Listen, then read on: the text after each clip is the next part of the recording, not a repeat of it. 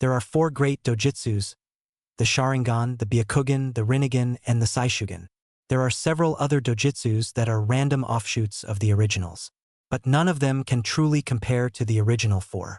For each of the original 4 have a second stage, the second stage being the double-edged sword. The 4 great dojutsus, however powerful, are also incapable of blending. No 2 dojutsus can create a more powerful hybrid. For when a dojutsu activates, it becomes a permanent part of them and will be passed onto their offspring. The other dojutsu will remain in the genetic code. But if you activate one dojutsu, you cannot activate the others, even if they are in your genetic code. Each dojutsu has a strength and power that rivals the others. The sharingan dojutsu of the Uchiha clan, capable of copying any ninjutsu, genjutsu, or taijutsu, predicting movements before they happen, being able to hypnotize one's opponent through mere eye contact, a limited ability to see various chakra types through colors. But its greatest strength lies in its second stage, where it gains its 4 hijitsu. The Manjikyu Sharingan Eye, the epitome of the Sharingan cycle, capable of using the black flames of Amaterasu, the eternal illusion Tsukuyami, the unstoppable warrior Susanoo, and the raging vortex Kamui. But to gain the Manjikyu Sharingan, you must kill the one that means the most to you, whether it is your friend, sibling, parent, or lover. But when you gain the Manjikyu, its power will not last forever. Gaining the Manjikyu causes the user to slowly go blind. Using the Manjikyu even once will accelerate the process. The only one to ever find a way around this was Madara Uchiha. So desperate to keep the power of his almighty eyes, he murdered his younger brother and placed his brother's eyes in his own. His power remained, but he never went blind again, becoming the first Uchiha immortal. The Byakugan dojutsu of the Hyuga clan, capable of seeing chakra in all of its forms at a much higher level than the Sharingan. Seeing things at a telescopic vision, seeing through solid objects, and seeing around oneself at a near full 360 degrees. Like the Sharingan, the Byakugan's greatest strength lies in its second stage. The Reikon Byakugan, the epitome of the Byakugan cycle, capable of using the heavenly archangel, the punishing penance, and the hellish wrath. But to obtain the Reikon Byakugan, you must watch as the one closest to you dies. No matter whom it is, you must watch as the life leaves their eyes forever. Controlling the Reikon Byakugan is a difficult endeavor. Your personality becomes split into 4, the original personality, the heavenly personality, the punishing personality, and the hellish personality. Allowing any of them to gain control outside of one's consent would force the original personality to forever wander purgatory. But using the eye slowly causes the 4 personalities to become one, but becoming one causes the personalities to die and never be allowed to be reincarnated. The only way to avoid this is to defeat all 3 of the new personalities in one's own mind. Only one has ever achieved this. Her name was lost to history, but she did not want the Hyuga clan to ever control this power. She made sure that all future generations of Hyuga were cold and detached to prevent them from ever being close to anyone. The Rinnegan dojutsu of the Uzumaki clan, capable of using all of the elements, causing a corpse to be able to move again under the identity of the Rinnegan user, and allows one to create the 6 paths of Preta, Naraka, human, Deva, Asura, and animal. Each path having his or her, depends on the body that the Rinnegan user uses for those paths' own specialty, can also turn deceased animals into a form of summon. The deceased animal will change and warp to become a better tool for what it was intended for. Like all of the 4 great dojutsus, the Rinnegan has a more powerful second stage. The Akuma Rinnegan, the epitome of the Rinnegan cycle, capable of using the sub-elements including Hayaton, Mokuton, and Yoton, as well as all the other sub-elements. One can also actually place the original soul of someone and bring them back to life, whether it be in their old body or a new one. To obtain the Akuma Rinnegan, you must kill the person who despise the most, no matter who it is. The Akuma Rinnegan's power comes at a price, however. By gaining the Akuma Rinnegan, you no longer need to eat, drink, sleep, or do any other necessities of humans. But if you do not, then you slowly begin to wither away into nothing more than a crippled pile of flesh, waiting for someone to either kill you or await until your imminent demise. The only one to find a way around this was the Sage of 6 Paths. When he was near the crippling point, he reabsorbed the power of his 6 paths, no longer being crippled, but being in the perfect body for one his age. He had only one child, but he wanted to make sure that the knowledge of how to gain the second level was lost to time. He left knowledge of only the Rinnegan, not the Akuma Rinnegan. His last surviving remnants were Kushina Uzumaki and Nagato Uzumaki. The saishugan, dojutsu of the Namikaze clan, capable of using pure chakra to a much higher extent than a regular shinobi.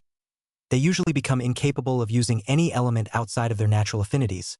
It can force chakra to take different forms, ranging from that of a shield, a sword, or even a seal. A saishugan is also capable of recognizing and breaking down seals so long as chakra has been applied to said seal. All shinobi are capable of using pure chakra like one would use a sword or kunai, but with the saishugan it becomes second nature to them. Just like the rest of the 4 great dojutsus, the saishugan has a second stage, the kurai saishugan. The kurai saishugan has the ability to instantly cast seals that have been broken down by the eye, can fire raw blasts of pure chakra with little effort, capable of manipulating the chakra within a jutsu that has already been cast, and warp the energy around oneself to a minimal degree.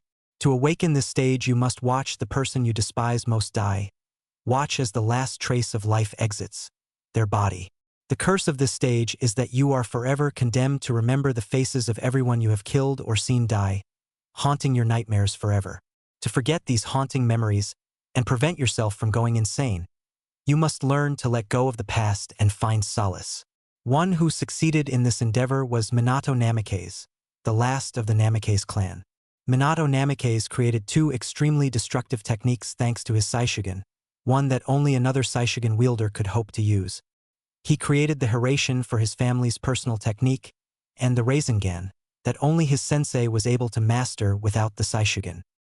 Minato Namikaze, son of Noitra Namikaze and Hitomi Hyuga. His father was the last Namikaze, but refused to marry someone for anything but love, even if it meant the permanent destruction of his bloodline. He fell in love with Hitomi Hyuga of the branch family. Their child grew up an orphan because they died fighting in the Second Shinobi War, dying in the other's arms. Minato Namikaze activated his father's bloodline, but refused to marry for anything but love, for the same reasons as his father. He fell in love and married Kushina Uzumaki, the last of the Uzumaki clan. Kushina Uzumaki, daughter of Madara Uchiha and Kazari Uzumaki. Kushina was a child born from rape. After her father had been exiled from Konoha, he went to Whirlpool to start anew. He was so enveloped by rage that when a woman, Kazari Uzumaki, asked if there was anything she could do to help him, he broke her arms and legs before he raped her. When Kushina was born, her mother died in childbirth. Kushina never was able to activate either of her dojutsu. As the clan heiress, she was never put into life or death situations. She didn't know anything about her father until he came to find the child he knew was born there. When she discovered how she was born, she was enraged and disgusted. She used the skills she learned as an Uzumaki and sliced out her father's left eye. Her father wiped out Whirlpool and the Uzumaki clan, leaving only her alive. But before he left, he placed a seal on her. She could pass on her dojutsu, but she would never activate them. Only a Manjikyu Sharingan, wielded by a seal master, could ever remove the seal. She went to Konoha where she fell in love with and married Minato Namikaze. The two were on the same genin team. They were unstoppable together. They made friends with the clan heirs. Kushina would talk and hang with every one of her classmates, but Kushina absolutely refused to go near Fugaku Uchiha. All she saw in Fugaku was Uchiha. She did not realize that Fugaku was nothing like Madara. When everyone including Fugaku asked why she did not like Fugaku, she explained with great detail. She explained how her father raped her mother, how she was made the last of her clan because of her father's genocide on the village. When the story was done, Fugaku Uchiha, the heartless genius, broke down crying on his knees begging for her forgiveness for his relatives' misdeeds. Realizing that Fugaku and Madara were nothing alike, she accepted his apology and they all became great friends. When Kushina and Minato married, not even a month later Minato was named the Yondaime, and not even 2 months afterwards, Kushina declared that they were expecting a child, as were every one of their friends. They couldn't be any happier. Clan alliances were made between all of them. They called themselves the Clan Heads 9. They all were going to have children around the same time. They sort of planned it out that way. 9 months after the declaration, only Kushina and Hayashi's wife had not yet had their children. It was on this day that the Kyuubi attacked the village under orders from Madara Uchiha.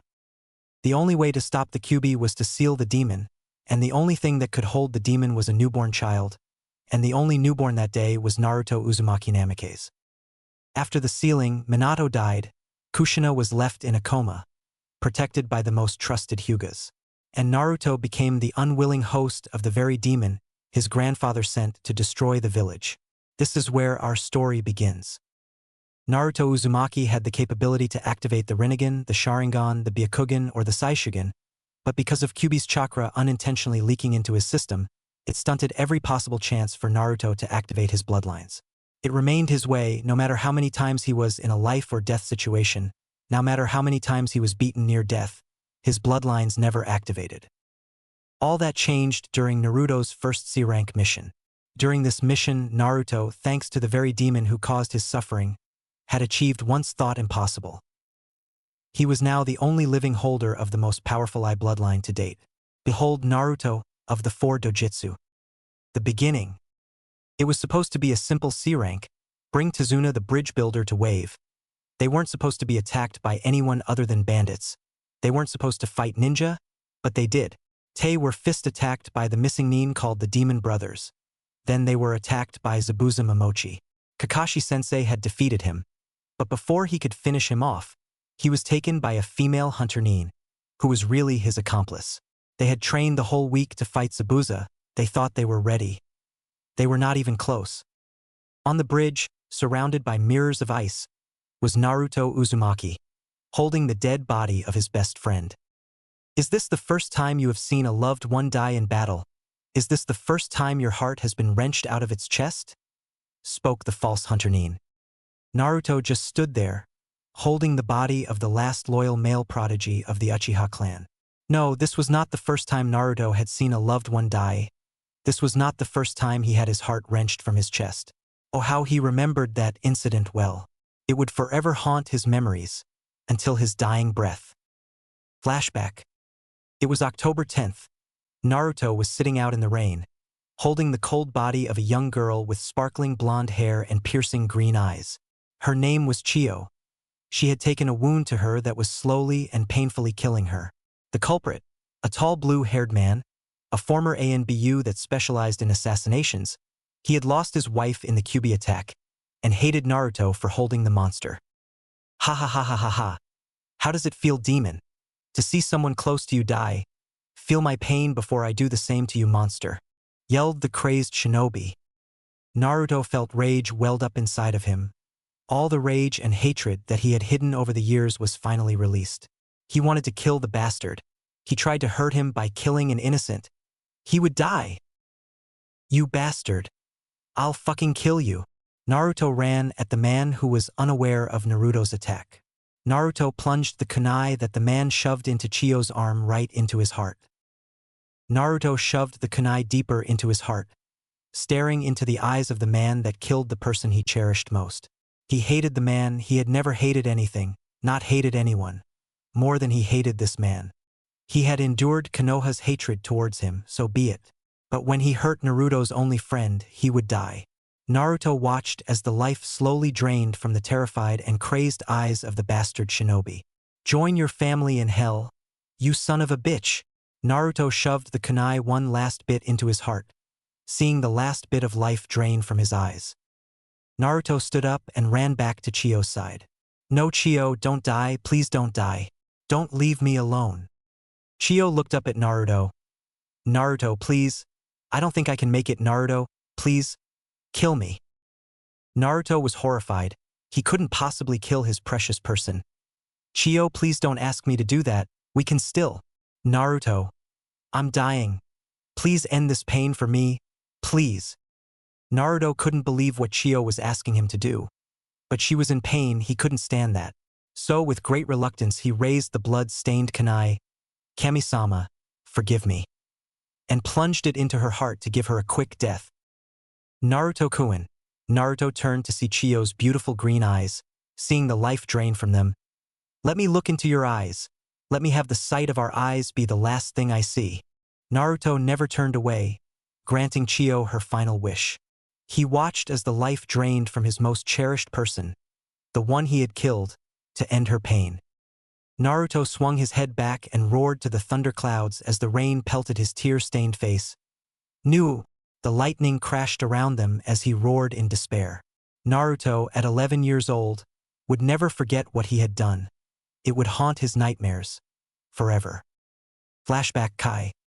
And now here he was, holding his precious person, just as he had held Chio not even a year ago. He could feel the white-hot tears flowing down his face as the red chakra bubbled around him. He could feel the cold, lifeless body of his self-adopted brother and rival. How he wanted to have the power to hurt the damn hunter bitch. How he wanted her to suffer for killing his brother. Little did he know, at that very time, the very demon that caused the damn villagers to hate him so much was granting his wish. Mindscape, same time. Kyubi, the heiress of the kitsunes and the most powerful demon outside of the kitsune clan leaders, was disgusted.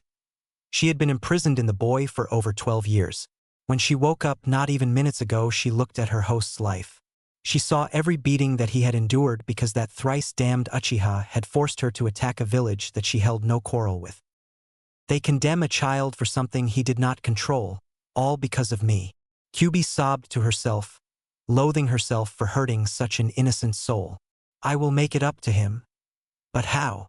Kyubi thought perhaps she could give him a bloodline. But that would cause him to become a Hanyu. She sobbed even harder, hating herself for not being able to make it up to her. She then noticed something. She looked at his family history. She then had the biggest foxy grin on her tear-stained face. I just may have found a way to start making up my debt to you, Naruto Kuin. Where the fuck did the Kuin come from? Deciding to leave that thought for later, she activated the bloodlines of Naruto, the 4 great dojutsus, and gave them a way to be compatible at last. But she was not done there. She made sure that Naruto had all the power he could get from the dojutsus, feeling that if anyone deserved their power, it was Uzumaki Naruto. She regrettably decided to make Naruto physically relive the memory of his friend's death, to activate the final stages. Naruto Kuin, please forgive me for causing you this pain. I feel my debt to you will never be repaid, but I will do whatever I can to make your life better. Knowing that each dojutsu had a downside, she flooded the prepared product with her chakra to purify them. Well, I may have been able to keep himself from making it impossible to use the eyes, but they will still have their downsides. At least the downsides are now only chakra-based. Being satisfied with her finished project, she painfully began the activation process. Naruto Kuin, I hope you can find it in your heart to forgive me for the pain I am about to cause you. She then began the process, never noticing that her tampering broke the seal that bound her. Back with Naruto. As Naruto was crying, he began to feel pain in his eyes and forehead. It started out small, then erupted into a pain far worse than any beating he had ever endured. He felt his eyes burning. He felt his forehead cracking in 2 places, both of them right above his eyes. He felt the flesh split and blood pour down his face. He clutched his forehead and felt the flesh surround 2 holes in his forehead like they would an eye socket. He then touched the inside of the holes and felt the blood forming together, solidifying, forming some sort of flesh object. He screamed in pain as his own chakra mingled with the red chakra that he knew was the 9-tailed fox's. He did not notice the chakra coming together nearby him as it began to form a solid object, an object very human-like. All he felt was insurmountable pain. He heard tears of what sounded like sorrow, and he then felt himself be embraced from behind by a pair of arms. He felt the pain slowly die down until it was non-existent. He turned around to see the face of possibly the most beautiful woman he had ever seen. He finally looked down into his puddle of tears and blood to see his reflection. Seeing a 4-eyed blonde staring back at him, Naruto of the 4 dojutsus was born. Finally, I had some writer's block in how Naruto can use all 4 of the eye techniques, with different drawbacks thanks to Kyubi's tampering. Naruto could not believe it, where once he had 2 eyes, he now had 4 eyes. How the fuck did that happen? He did not have time to ponder this thought anymore because he sensed a series of projectiles coming in from his left and right sides. He jumped up and knocked the senbon away. Wait. He knocked the senbon away. The class dobe who could not even hit the center of the target at the academy had knocked away a senbon? I do not know how you managed to do that, but it won't help you. I will fulfill my purpose to Zabuza-sama. Haku then placed her hand in a half-Tora seal and sent hundreds of ice needles in Naruto's direction. Seeing no way to dodge, he hunkered down and waited for the onslaught. It never came. He looked up to see a young redhead, probably only a year older than him. Her body was riddled with the needles that had almost hit him. You bitch! Naruto felt his rage boil. He turned to the one known as Haku, but before he could move a single inch, the ice in the mirrors shattered. What the fuck just happened? Naruto could not be any more confused. First he blocks a bunch of senbon before he even sees them, then he apparently shattered a Kekii Genkai just by looking at the user. What's next? Black flames from his eye. How the hell did I do that? With Kakashi and Zabuza. They had both seen what Naruto did. Kakashi was wondering what Naruto could possibly have done to shatter a Kekii Genkai. Zabuza was incredibly confused. How did this Gaki defeat his daughter's Kekii Genkai? They stared at Naruto until he looked up in their direction. When they saw his face, they were creeped out and amazed. Naruto now had 4 eyes, each one was different. In Naruto's eyes were the 4 great dojutsu. In the eye above his original right eye was the sharingan. In the eye below his sharingan was the saishugan. His original left eye was now the white of the bakugan, and the eye above his bakugan. He had no idea what it was, but it had a single small black pupil and was surrounded by Vario's rings. He thought perhaps someone else would know about it once they got back to Konoha. But why the hell did Naruto have the saishugan? The only person he knew of who possessed that eye was... Realization dawned on him. Minato-sensei. Zabuza was confused as hell. Haku could never be defeated by a lowly genin. Nobody could break her Kekii Genkai. It just wasn't feasible. Zabuza stared at the kid and finally realized what the hell happened. The child had the 4 great dojutsu, and they were in their second stages. That was how he did it. The Rinnegan second stage allowed one to control the sub-elements to a degree. But how did this kid possess all 4 of the great dojutsu? Anyone who had heard the legends of the dojutsu knew they were incompatible. He stopped pondering this when he saw the child turn to the now terrified Haku. No, he would not let his daughter be harmed. Fuck his missing nin bravado. No one hurts his daughter. He rushed towards the boy to protect his child. Back with Naruto. Naruto turned his head to the now terrified girl and walked towards her. When he was only a step away, he felt someone come at him. Completely on instinct, he raised his arm and charged chakra into it, stopping what appeared to be a heavily used guillotine. He turned his head to see Zabuza, but he then turned back towards Haku. The strange thing was when he looked into her eyes, he saw the truths about her. He saw that Sasuke was not dead. He released the guillotine and shoved Zabuza back by pushing the sword. He walked over to the red-haired girl and lifted up her injured form bridal style, causing her to blush a Hinata-style red. Apparently she liked him. Yes, Naruto knew that Hinata liked him, and he himself liked her back. But he was afraid of what people would do to her if she was dating the Kyuubi brat. Naruto began walking towards Kakashi-sensei when he heard clapping. He turned his head to see a short, portly-looking man standing in front of what seemed to be about 300 thugs, carrying weapons from axes to katanas. Well, it seems that the so-called demon of the mist can't even beat some 4-eyed genin freak. No matter, my thugs should be able to kill all of you. The one Naruto assumed as Gato then sent a lecherous grin towards the 3 girls on the bridge. But I think I'll keep the little girls. They would definitely prove an exotic fuck. The rest of the thugs licked their lips in anticipation to possibly rape the girls. Oh, by the way, Tazuna, you might want to hand yourself over. Especially when I have this. Gato pointed behind him to see Tsunami being dragged up with her son. Both in chains. Naruto was about ready to run forwards when he stopped to think. No, I need a plan. How can I get them out of there if they are surrounded by over 300 thugs? But what? If only I could take out all those thugs without hurting Tsunami or Inari. Naruto's thoughts were answered when he started to feel a stinging in his top right eye. He looked at the thugs, he saw Kakashi looking at him with a wide eye. But when he looked at the thugs, he saw what appeared to be a swirling mass pulling anything it could grip into it. The thugs started lifting off the ground before they were brought right into the vortex where they were shredded. He saw the blood pour out of the vortex. This continued until only Gato, Tsunami, and Inari were left on the bridge. What the fuck did you do to my menu? Gato had looked directly to Naruto, who was running right at him, followed by a very pissed of Kubariki-wielding Zabuza and a Chidori-charged Kakashi. Gato did not even have time to blink. He was kicked up in the air by Naruto. He did not reach the ground before Zabuza leapt up in the air, cutting him in half at the hip. The last thing Gato saw was a ball of lightning being shoved into his face. Naruto was exhausted and fell to his knees. Shit, that took a lot out of me. Hey Kakashi-sensei, can I get a little help here? Naruto did not realize just how much chakra he used using all 4 of the great dojutsu's final stages. Kakashi was amazed. Naruto not only had the sharingan, but the bakugan, the saishugan, and some other dojutsu. But the most amazing thing was that his sharingan had morphed into a pinwheel shape. Naruto had the Manjikyu sharingan. Naruto's was slightly different yet similar to Itachi Uchiha's. Naruto's Manjikyu was shaped like a 3-point curved shuriken. It seemed to have a smaller petal arrangement inside each groove, separating the points. Kakashi knew that the Manjikyu Sharingan was extremely powerful, but he wondered who of Naruto's parents had it. Kakashi decided to leave that thought for later. He went to help up Naruto when he was pushed aside and saw Naruto be embraced by Tsunami and Inari, both sobbing. "Thank you, Naruto-kun, thank you. If you hadn't killed those monsters, we would have been tortured and sold as slaves. I would have been separated from my only child to be used as a sex slave." Tsunami burst into tears while burying her face into Naruto's comforting embrace. 3 hours later at Tezuna's. Team 7, Tezuna, Tsunami, and Inari had arrived at the house with Zabuza, Haku, and the now identified to Kakashi Kyuubi. They had to carry Naruto because he had overexerted his chakra, much to Sasuke and Sakura's ire and to the joy of Kyuubi.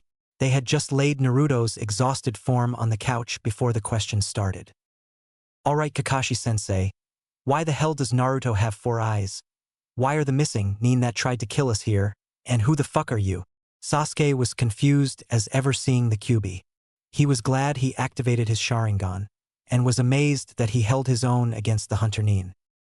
Kakashi did not know how to explain this without breaking any S-class laws. What could he say? Naruto has all 4 of the great dojutsus because he had the Kyuubi sealed inside of his body. Oh yeah, that wouldn't be breaking any laws. Just as he was about to speak, Kyuubi decided to talk. "Kakashi-san, I will explain. You can't reveal some of the information that they need." Sasuke and Sakura were confused. What couldn't Kakashi reveal? "Now to begin, I will tell you who I am. I am the Kyuubi no Kitsune." Everyone but Kakashi was surprised at this. Here, standing in front of them, was the very demon that had destroyed their village. But she seemed so gentle and kind. "I am sorry for what I did over 12 years ago. I was not myself. An Uchiha by the name of Madara. He used the power of the eternal Manjikyu to gain temporary control of me and forced me to attack the village. I was imprisoned inside Naruto by your yondaime. I never wanted to attack the village.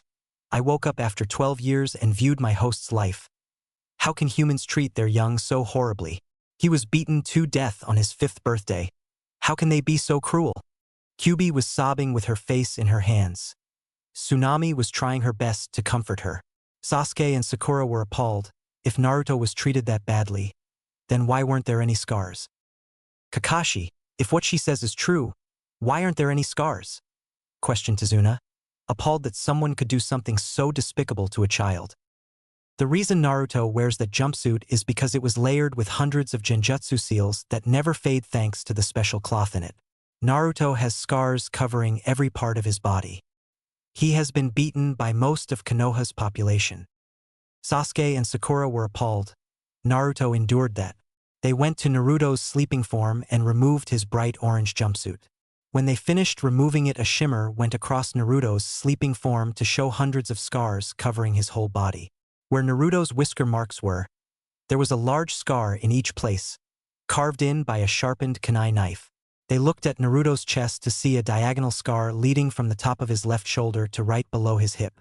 They also saw burn marks that seemed to come from Keton Jutsu.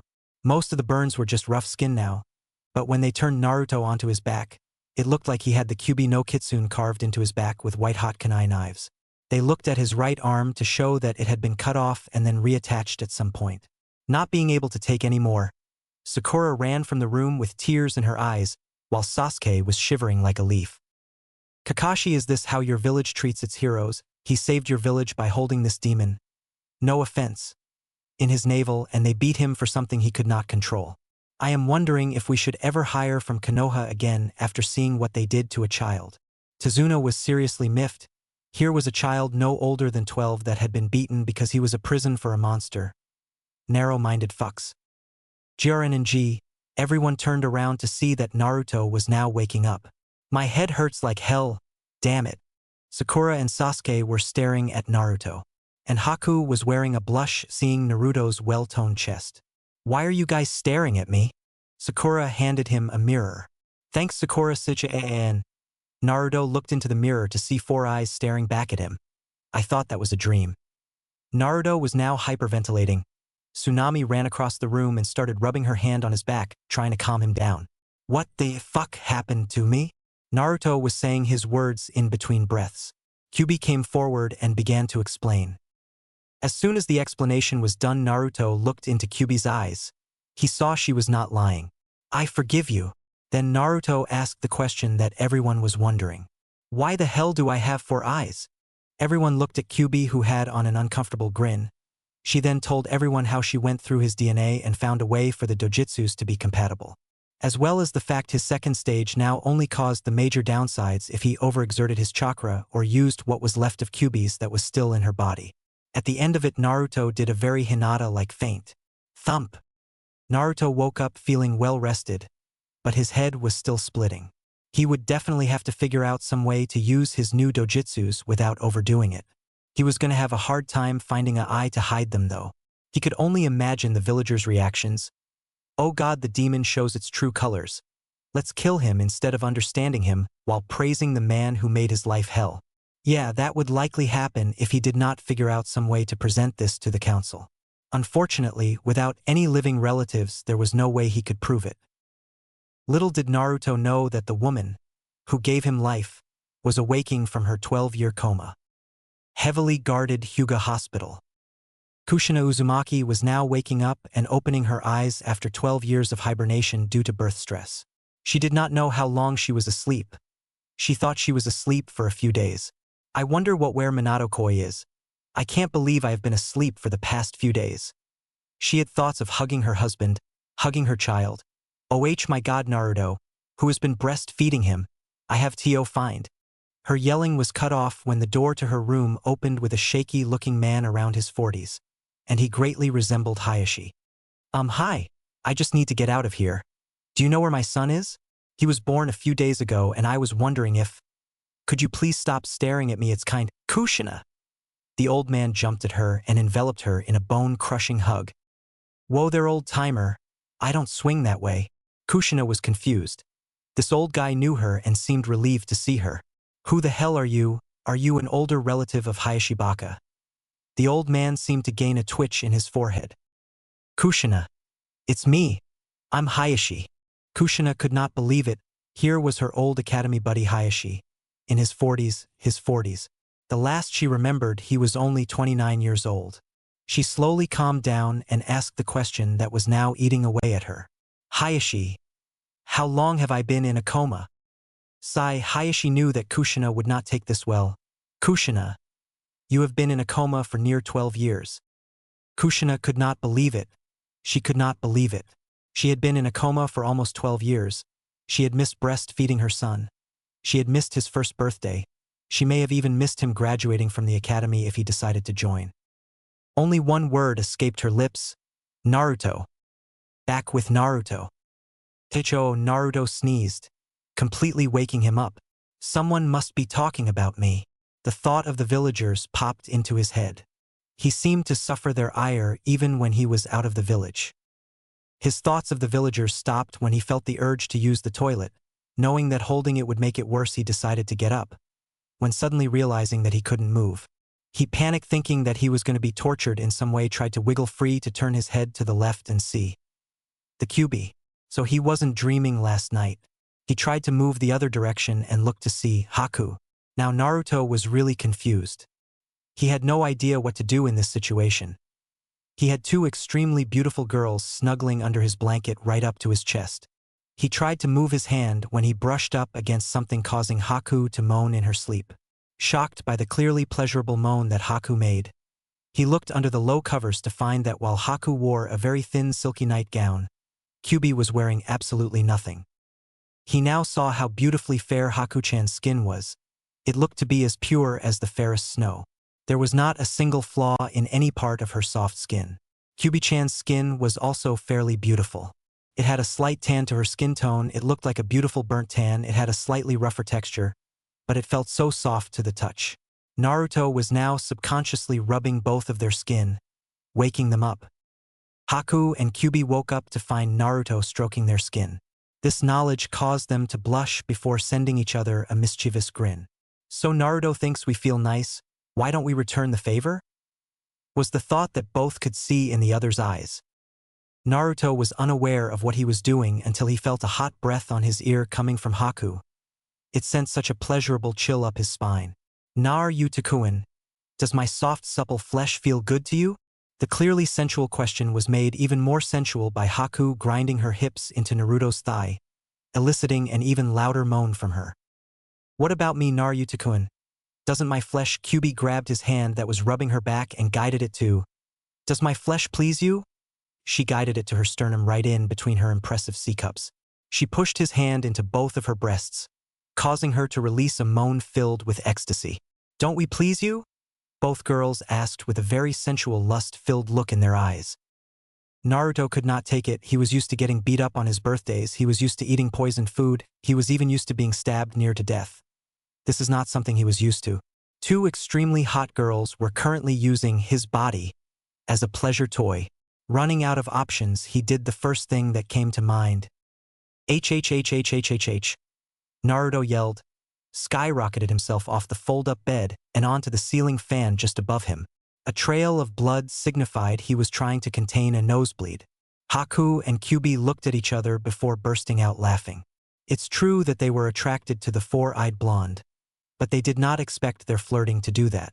They continued laughing until the wall separating the living room and the kitchen was busted down, showing a Kubariki-wielding Zabuza wearing bunny slippers, a Sharingan-wielding Kakashi, and Sasuke with both of his eyes activated while wearing a shirt that said, "I love tomatoes." The sight that they came across could not be any more disturbing. Haku and Kyubi were either naked or were wearing skimpy clothing.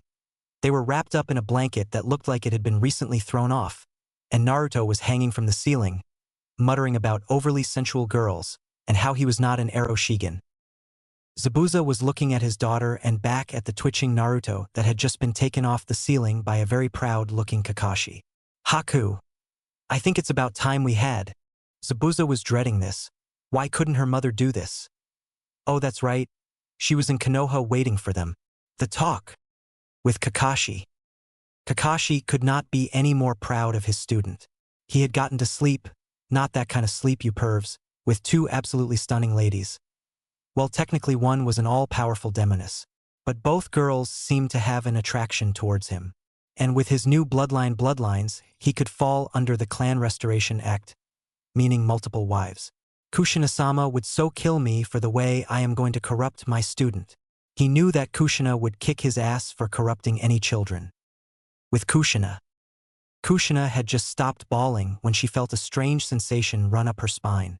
Overprotective mother senses, tingling.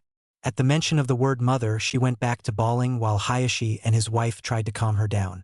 Rinnegan was a beautiful woman. She was a refugee from the Hidden Rain village. Her eyes were a beautiful mauve and her hair was a stunning violet. If Hinata did not have short hair and the Bakugan, the two of them could practically be twins. Albeit one was taller than the other and was extremely possessive of her husband. Being possessive of what they claim as theirs is a problem that most women in Natara's family have.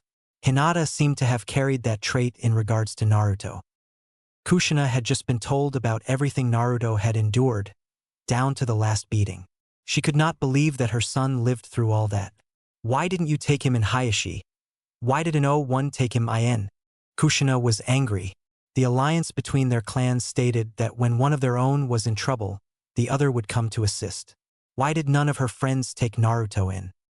Kushina, we tried everything we could to adopt Naruto. But the civilian council and the elders managed to block us at every turn. We managed to hold enough power to keep Naruto from getting executed. But that was as far as we could go. Kushina was now quivering in rage. The council tried to have my son executed? The venom in her voice terrified the room's occupants. Those fuckers are dead. Do you hear me? Dia ad. Kushina ran straight for the clothes that have been sitting on her bedside and pressed a seal her husband had placed on it and pulled out her special friend. She was now holding the same blade she had used to slaughter 117 IWA and Kumo shinobi that were invading Konoha. This very same blade is what got her the nickname, the Red Death, and now she was going to use it on the fuckers who tried to murder her child.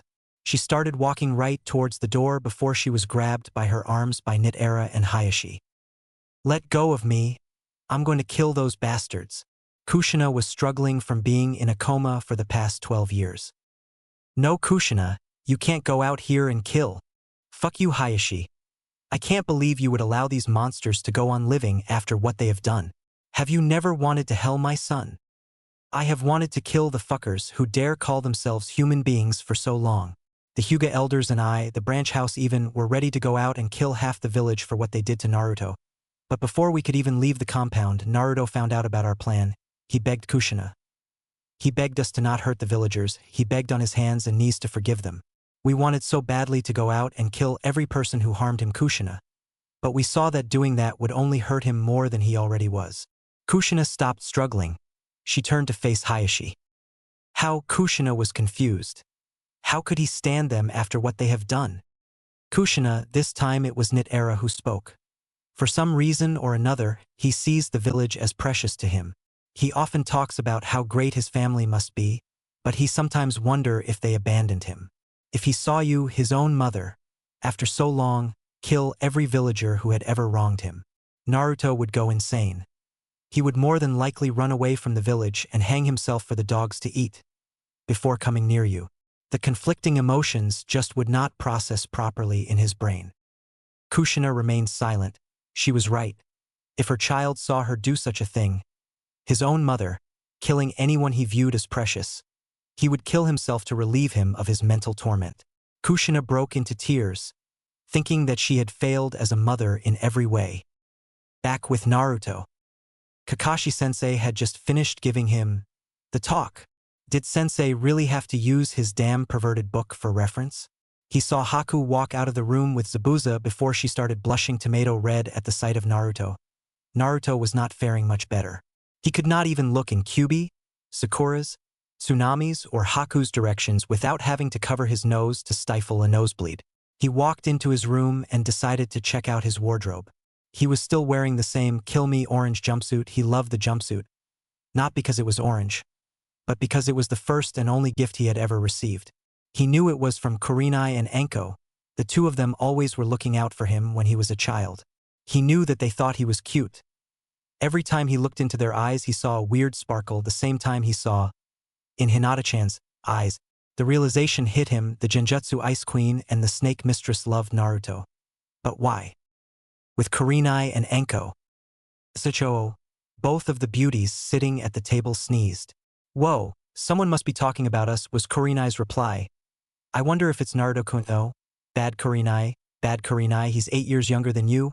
But still. Kurinai was depressed. She had fallen in love with Naruto when her and Anko made him that orange jumpsuit for him when he was 7. She was only 15 at the time, so she had no idea that spying on someone that young in the shower was a bad thing. When she heard about pedophilia happening on the other side of the village, she was ashamed of herself.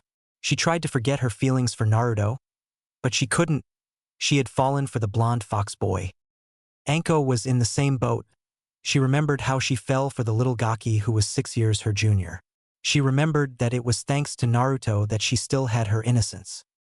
Flashback. Anko had just been declared innocent by the Hokage for being a traitor and was now walking to her new apartment. She was just about to unlock the door when she was grabbed by her arm and then thrown into an alley. She looked up to see the faces of the council members who were adamant in her execution. They were wearing very lecherous grins. So the snake whore thought she could walk home alone without being assaulted. You may be allowed to live by Hokage's word, but we are still going to punish you. But we are going to have lots of fun out of it. The 3 councilmen, who were probably in their late 30s, were advancing on Anko, who was no older than 10. Anko was scared. She was so terrified. I'm going go furs, I ned's a good hey. The fat and drunk council member started advancing on her faster, but before he could reach her, he was tackled to the ground by a bright blonde flash. The blonde-haired street rat, who seemed no older than 4, then proceeded to punch the councilman hard enough in the face to make some serious damage. You bastard! Smash? How smash? Dare smash you? Smash do smash something, smash? So, smash disgusting, smash you? Smash pelican. The blonde-haired Gaki then grabbed the councilman's hair and used his adrenaline-pumped body, threw the fat ass across the alley into a bunch of garbage cans. Just as Naruto was about to go finish the fat ass off, the other 2 council men ran towards him. Not wanting to see him get hurt, she grabbed a nearby trash can and threw it at their heads, forcing them to smash into the brick wall, killing them instantly. He started getting up before she saw that the blonde gaki had been thrown across the alley with a kunai embedded right next to his heart. The fat counselor then ran over to her and grabbed her by her throat. "I was going to let you live after I fucked ya. BDSMS, I ain't having that luxury. Any less words before I. His sentence was see you off when the blonde gaki sliced at his ankles, forcing him to fall over. Anko had fallen down but was too in shock to move. The blown grabbed a nearby wrench that seemed too big for him to possibly pick up. But adrenaline does wonderful things. He then took a couple kunais and stabbed them into the portly man's hands. Hhhhhh. Please haha have merc ehhh. A kunai knife was shoved into his spine to keep him from squirming. You begged me for mercy when you were about to rape her. I got a news flash for ya. I'm all out of mercy. Die you fucking bastard. Blondie raised the giant wrench above his head before he brought it down right on that asshole's head. New crunch. The wrench had crushed the guy's skull, but his body was still twitching. When Naruto realized what was going on and what he had done, he fell backwards, eyes wide open. Blondie was having trouble staying upright. Hey Gaki. Gaki. Thump. Gaki. Shit kid, don't you die on me. Don't die. Anko was sobbing at this point. This Gaki, that did not even know her, was risking his life to save her innocence. Rinnegan. The blondie was opening his eyes. Yes. Okay kidum. My name's Anko, what's yours? His eyes were starting to flutter again. Gaki, what is your name? The blondie could barely speak. And Naruto. My name is Naruto. Anko was relieved that the Gaki could speak. Okay, good. Now Naruto, I need you to stay awake for me. Can you do that? Ank was scared beyond belief. The only thing she had been taught by Orochimaru were combat jutsus. She did not know much about medical jutsu. Look Naruto, I am going to perform some first aid. This will hurt, okay? Naruto nodded for her to go ahead. The first thing she had to do was rip out the kunai knife. She looked at the Gaki as she ripped it out. He barely flinched. The idea that he had enough pain tolerance to be able to barely feel a kunai being ripped from his chest was terrifying. What have you gone through to become so strong? She had no more time to ponder this. She had to dress the wound now. She spent the next 5 minutes making quick stitches in the skin to slow the bleeding while applying pressure. Not even a minute after finishing the stitching, a young Irika found the alley and saw the 3 bodies, Anko covered in blood, and the demon brat. Noticing the sneer that Irika was sending at the boy, she instinctually hugged him close to her chest. The demon brat has killed people. Hand him over so we can end this monster once and for all. No, he saved me, he's a fucking demon girl. He killed my parents. He has to die before. Irika's sentence was cut off when Anko lashed him across the bridge of his nose with the same kunai knife that was in Naruto's chest. Not another word. This was not the usual Anko. The usual Anko was scared and submissive. This was cold and ruthless. A true shinobi, brought out by her desire to protect the one who saved her innocence and life. Before she could make another move to hurt the scarred genin, 2 NBU showed up and began to advance on her. Not trusting anyone tonight, she brought Naruto closer to her chest while holding a kunai at the ready just in case. Ms. Mitarashi, we need to take him to the hospital. The silver-haired ANBU member tried to pry Naruto from her grip, but she refused to let go. Please Anko, we need to. No, I am going with him.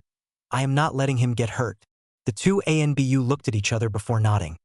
The large bear-masked ANBU then picked up both Naruto and Anko, neither one letting the other go.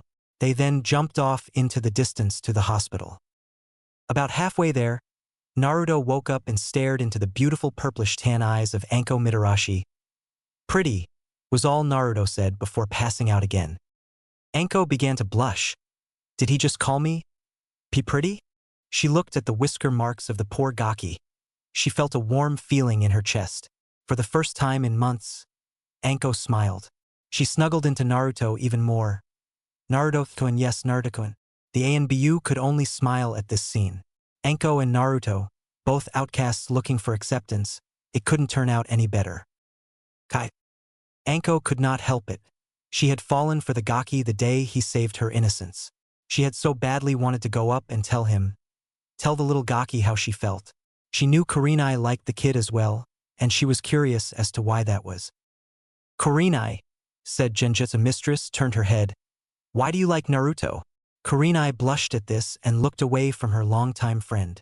"Come on, Kurenai, you know why I like the Gaki, but I never found out why you liked him." Two of them had been friends for years. Kurenai at one time did not care either way about the boy, until she saw the scars that riddled his body. She began stalking the boy whenever he was home. She remembers the time that she and Anko had made the orange jumpsuit he wears so much. Flashback. Naruto had just woken up. It was now October 10th, his birthday, and he was now 6 years old. He wanted to go to the academy. But he didn't want anyone to see his scars. If there was one thing Naruto could not stand, it was definitely pity. He had just finished washing his toothbrush in boiled water and went out to the living room, where there was a square package. Outside Naruto's window was Kurenai Yuhi and Anko Mitarashi. They knew that the Gaki did not have any skills in Genjutsu. So Anko made a specialized jumpsuit out of a lightweight, durable fabric, while Kurenai applied everlasting Genjutsu seals. They had made the jumpsuit and placed it in the middle of his living room inside a square cardboard box. They were now watching as he picked up a long stick from behind his furniture and started poking the box before jumping behind the furniture. "Wow, Anko, when you said this kid was paranoid, you were not kidding." Kurenai had never seen anyone, much less a 6-year-old, act so cautious of a present.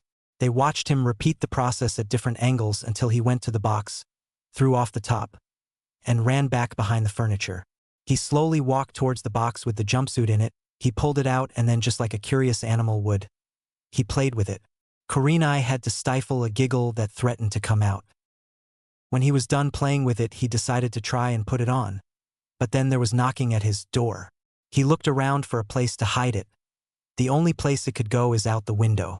He ran to the window and threw it out, hoping it would catch on something.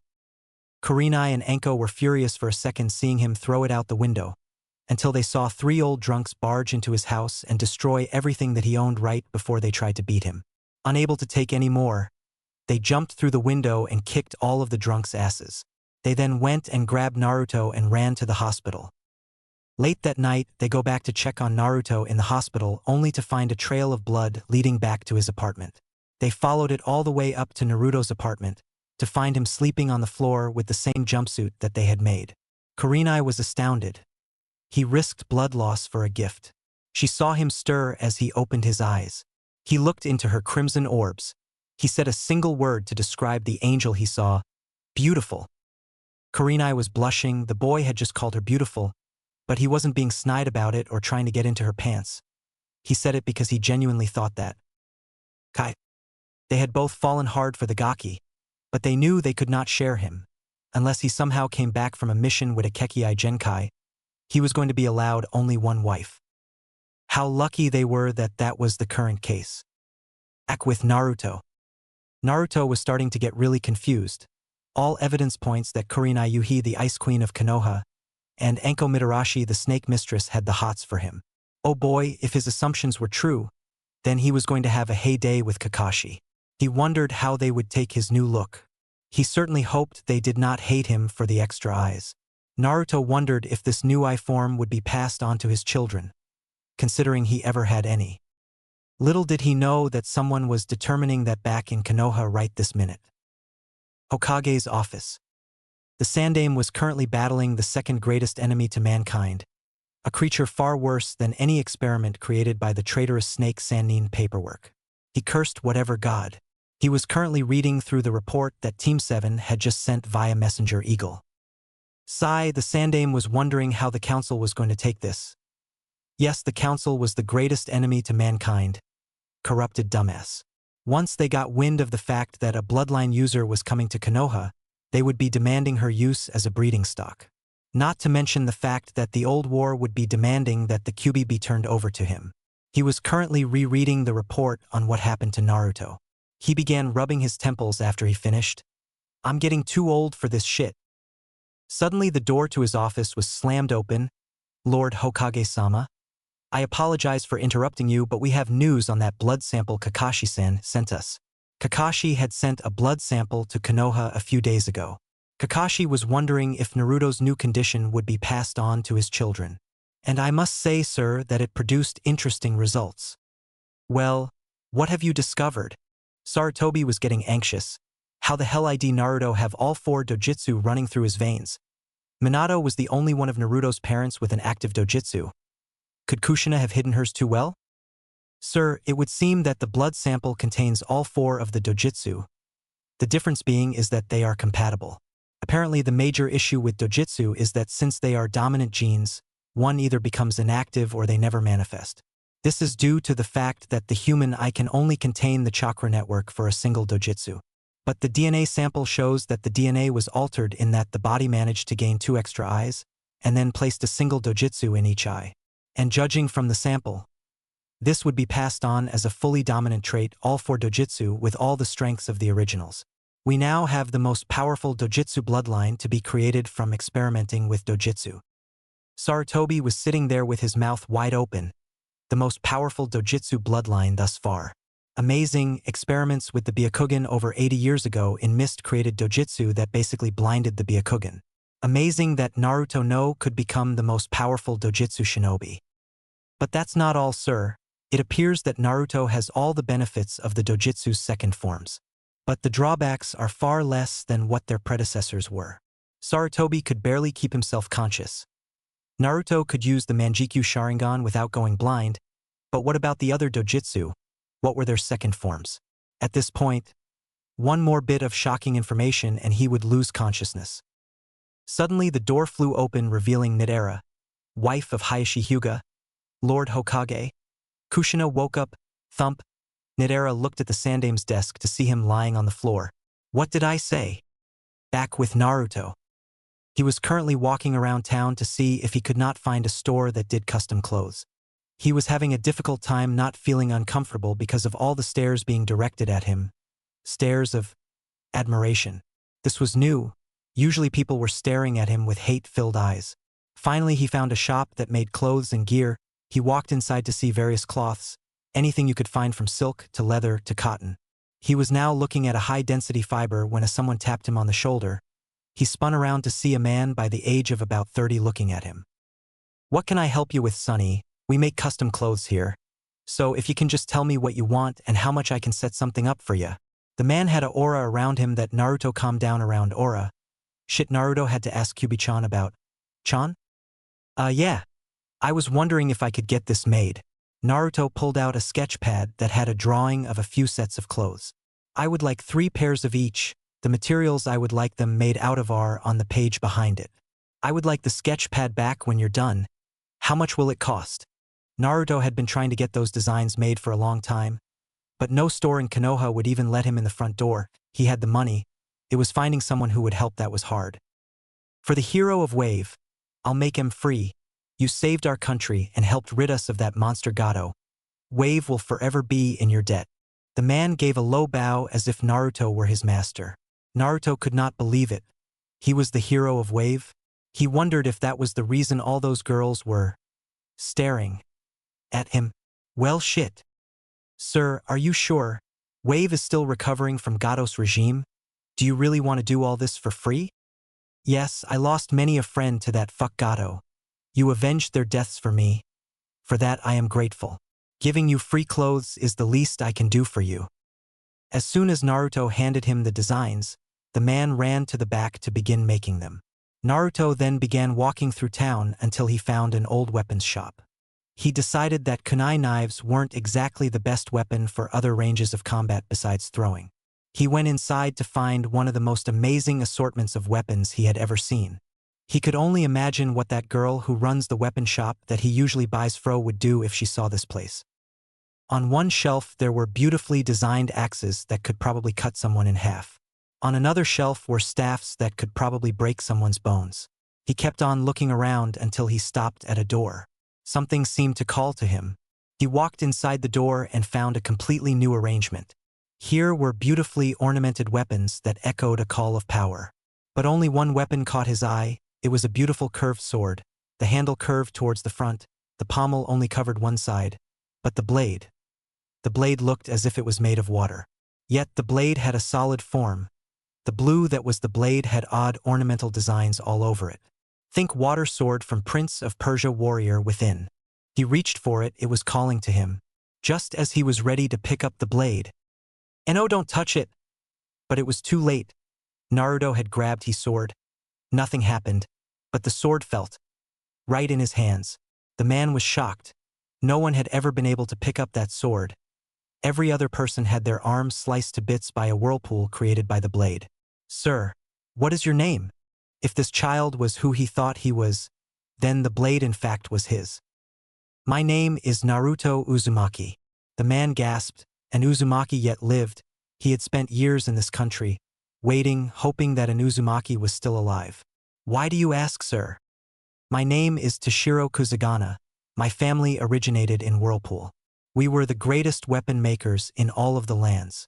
The sword you hold was the product of my clan and yours, our arts in sword making, and the Uzumaki ability to use the elements. Only a member of the Uzumaki clan can use it though. My clan can hold the weapon, but the weapon is impossible for our clan to use. After Whirlpool's destruction, a few members of my clan left to Konoha. The last Uzumaki also went to Konoha. We were all so young, and we saw our whole village slaughtered by a monster. What destroyed your village, if I may ask? Naruto wanted to know what thing had the power to destroy the village that his family came from. He turned around to face the man. Well, it was Wa. The man jumped back and ponted at Naruto. Tich that ei. He was ponting to Naruto's sharingan. Naruto was trying to deactivate it, but he had no knowledge of what Kyuubi did to give him the dojutsu in the first place. What, my sharingan? Why are you so scared of it?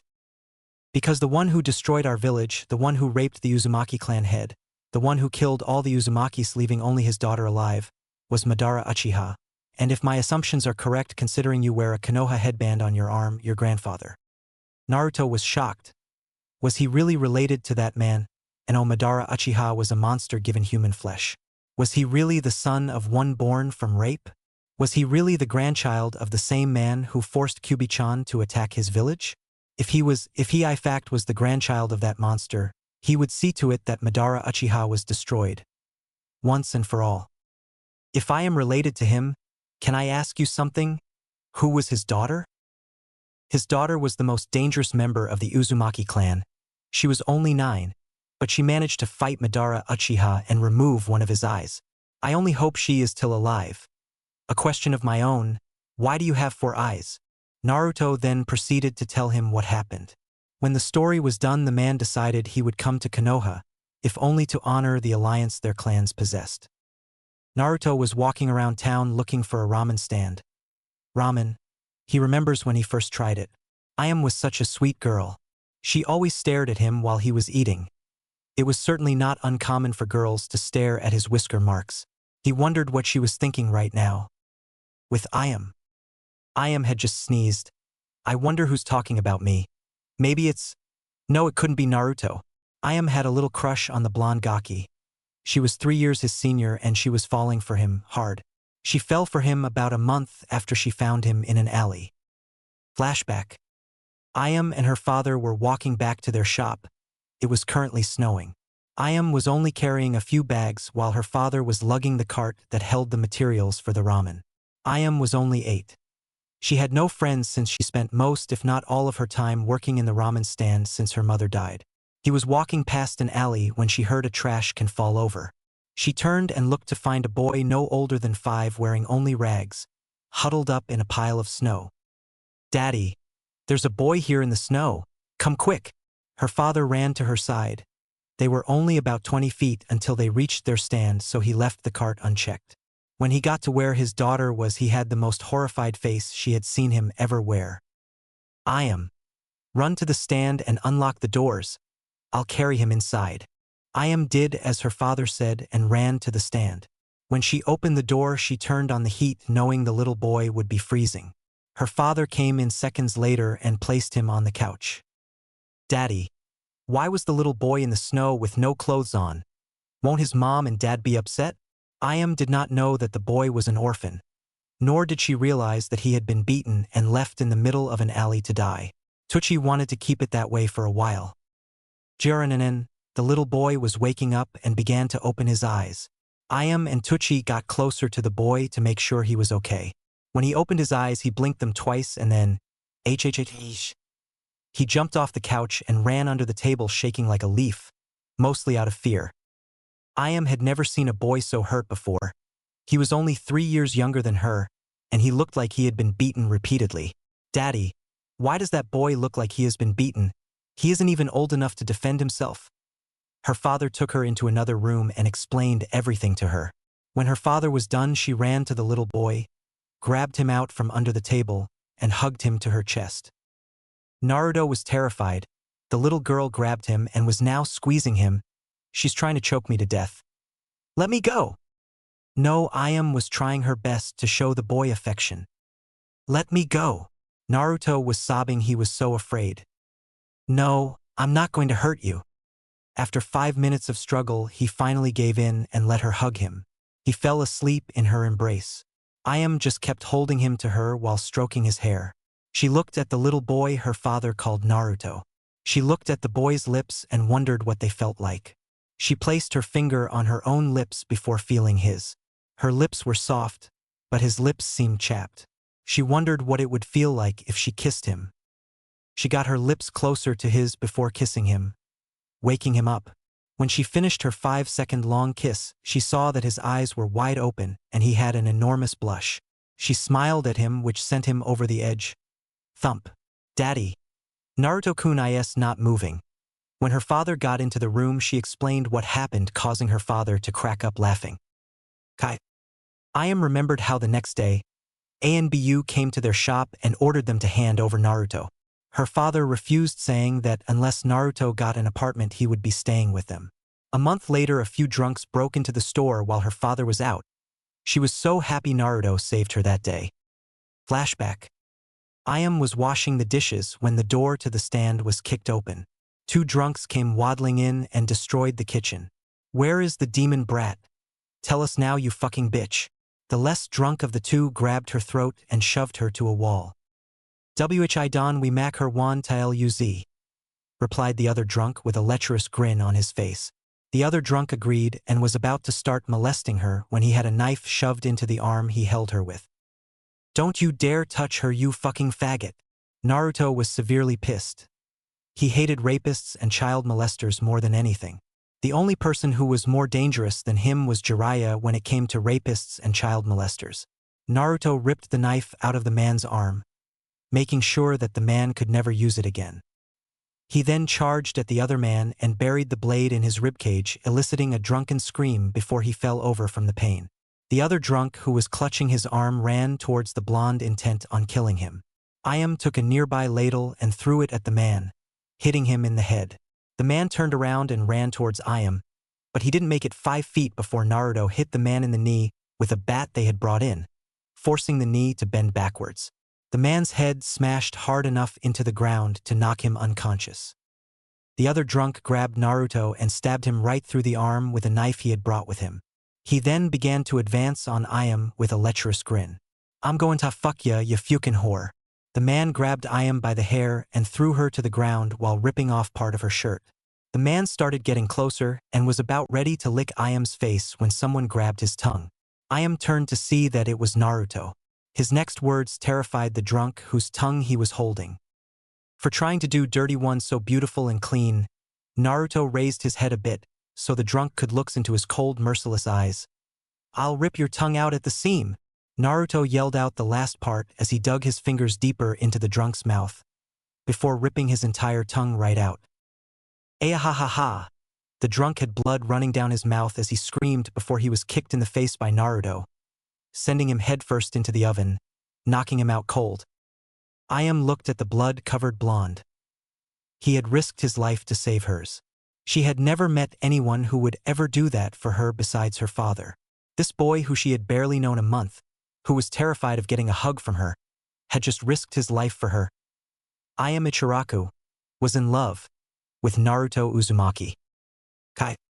Ayam wanted so badly to tell him her feelings, but she thought he would reject her the moment she tried. She was so self-conscious about being rejected since she never had a boyfriend. She only wished Naruto would come back from his C rank. He wanted to get Naruto before any of the other girls got to him. Ayam, she turned around to see her father. Ever since the incident where Naruto saved her life, her father had managed to gain enough support from the various clans and a few civilians to gain an upper seat on the village council. In 1 week, I will need you to come to a council meeting.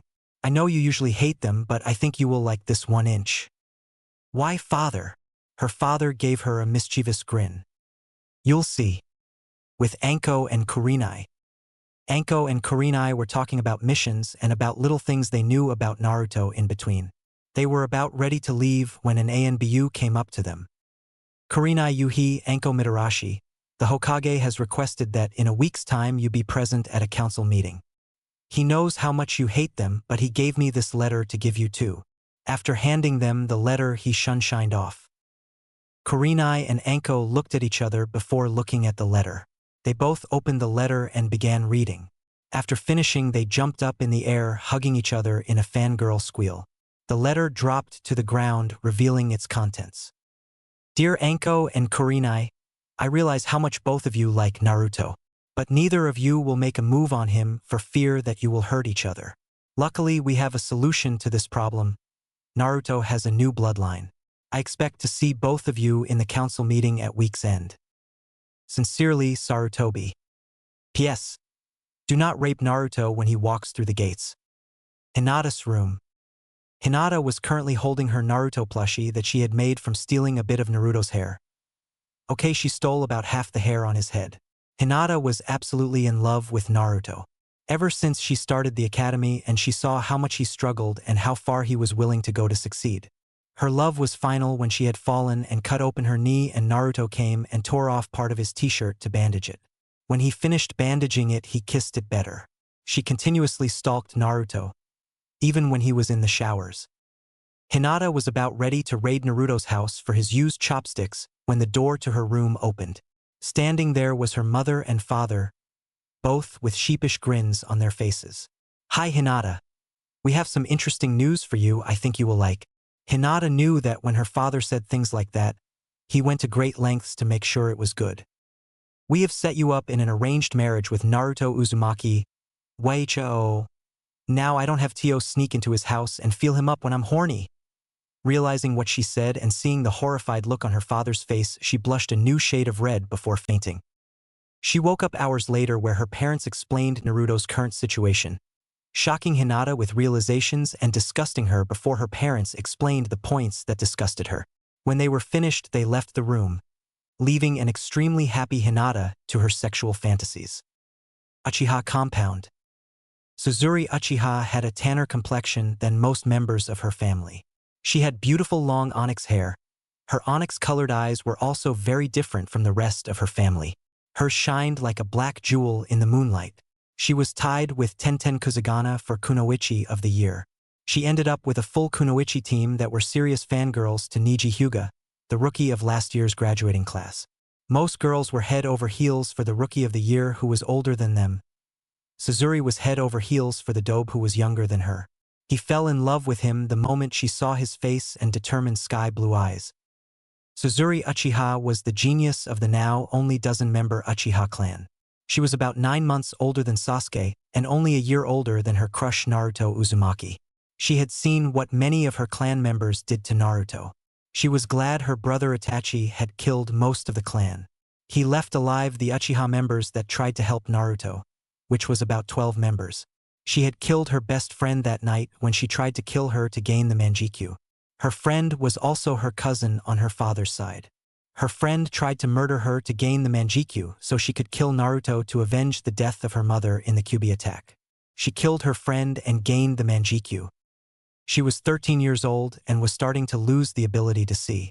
She wishes that she could be with Naruto so badly that she tries to learn how to use her Manjikyu better to impress him. But all her training will be for nothing once she goes blind in about a year's time.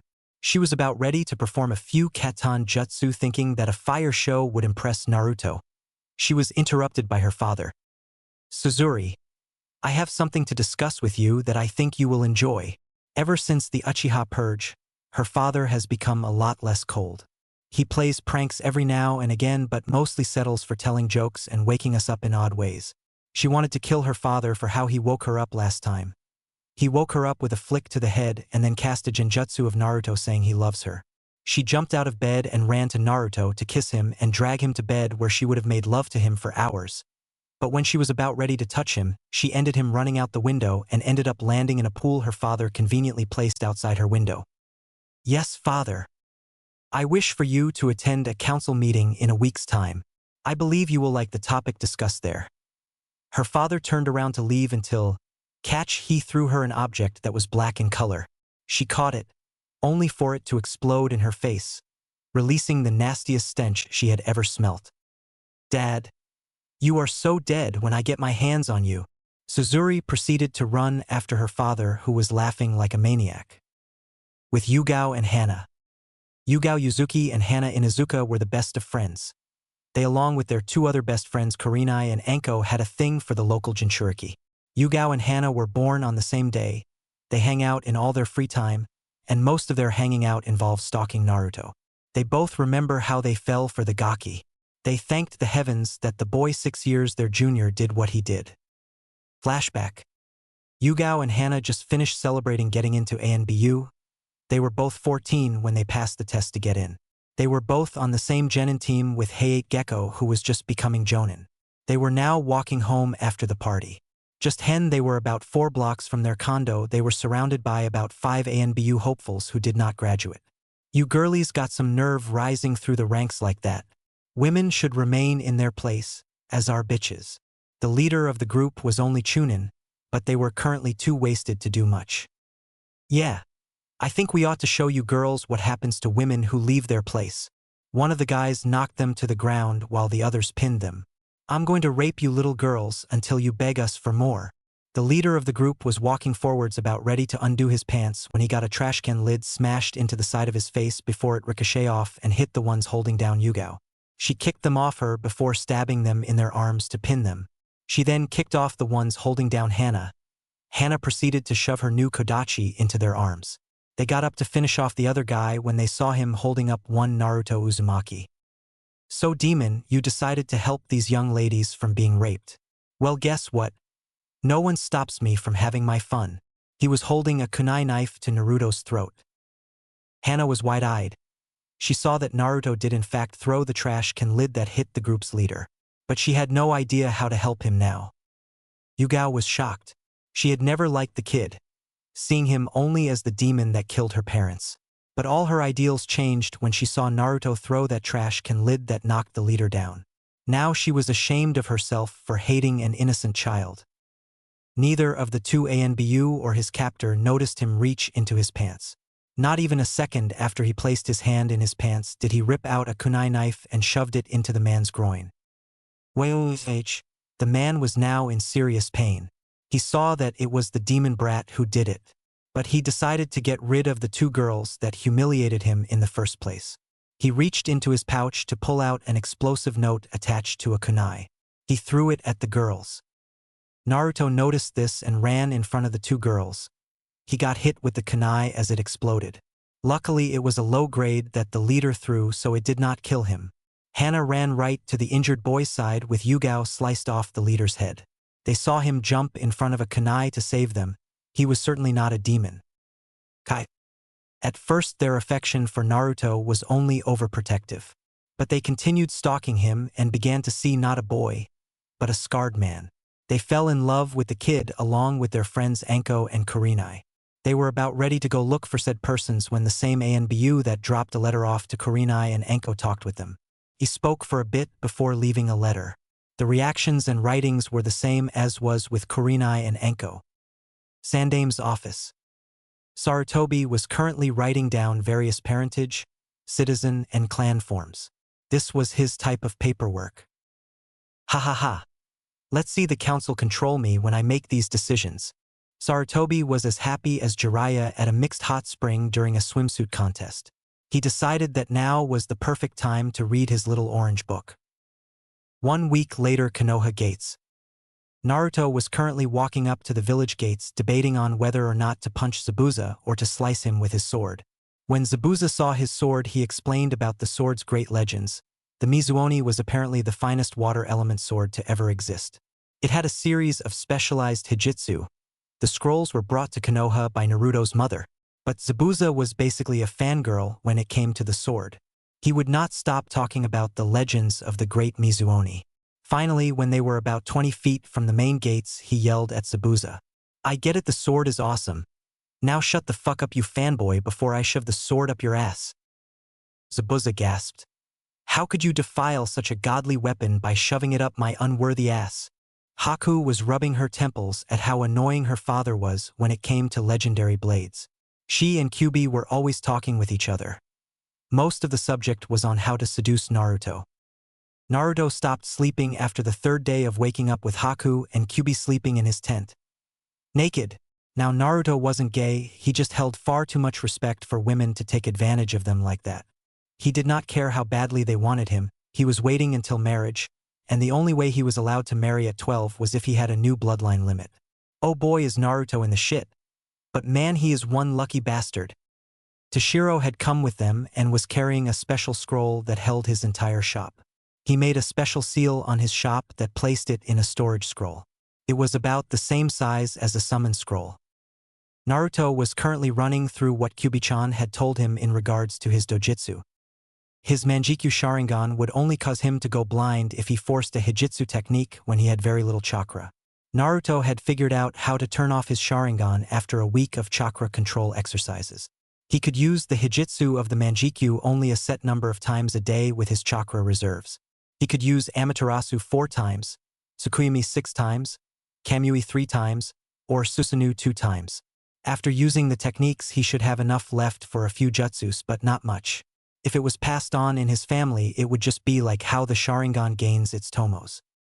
His Reikon Byakugan had been purified by demonic chakra, so the usual personalities would not manifest in future generations. But he now had to worry about a second personality that was essentially the opposite of everything Naruto stood for. The second personality was also knows everything the real holder of the personality knows. If the personality gained control, he could regain control. He could use the heavenly archangel, the punishing penance, and the hellish wrath. The techniques themselves don't use much chakra.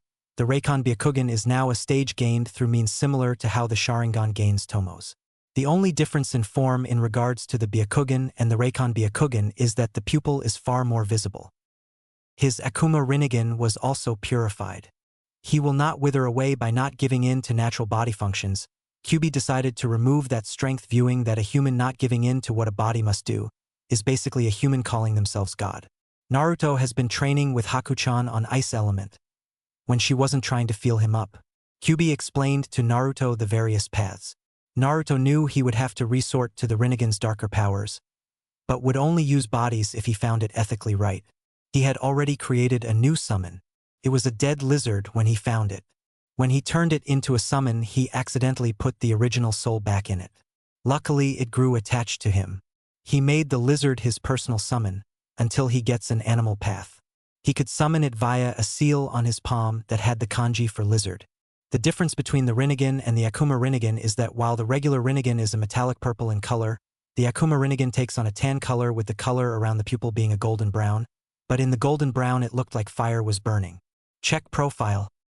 His Kurai Saishugan was not changed by much. Naruto would still remember the faces of all those he had killed, but it would not haunt his memories constantly. He would mostly get random nightmares. Naruto had already had his Kurai Saishugan memorize his summon seal, just in case he needed to recast it. He had already used it to break down storage and explosive seals. The main difference in form as far as the Saishugan and the Kurai Saishugan is that the regular Saishugan pupil looks like a mass of blue energy constantly shifting around. The Kurai Saishugan has a tinge of gold swirling around with the blue. Naruto was still walking when he bumped into someone. He looked up to see the eyes of Hayashi Hyuga. Naruto started trying to sputter out an apology. Then Hayashi started laughing. "Ha ha ha ha ha ha. Don't worry, Naruto, I'm not going to bite your head off for a small mistake. I actually came here to talk to you in a very important matter." Naruto was as confused as the rest of his group. The Hyuga head wanted to talk to him, the demon brat? What did Hayashi Hyuga want? "If I may ask, Hyuga-sama, what is it that you need my student for?" Kakashi did not know much about the Hyugas other than the fact that they had an extremely powerful dojutsu and that they were pretty cold towards people. Kakashi did not know if they harbored any ill will towards Naruto or not. You may all stay for this, for it will become public knowledge this afternoon. Naruto's company nodded. Now Naruto, all your life you have never known your parents. I'm sure you often wonder if they are living or dead. Well, I can happily say that your mother is still alive. Naruto looked to the ground at this. Guess she didn't want to be associated with the demon brat. Hayashi immediately realized how he took it and was ashamed of it. No, Naruto, your mother loves you very much. She has been in a coma for the last 12 years and has finally woken up. I can honestly say she would love nothing more than to be with her son. Hayashi explained to Naruto. Naruto looked up, clear happiness in his eyes. All four of them. Hayashi had heard about what happened to Naruto thanks to Kyubi, who he assumed was the red-haired girl ogling Naruto right now. It seems Naruto has a fan club, but it was definitely going to take a while to get used to Naruto having four eyes. Where is my mom? Naruto wanted to see his mother after never seeing her once for the last 12 years. Hayashi only grabbed Naruto's shoulder and turned him towards one of the gates. Standing next to the end of the gate was a red-haired woman with emerald green eyes. She was wearing a long black dress. She was also wearing a large green jacket that hid but complemented her C-cup bust. She had a cute face surrounded by her crimson red hair. Naruto could only stare as the person Hayashi identified as his mother walked towards him. His mother was alive, she still loved him, and here she was. Naruto's mother stopped right in front of Naruto, easily a foot taller than him. She knelt down to his level, looking directly into his eyes. Not even a second later, she jumped forward and wrapped her arms around him, sobbing into his orange jumpsuit. I'm so sorry, Naruto. I'm sorry I couldn't raise you, my child. I'm sorry you had to live an orphan. I'm sorry you have been beaten since. Kushina was cut off by her son, embracing her and shushing her. Kushina just continued to sob in her son's chest. Naruto had not even shed a tear. Sasuke and Sakura were confused. Naruto had just been reunited with his mother after not having won his entire life, and yet Naruto had not even shed a tear. Kakashi. Not that I like seeing Naruto crying, but why isn't Naruto crying? Kakashi looked at them. Have any of you seen Naruto cry before? While confused by this statement, they shook their heads no. Naruto has not cried since he was 3 years old. He knew that crying would only encourage the villagers. It would not help him. Naruto stopped crying after a beating that went on for hours before we found him. I was the one to walk up to his still form. There were old tear stains, but those were probably hours old. That was the last time I saw anything on Naruto reminiscent of tears. The last time he cried was 3 hours before he turned 3. He hasn't cried in so long. He's forgotten how to. Sasuke and Sakura were appalled. To forget how to cry. Haku and Kyubi both had tears in their eyes. Zabuza was clenching his fist in anger at the villagers. Not even mistreated children that horribly. Toshiro was ready to do to the leaf what Madara did to Whirlpool. But he knew that it would upset Naruto. Kushina had just finished sobbing and was now just embracing her child as he rubbed her back to calm her down. After 5 minutes of Kushina sobbing, she released her hold on her son before taking a deep breath. Naruto smirked at his mother before talking. I suppose you'll want some information on what I have done with my life. Naruto knew that since his mother was in a coma for so long, she would be curious about how he has been. I would love to hear about how your life has been, she sighed before putting in annoyance in a very Naruto-ish fashion. But the council wishes to speak with you in regarding recent events. Sigh, somehow I knew the council would want to talk to me about having 4 eyes.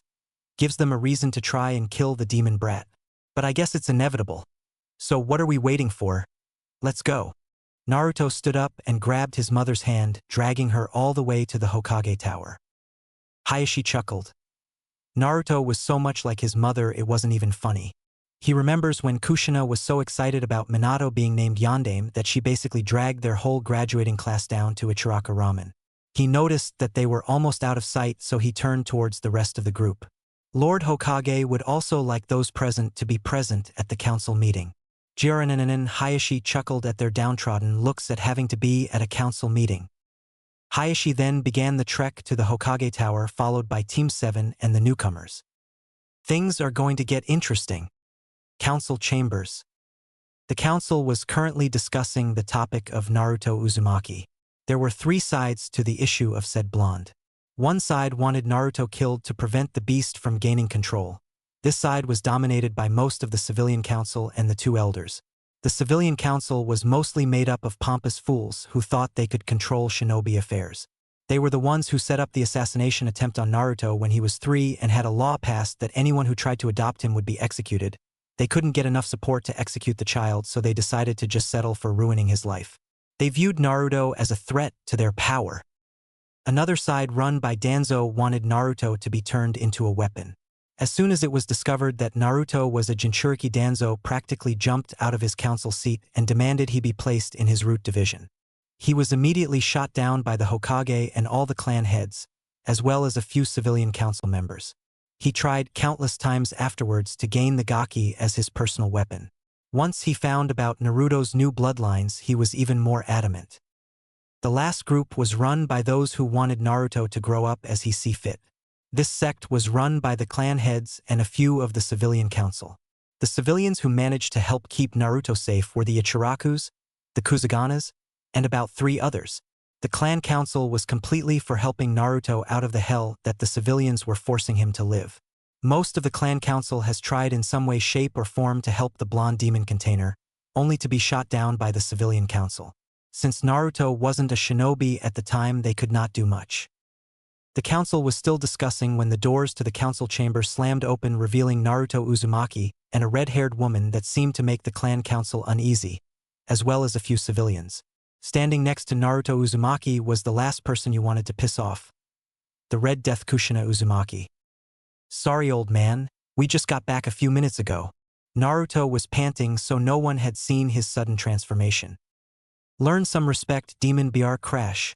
The fat counselor's sentence was cut off by a hard kick from Kushina that sent the fat ass right into the wall. "If anyone, and I mean anyone, insults my son again." Kushina raised her head enough to show her cold green eyes while releasing Ki. "I'll kill you."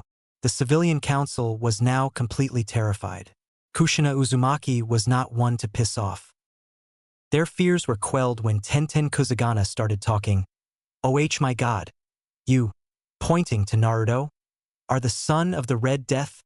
Tenten ran up to Naruto and started shaking his still exhausted form while yelling, "Please, please, please, please, can you get me an audience with your mother? Please, I'll do a New York thing." Tenten stopped shaking Naruto when she saw that he had 4 eyes, each one with a different form. The top right one had an onyx color.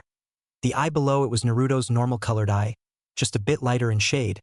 His normal left eye was replaced by the white eye of a Hyuga, and his top left eye was a light shade of purple with black rings surrounding the pupil. Tenten was sputtering at the sight of Naruto's eyes, so much so that she forgot what she was asking him. Her father, Tensei Kuzugana, got up and escorted her back to her seat.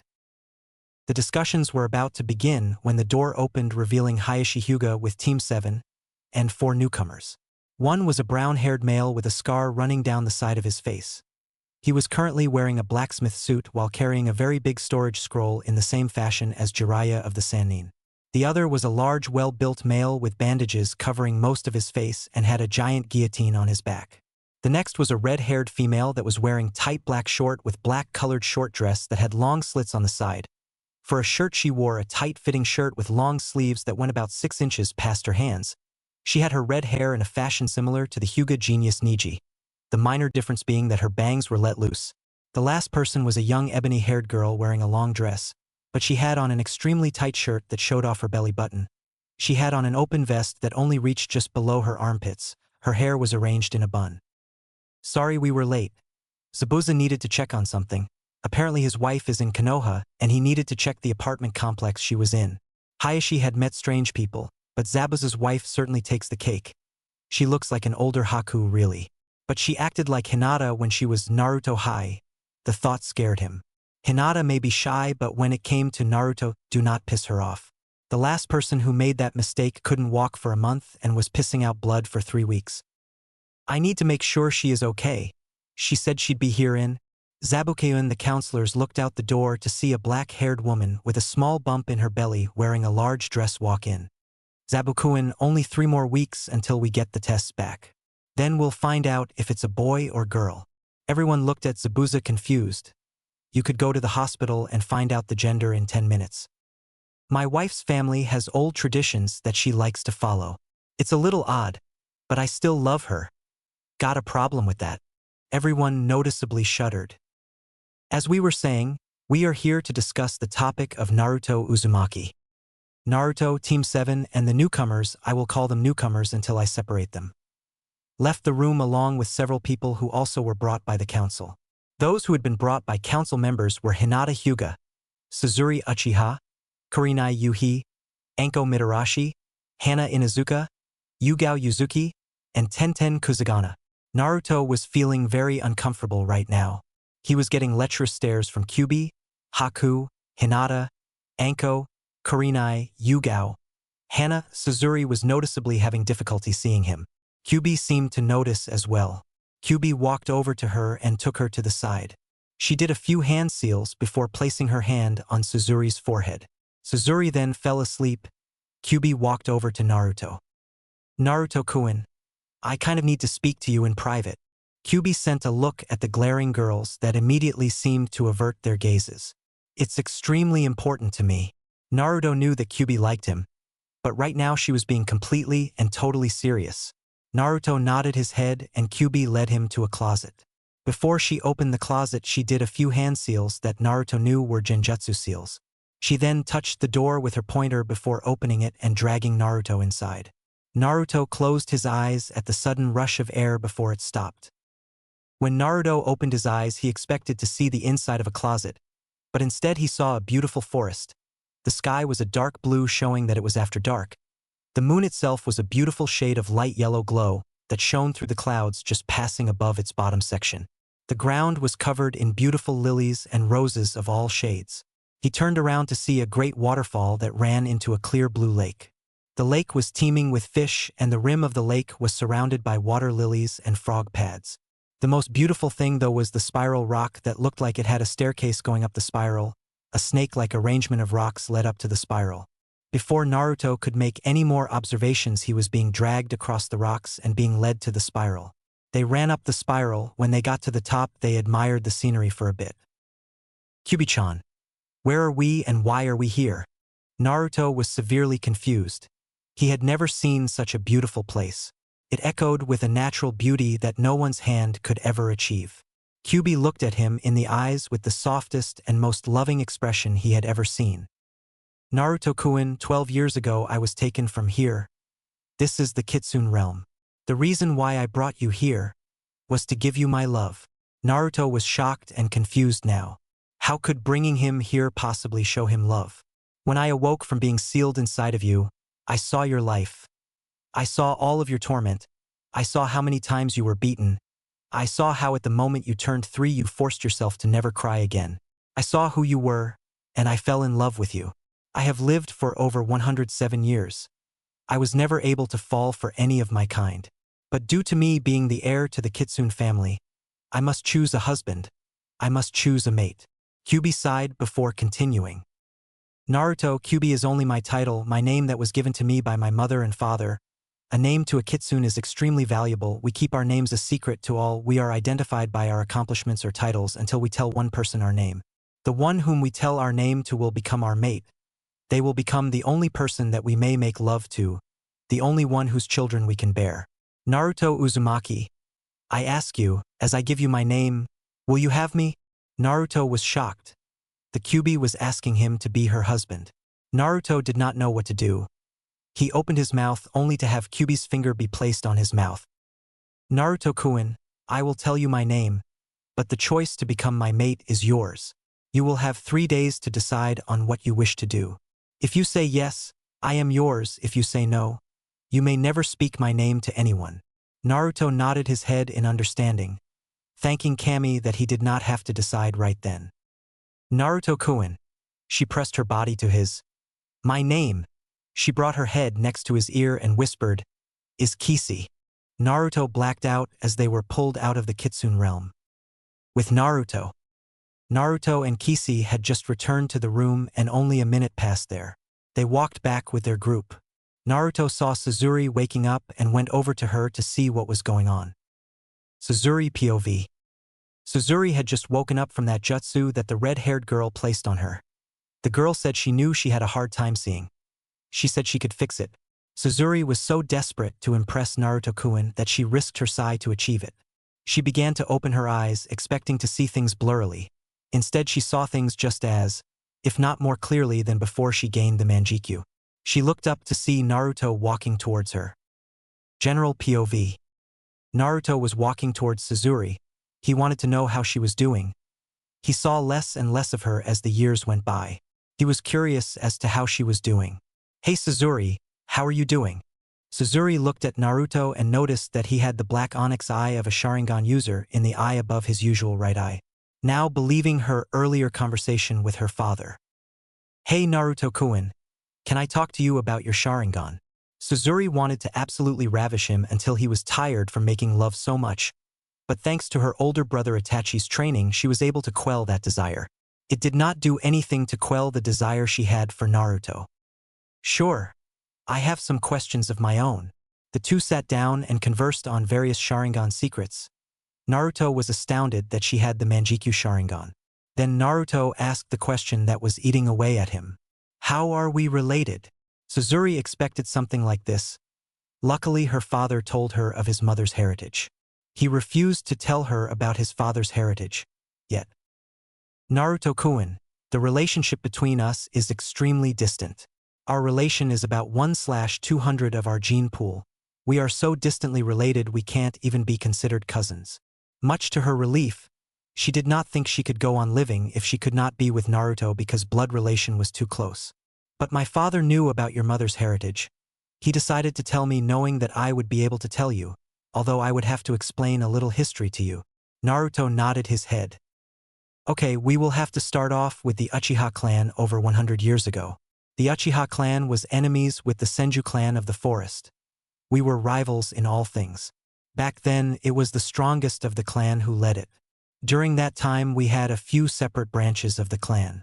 But these branches were more so separate relatives that had a farther relation to each other but still carried the name Uchiha. The total number of Uchihas numbered close to about 500 clan members. Each branch believed in different ideals. The branches were numbered through strength. There were 7 branches in total. Each branch specialized in something.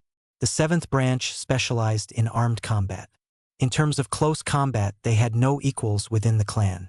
The 6th branch specialized in long-range support. They could fire an arrow from over a mile away and still hit the target they intend to hit. The 5th branch specialized in medicine and poisons. They had books in regards to various herbs and medical techniques, but they could create the perfect poison as well. The 4th branch specialized in infiltration. If they did not want you to see them, you would not see them. The 3rd branch specialized with mid-range support. They were greatly specialized in the use of fire jutsu and pyrotechnics. The 2nd branch specialized in combat by use of other forms of ninjutsu, taijutsu, or genjutsu. They never used techniques that they learned themselves. They only used techniques that they had copied from others. The final branch was the 1st branch.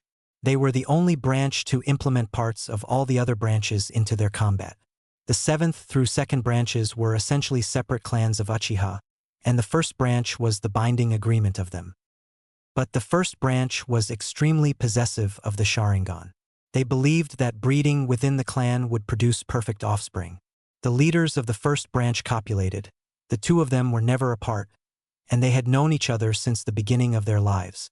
They were born from the same mother and father and were taught that to bear children of one who was outside the clan was the greatest dishonor they could ever achieve. The two of them were not just brother and sister, they were twins. They had copulated, saying that their pure-blood offspring would become the strongest of all Uchihas.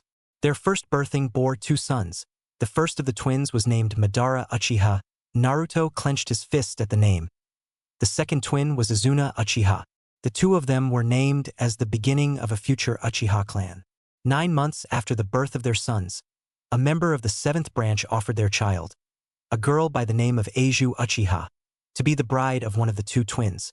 She was raised by the 1st branch, but held the ideals of the other branches that opposed inbreeding. Madara Uchiha had been going blind from overuse of his Manjikyu Sharingan. When he finally went blind, he did the unthinkable. He murdered his brother and took his eyes. He became the first Uchiha immortal, for gaining the Manjikyu will give the user immortality. Madara continued to wage his war with the Senju. After 20 years of life, the leader of the Senju clan, Hashirama Senju, came to Madara asking for peace. The only reason he agreed was because all the other branches wanted peace. Years later, he was beginning to believe it was time for Eiju to fulfill the duty his parents had taught them. But he did not know that his clansmen had fallen in love with the Senju leader after his first wife died in childbirth. She had been pregnant with his child only a week when Madara found out. Madara was disgusted with the fact she wished to bear the child of one outside the clan, even more disgusted that she wished to bear the child of his archfoe. He sought to punish her, and to make sure that the abomination in her womb would never come to exist. Madara Uchiha, after binding Eiju, after breaking her arms and legs, after slashing out her eyes, raped and murdered his clansmen. When Hashirama discovered the body of his lover, mutilated and violated by her own clansmen, he swore revenge. He chased Madara to what is now the Valley of the End and fought against Madara and a giant black nine-tailed fox. Naruto flinched at that. There was another Kyuubi? Madara was thought to have been defeated by the Senju leader, leaving no trace left of the black Kyuubi. It was believed that Madara had killed Hashirama's only child with Eiju, but he only killed the second child. Naruto went wide-eyed at that. A child with the possibilities of both the Sharingan and Mokuton had survived. The first child of Eiju and Hashirama was not known until recently, after the child had fathered a new generation of Uchiha, and soon, a new generation of Senju. Suzuri sighed. Naruto, the only child of Eiju Uchiha and Hashirama Senju, was Urahei Uchiha. He married a young woman named Tsubomi Haruno. Their only child was Fugaku Uchiha, my father. If Naruto's eyes could get any wider, let them get wider. By now the Mokuton Jutsu that was passed down in its dormant form needed only one more generation to manifest fully into a Kekkei Genkai. The Mokuton Jutsu, however, was only a 1 out of 3 chance of manifesting in one of my father's children. Since the male determines which gender the child will have, it would either be the male or female to pass on the trait. If a male receives it, only his male children would have a chance to possess it. If a female possess it, then it could go either way since females can only give the female gene. Suzuri sighed for what seemed to be the 10th time already. Naruto, I am the last known possessor of the Mokuton bloodline. To prove this, she took out a seed and used her chakra to make it grow. Naruto was now having trouble remaining conscious. Just as he was about to ask more questions, the council room door opened to reveal a trembling Sandame. Why you all mma in now?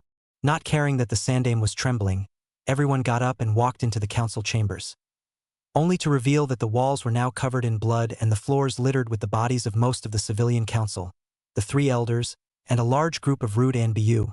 Mortified, they looked around to find Kushina Uzumaki standing over the bodies with her black katana. The katana looked like it was feeding off of the dead energy in the air from what Naruto could see. They looked around again to see the clan heads plus the Haruno, Kusagana, Ichiraku, and the other 2 civilians council members who supported Naruto shivering together like a bunch of leaves in the wind. Kushina turned around to see her son with all 4 of his eyes staring at her. She smiled and said, "Sorry. They kind of pissed me off. Council is now in session." Kushina jumped off the table and proceeded to use a fire jutsu to burn all of the bodies and a wind jutsu to get rid of the ash and the smell of burnt flesh. Not being able to take any more shock that day, Naruto did a perfect impression of Hinata. Thump. It was at that moment that Hanabi Hyuga walked into the room. She saw Naruto and started poking him in the forehead. She then turned her head in the directions of all 3 groups in the room before looking at Naruto and speaking, "I think you broke him." The entire room face planted while Hayashi slapped himself in the forehead saying, "Just like her mother used to be." This caused the room to roar in laughter, leaving an unconscious Naruto and a very confused Hanabi.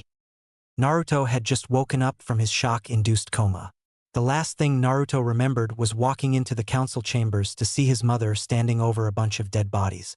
He had just finished a conversation with Suzuri-chan in the other room. Before that, he had also found out that the Kyuubi's name was Kisi. He also found out that the Kyuubi telling him her name was essentially offering her hand in marriage. The total amount of all these shocking revelations had sent Naruto's brain into overload. He had fainted in front of what was left of the council, and he was now waking up to see a pair of pale eyes barely different than Hinata-chan's, looking at his eyes. He just stared at the pale eyes of the unknown person until he decided to speak. Hi. The eyes he now noticed belonged to a young girl around the same age as the Hokage's grandson. She tilted her head in a very cute fashion that screamed, kawaii. Naruto smiled at her, which caused her to blush a little before she turned to Hayashi. Daddy, can we keep him? He's cute.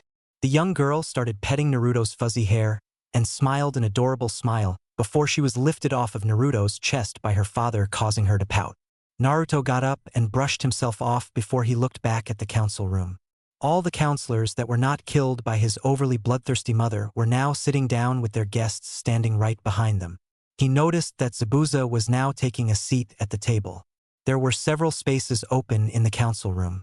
He wondered if they would fill them or not. Now that the council is in session, we have come to discuss the matter that is Naruto Uzumaki. Naruto looked at the sandaime, wondering what the hell he was talking about. The aged Hokage knew that he was not the demon. Hell, he had even met the QB not even a few hours ago. So what the hell was going on? Tsuchi Ichiraku stood up to speak. Due to Naruto's status in being the last of his clan, he now falls under the CRA, Clan Restoration Act. It is also made more apparent now that he has a new bloodline, a powerful one at that. The rest of the council nodded while the girls in the room were wide-eyed for some reason.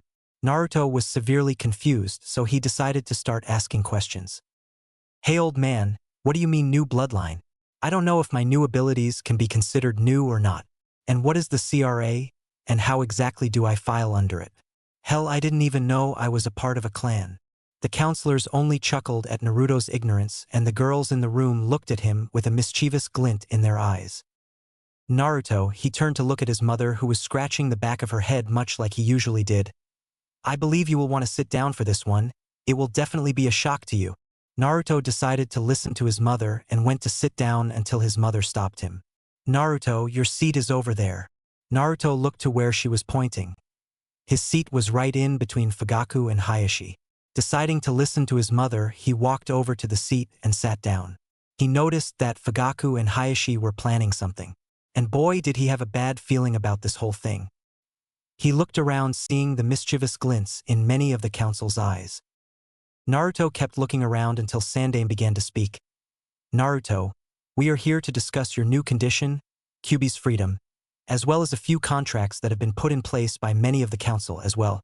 Naruto was now confused. Condition, contracts? What the fuck was going on? Old man, I am a little confused in regards to what you were talking about. What condition are you talking about, and what do you mean contracts? The sandaime only chuckled at Naruto's response. Naruto, you may not have realized it, but your special condition in that you now have 4 eyes instead of 2 will be inherited by your future generations. Your children will also possess your unique abilities that your dojutsus possess. The sandaime had to stifle a snicker at Naruto's confused reaction. Okay. So what does all that mean, old man? Naruto may have gotten some upgraded dojutsus, but he was still the dense blonde idiot. Sigh. This was going to take longer than he thought. Just as Sandaime began to speak, Zabuza decided to dumb it down. Look, Gaki, what the old man here is saying is that our 4-eyed condition along with your new eyes will be passed on to your children. They will be passed on through your children as well, essentially making a new Kekkei Genkai.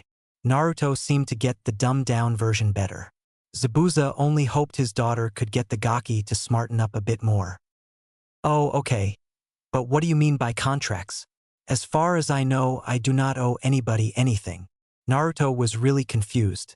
What contracts were they talking about? Before he could begin asking more questions, his mother grabbed his shoulder. Naruto, sweetie. They are talking about marriage contracts. Silence. 1, 2, 3. What? What do you mean marriage contracts? Naruto was starting to hyperventilate again. Not even a week ago he had received 4 dojutsus that were slightly more powerful than the originals. Next he finds out his mother is alive. Kisi-chan is offering her hand in marriage, and now this is dropped on him. Before he could faint, he was slapped on the cheek to keep him up. Naruto, what we mean is that several of us have set up marriage contracts between you and our daughters. There are also several jonin that have come here to ask for your hand in marriage as well.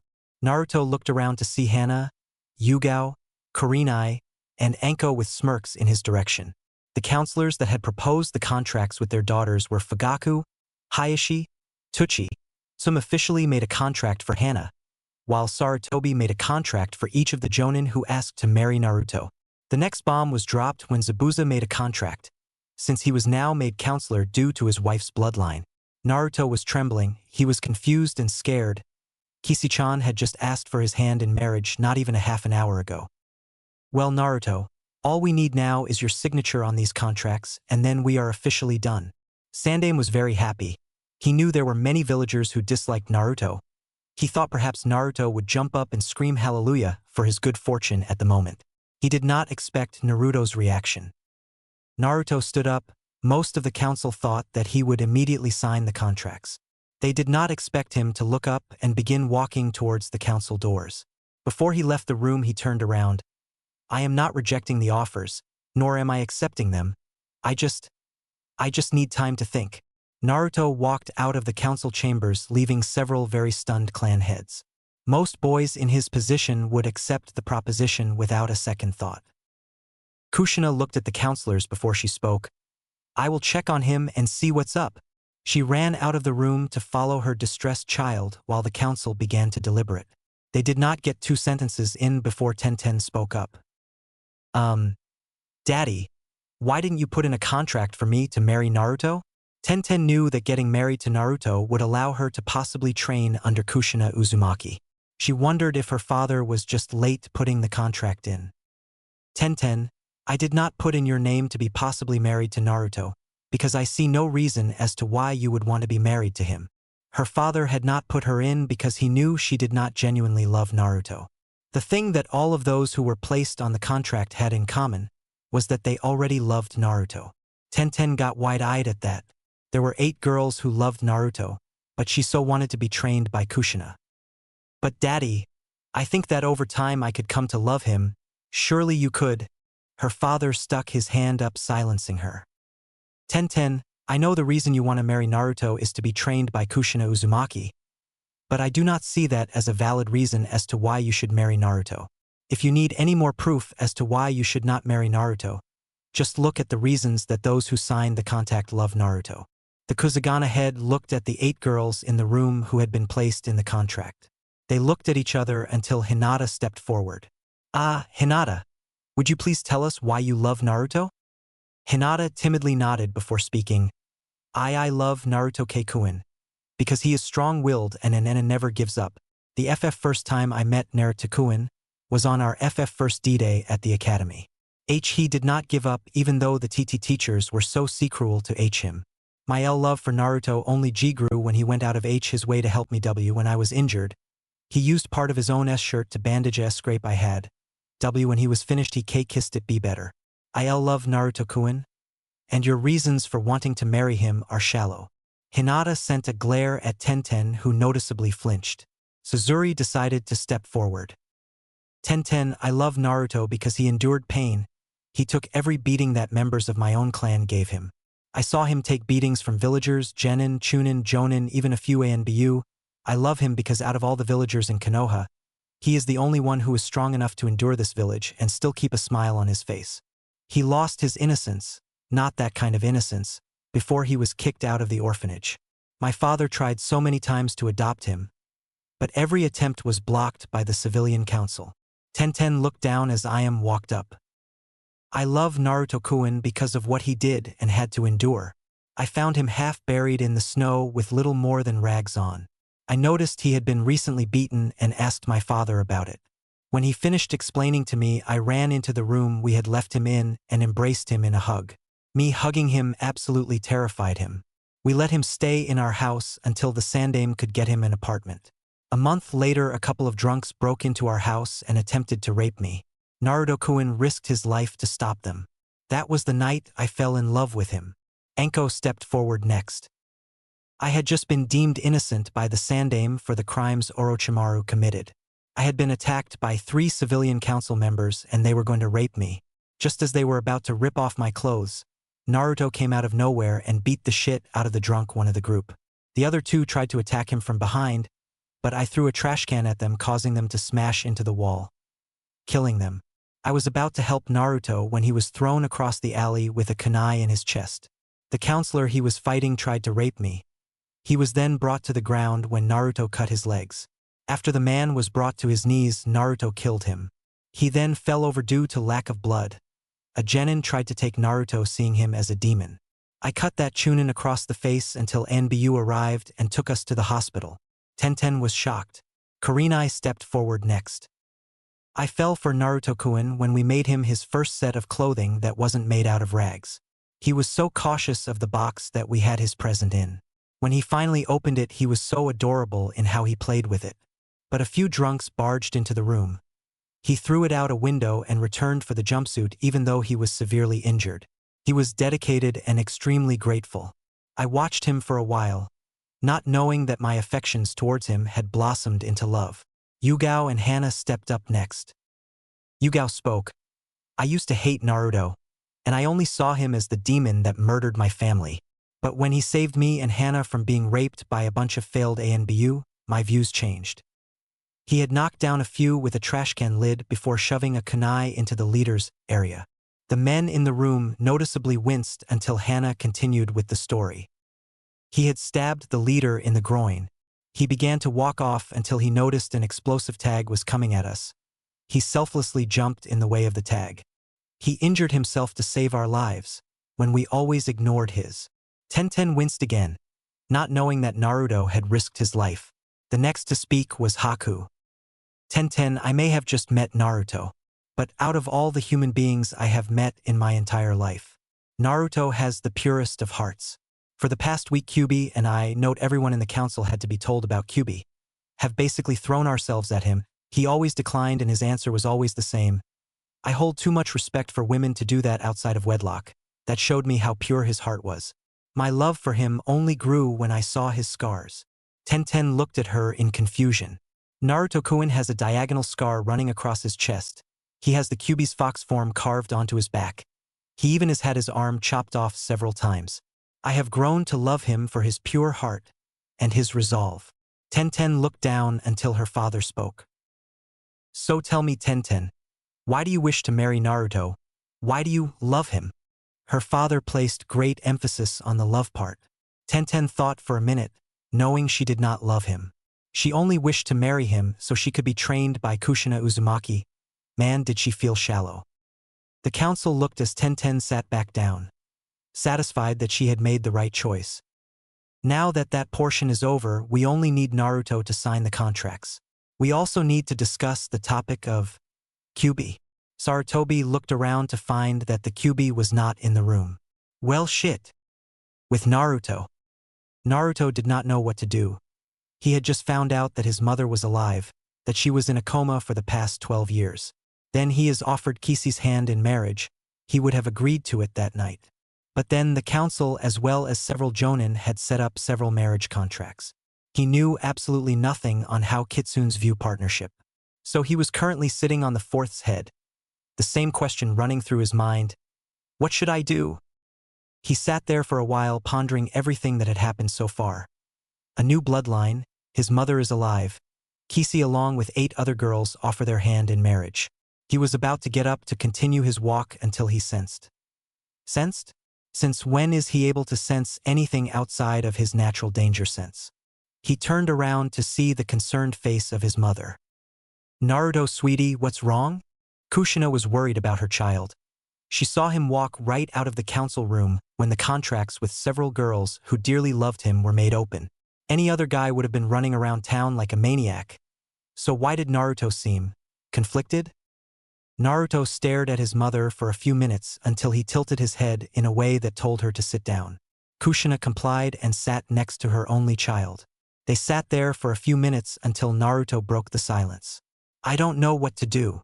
Kushina stared at her child, wondering what he meant. Before the council meeting, when we were sent to the other room, Kukyubi-chan opened a portal to the kitsune realm. She brought me there to ask if I would marry her. Kushina was stunned. The Kyubi no Kitsune had asked for her son's hand in marriage. Naruto, why is that a bad thing? If she asked to marry you, surely it means she. Kushina was cut off when Naruto spoke again. That's not it. The biggest reason was from that council meeting. Kushina quieted. There were 8 marriage contracts set up, right after I had been asked by Kyubi to marry her. And all the girls who set up the contracts love me. I don't know what to do. I have no idea if kitsunes allow harems, or if they will tolerate me being married to a human.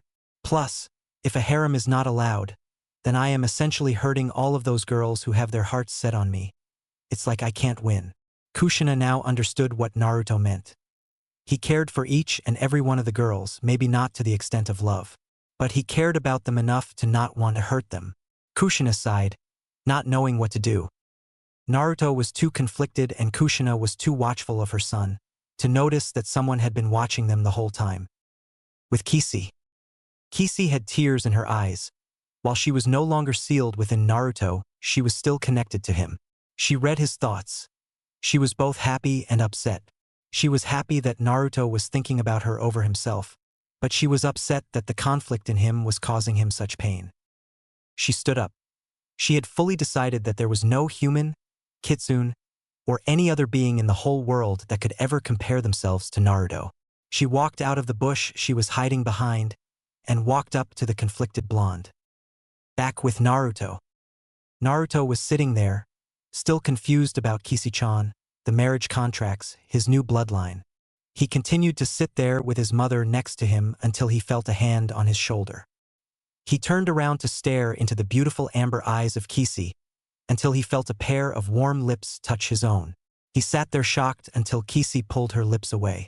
He tried to speak, but Kisi spoke first. Naruto-kun, I gave you the choice of whether you would accept my hand in marriage. I knew the council would pull something like this. Your reaction would have told me if I had made the right choice in a mate. Naruto-kun, there is not a man or demon who I could ever love as much as I love you. Kisi pressed her lips to Naruto's again. Kushina sat to the side giggling, yet watchful. Kisi kept on kissing Naruto until he pushed her off of him. Kisi-chan, but what ABOMPH?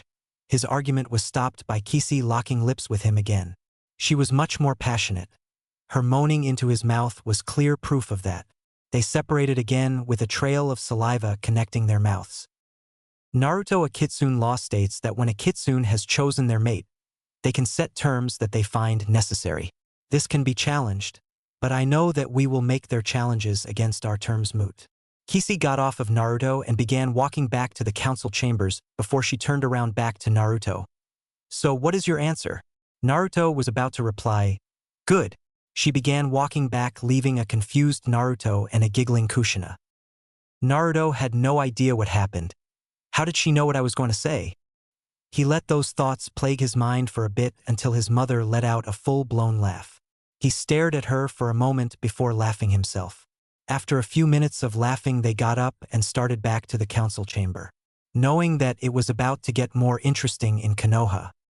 Back in the council chambers. The council was shaking with fear. Not only did Kushina Uzumaki slaughter almost the entire council, but the Kyubi no Kitsune was nowhere in sight. They thought that the Kyubi would seek vengeance on Konoha for its years of imprisonment. Just as they were about to run out of the office and start screaming for their lives, the doors opened to reveal the Kyubi. She walked up to the Sandame and whispered something in his ear. No one could hear what she said. Not even the Inuzukas could hear what she said. But they knew that whatever she said made the Sandame happy. If the smirk was anything to go by. Kyubi stepped back and put on a grin before Sarutobi spoke up. It would appear that Naruto has made his decision in regards to the CRA. He has agreed to accepting the marriage contracts. The girls were smirking and jumping for joy. However, the girls stopped their gleeful routine and the counselors turned to the aged Hokage. He will only marry up to a point of 10 wives, which means he only has one spot open now. The counselors were confused. The one to voice the question that everyone had was the Haruno head. Lord Hokage, only 8 contracts were made. Who is the 9th individual? The Hokage smirked. The 9th individual is the Kyubi. Before the council meeting began, she brought Naruto to the Kitsune realm after she cast a genjutsu over the room so no one would know. In Kitsune terms, it seems that when they tell you their name, then you are officially their mate.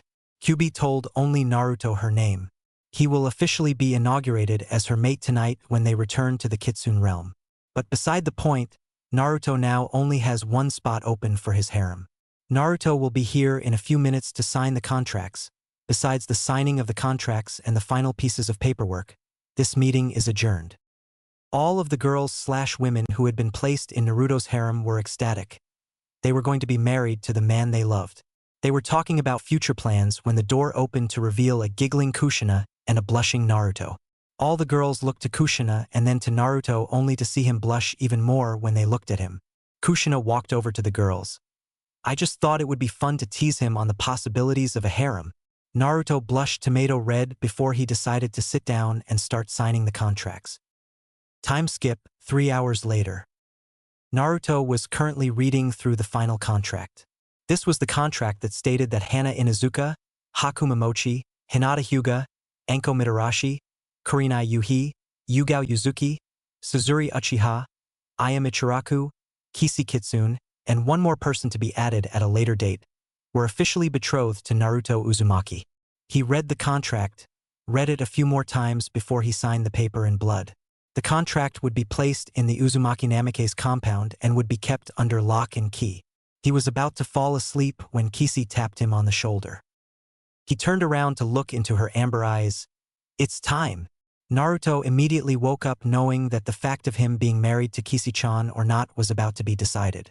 She brought him to a closet where she performed the same hand seals from before. She opened the closet door and dragged Naruto in, where he was met with the same rush as before. He opened his eyes when the rush stopped to see that he was in fact in the kitsune realm. The main difference was that there seemed to be trees growing out of the waterfall in a way that looked like paths. He did not ponder this for long because Kisi dragged him back to the top of the spiral. The spiral seemed to glow as they went up to the stairs until they reached the top. When they got to the top, Naruto noticed that the branches that were growing out of the waterfall were arranged in a way similar to a mass council room. Before he was able to question the reasons to this arrangement, Kisi flared her chakra as she slammed her palms in the middle of the pedestal that held them. The moment she began pouring her chakra in, a seal showed itself on the ground. The seal flared white for a minute before she stood up. I, the Kyuubi no Kitsune, have chosen a mate. I call forth the council and clan to discuss my terms. Not even a moment after she finished did places above the roots growing out of the waterfall open in the shape of an arch. Not even a second after did a large amount of foxes start running out. The foxes varied from white to red. Some were even dull lavender. They ran to the branches that were directly in front of the arch. They gathered in an organized group before they sat down. Naruto could now see that each one was about the size of a horse. He was about to say something before the foxes began to change. Their fur receded until it only covered their head, ears, and tails. He noticed that they all held an aura of strength and superiority, yet they did not seem arrogant in their power. He saw that not one of them was the same. In fact, each had unique traits that set them apart. They all wore silk kimonos with fox designs in the stitching. They all finished their transformation when they sat down on their knees with their tails falling beside them. Naruto then turned around when he heard a mass padding of feet to see a multicolored mass heading straight for the spiral before stopping. They went through the same process that the others had gone through. They all looked to be low-class kitsune. He turned around to look at who he assumed was the Kitsune Council to begin. He stood there until a wide arch in the waterfall opened to create a doorway. Out of the doorway stepped two imposing figures. One was a man with long silver hair with a proud disposition. He wore a white battle kimono with red fox designs in the fabric. He wore what appeared to be silver samurai shoulder pads with a chest plate as well. At his side was a sword that seemed to glow in the moonlight. He was pale but not ghostly, and he had slit green eyes. Think Sephiroth with Sesshomaru's kimono and the Shodame's shoulder and chest armor. The other was a woman with crimson red hair that flowed down past her back. She wore a beautiful white kimono with flower designs on it. She carried a long staff on her back that was covered in intricate golden designs. She was pale, but still a darker shade than the male beside her. Her eyes were a purple color with a black slit. The two walked onto the platform created by the roots. They walked up to the front where two seats materialized out of the air. They each sat down. It remained quiet until the male stood up with a smile on his face. "Kyuubi, it has been too long, my child." Naruto was shocked. This man, the one who held an aura of power that would put the Sandaime to shame, was Kisi-chan's father. He stared at the man who seemed to smirk in his direction. He immediately grew nervous when those eyes looked into his own. He smirked after he had finished looking into Naruto's eyes. Though I am curious as to what the terms you are speaking of are, daughter. Kisi immediately gulped. She walked up to the edge of the pedestal where she kneeled. Honorable Council, you told me that due to my status as the next heir to the Kitsune clan that I would have to choose a mate to pass on my legacy. For the last 107 years I have never been able to fall in love with anyone. Until I was sealed inside of Naruto Uzumaki. I was sealed inside of him when Madara Uchiha, Naruto gritted his teeth at the name, used a summoning jutsu along with his eternal manjikyu, to force me to attack Konoha. I had been sealed inside of Naruto, and his village hated him for it. I fell in love with him because no matter what the villagers did to him, he refused to break under their pressure. She spoke with conviction that impressed the entire council. I have terms that I wish to make known due to circumstances surrounding my intended lover. The council immediately looked at Kisi with a calculating eye. Her father simply smirked. Please state the conditions and circumstances surrounding your intended mate. Her father seemed calm, but one could easily see he was excited, for one reason or another. Kisi rose from her kneeling position. Honorable Council, Father, and Mother. My intended mate is the only possessor of all four of the great dojutsu. The council was shocked. I found a way to give him all four dojutsus. I felt I owed him at least that for how terrible his life has been. The council was shocked. She had found a way to give him all four dojutsus? How bad could his life have been for her to do something so drastic? My child, would it be possible for us to see this boy's life? Her father was curious on how badly his life had been. Kisi cringed. She did not want to reveal Naruto's life without his consent. She was going to comment until Naruto spoke. Yes, she may reveal my past, but I do not wish for any of your pity. Kisi looked at Naruto, who turned to her and nodded his head. She sighed and began a set of hand seals. She slammed her palm on the ground. The waterfall began to shift, and it began to form a visual into Naruto's memories. The moment the memories began to play, the entire Kitsune population was disgusted. Humans would do such acts to their own kind? When the memories were finished, you could see that the council was clawing into their seats with their talons. The council began to shout its rage. How dare those fools! Not even the most despicable of demons treat their young so cruelly. The one to yell this was Kisi's mother. She seemed extremely angry in regards to what the humans did to her daughter's chosen. I agree. The one who spoke was a bulky male Kitsune elder who had a set of old war armor on. He carried a naginata on his back. The blade was encrusted with a jade kitsune. The kitsune himself was larger than Kisi-chan's father. He had jade green hair fashioned into a long ponytail. These humans tried to murder a child, a despicable act, even for the most heartless of demons. I say we go down there and slaughter those fools like the animals they are. This was met by many approvals from the council. No, the council looked at the blonde child to see him quivering in rage. None of you will go down there to hurt anyone. I may have been beaten into submission by the thrice-damned villagers, but I will not allow any of you to touch them. The council was shocked. A human had just defended a village that had done worse to him than they themselves did to their enemies. And besides, Naruto looked up with a noticeable amount of chakra running off of him. If you commit a total genocide, then you will be no better than they are. The council looked down at this. He was right. If they committed mass murder, they would be lowering themselves down to the human's level. But one thing that perplexed them was why he had no scars. Excuse me, Naruto. The one who spoke was Kisi's mother. Why is it that you have no scars? The council looked to Naruto, who sighed. They saw him begin to remove his upper clothing. They were confused by this action until a shimmer displayed itself over his body. The council was disgusted. The child had more scars than the war hawk on the council did. All the kitsune below them were already enraged by the humans when they saw his memories on the waterfall.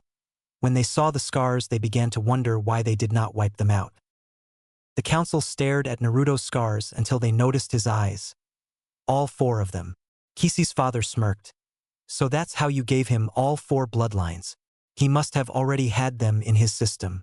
I'm assuming this involves those terms you were speaking of earlier. Kisi proceeded to explain everything that has happened up to that point. The council deliberated on what should be done. They finally came to a decision. Very well, Naruto Uzumaki.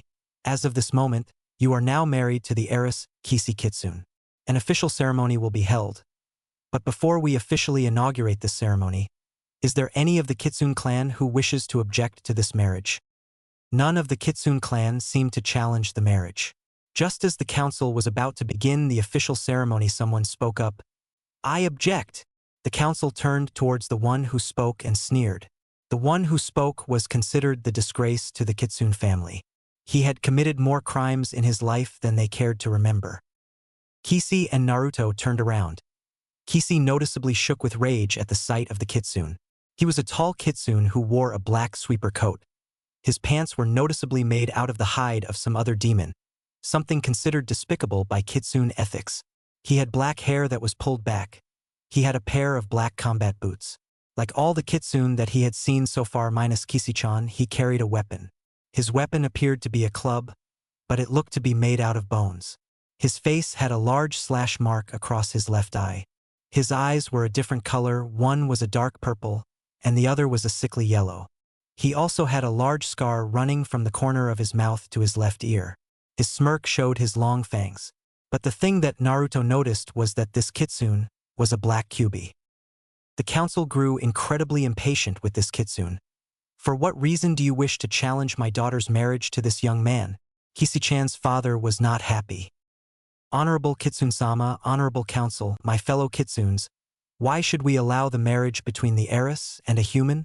How do we know that the human will only use her to breed his race more soldiers that would be destructive to our kind? Besides, he is already betrothed to marry 8 other women. Why should the heiress be thrown in? I believe that I would make a... Silence! The black Kitsune's rant was cut off by a mauve-furred Kitsune elder with black tips. He was wearing a black kimono with white fox designs. The Kitsune had a large broadsword on his back. The blade itself was emanating a dark aura.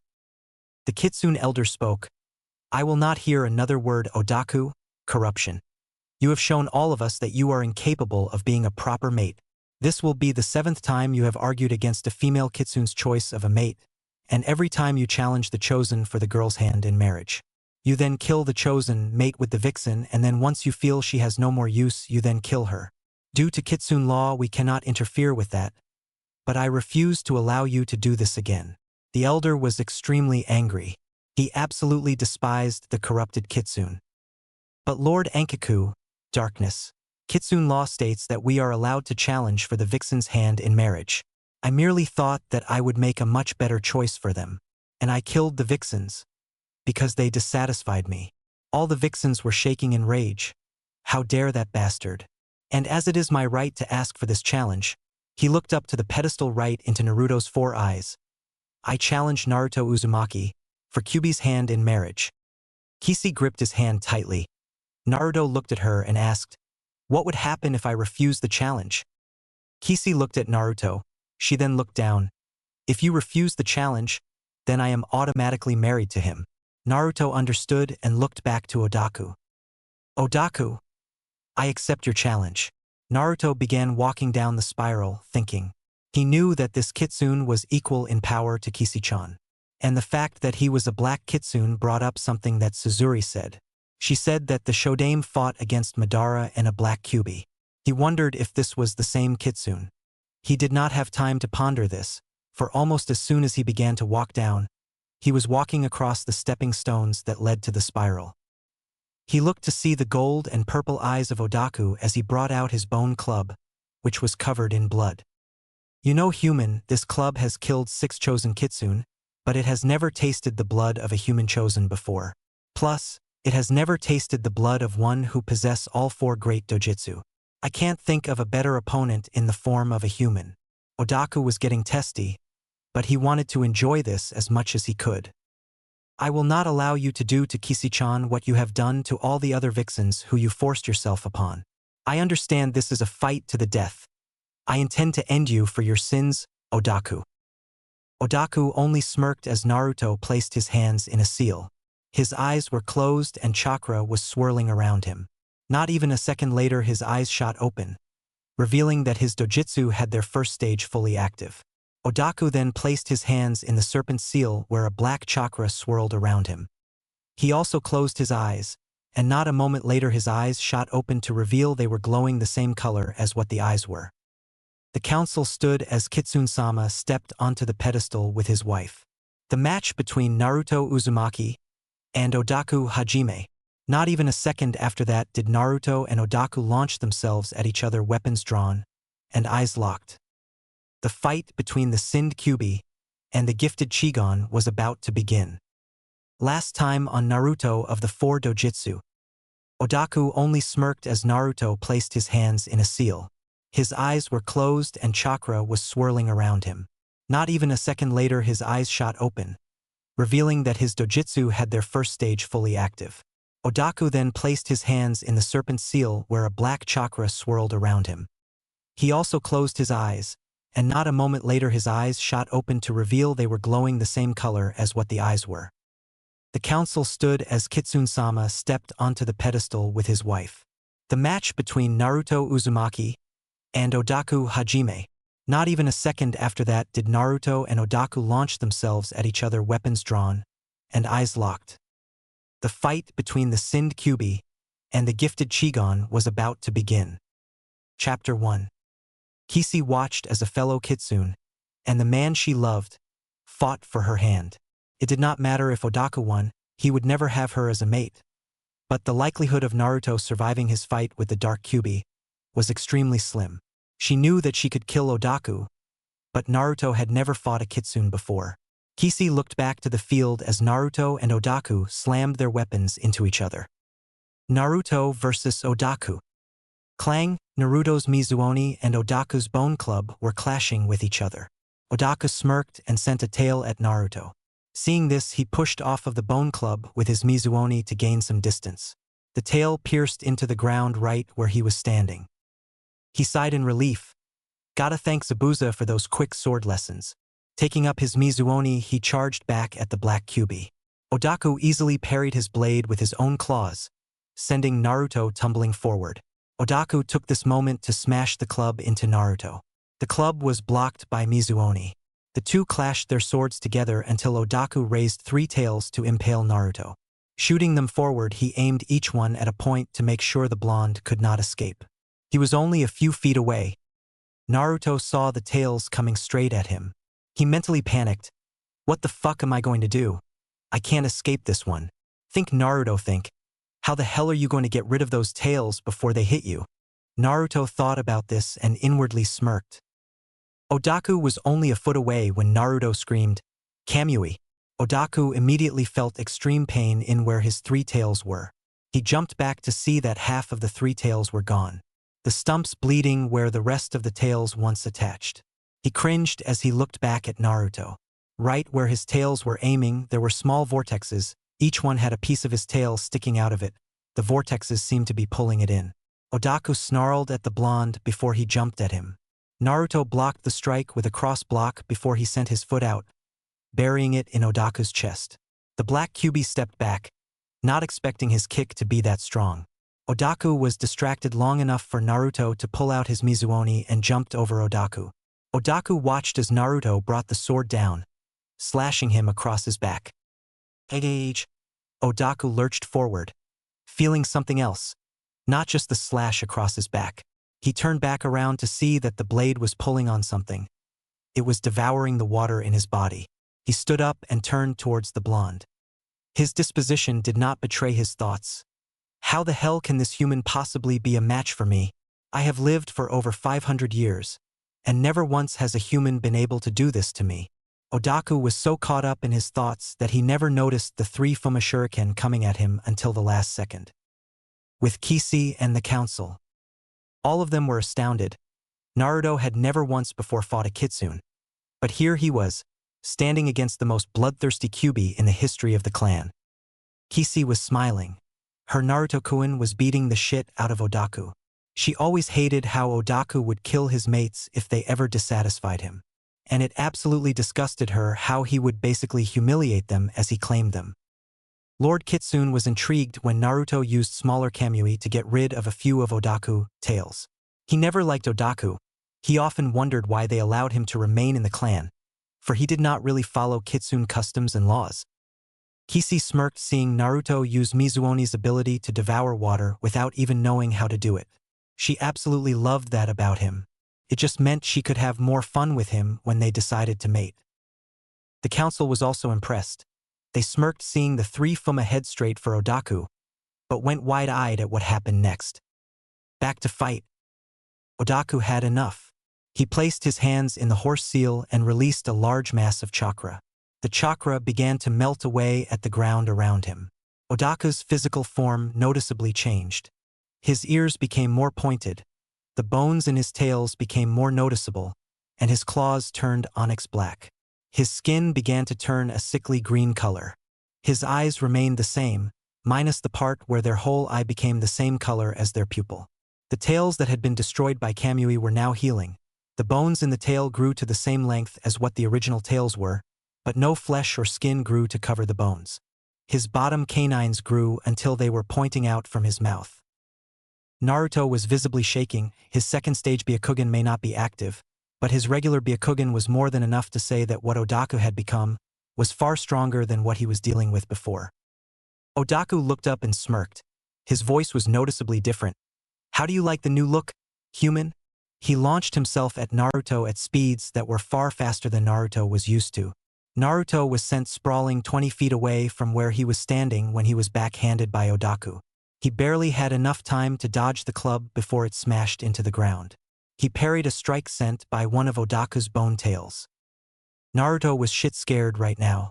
He had to use the first level of his dojutsu to keep up with Odaku before, but now he probably would have to use second level to actually do any damage. That put him in a tight spot. His chakra stores could only use all 4 dojutsu at once for a total of 5 minutes according to Kishi-chan. And if what the aura around him wasn't enough, you could practically see the malicious dark energy ripping about him. What the fuck is going on? Not even a minute ago I was fighting a Kyuubi with an ego. Now I'm fighting something that looks like the secret love child of Satan and some black 9-tailed fox. Despite the situation, the council couldn't help but snicker at the comment about Odaku's second form. Odaku's eye noticeably twitched before he smirked. "It's a special ability I have. Many years ago I gained the ability to absorb the powers of one demon by devouring its soul. Once I activate it, all injuries that I have received during battle are instantly healed. The soul I absorbed was that of an extremely powerful archfiend." Everyone was shocked at this. How the hell did Odaku defeat an archfiend? Naruto was confused at this statement. What the hell is an archfiend? Odaku smirked at this and performed a few hand seals. Kenjutsu, Kankai, Forbidden Art, Soul Release.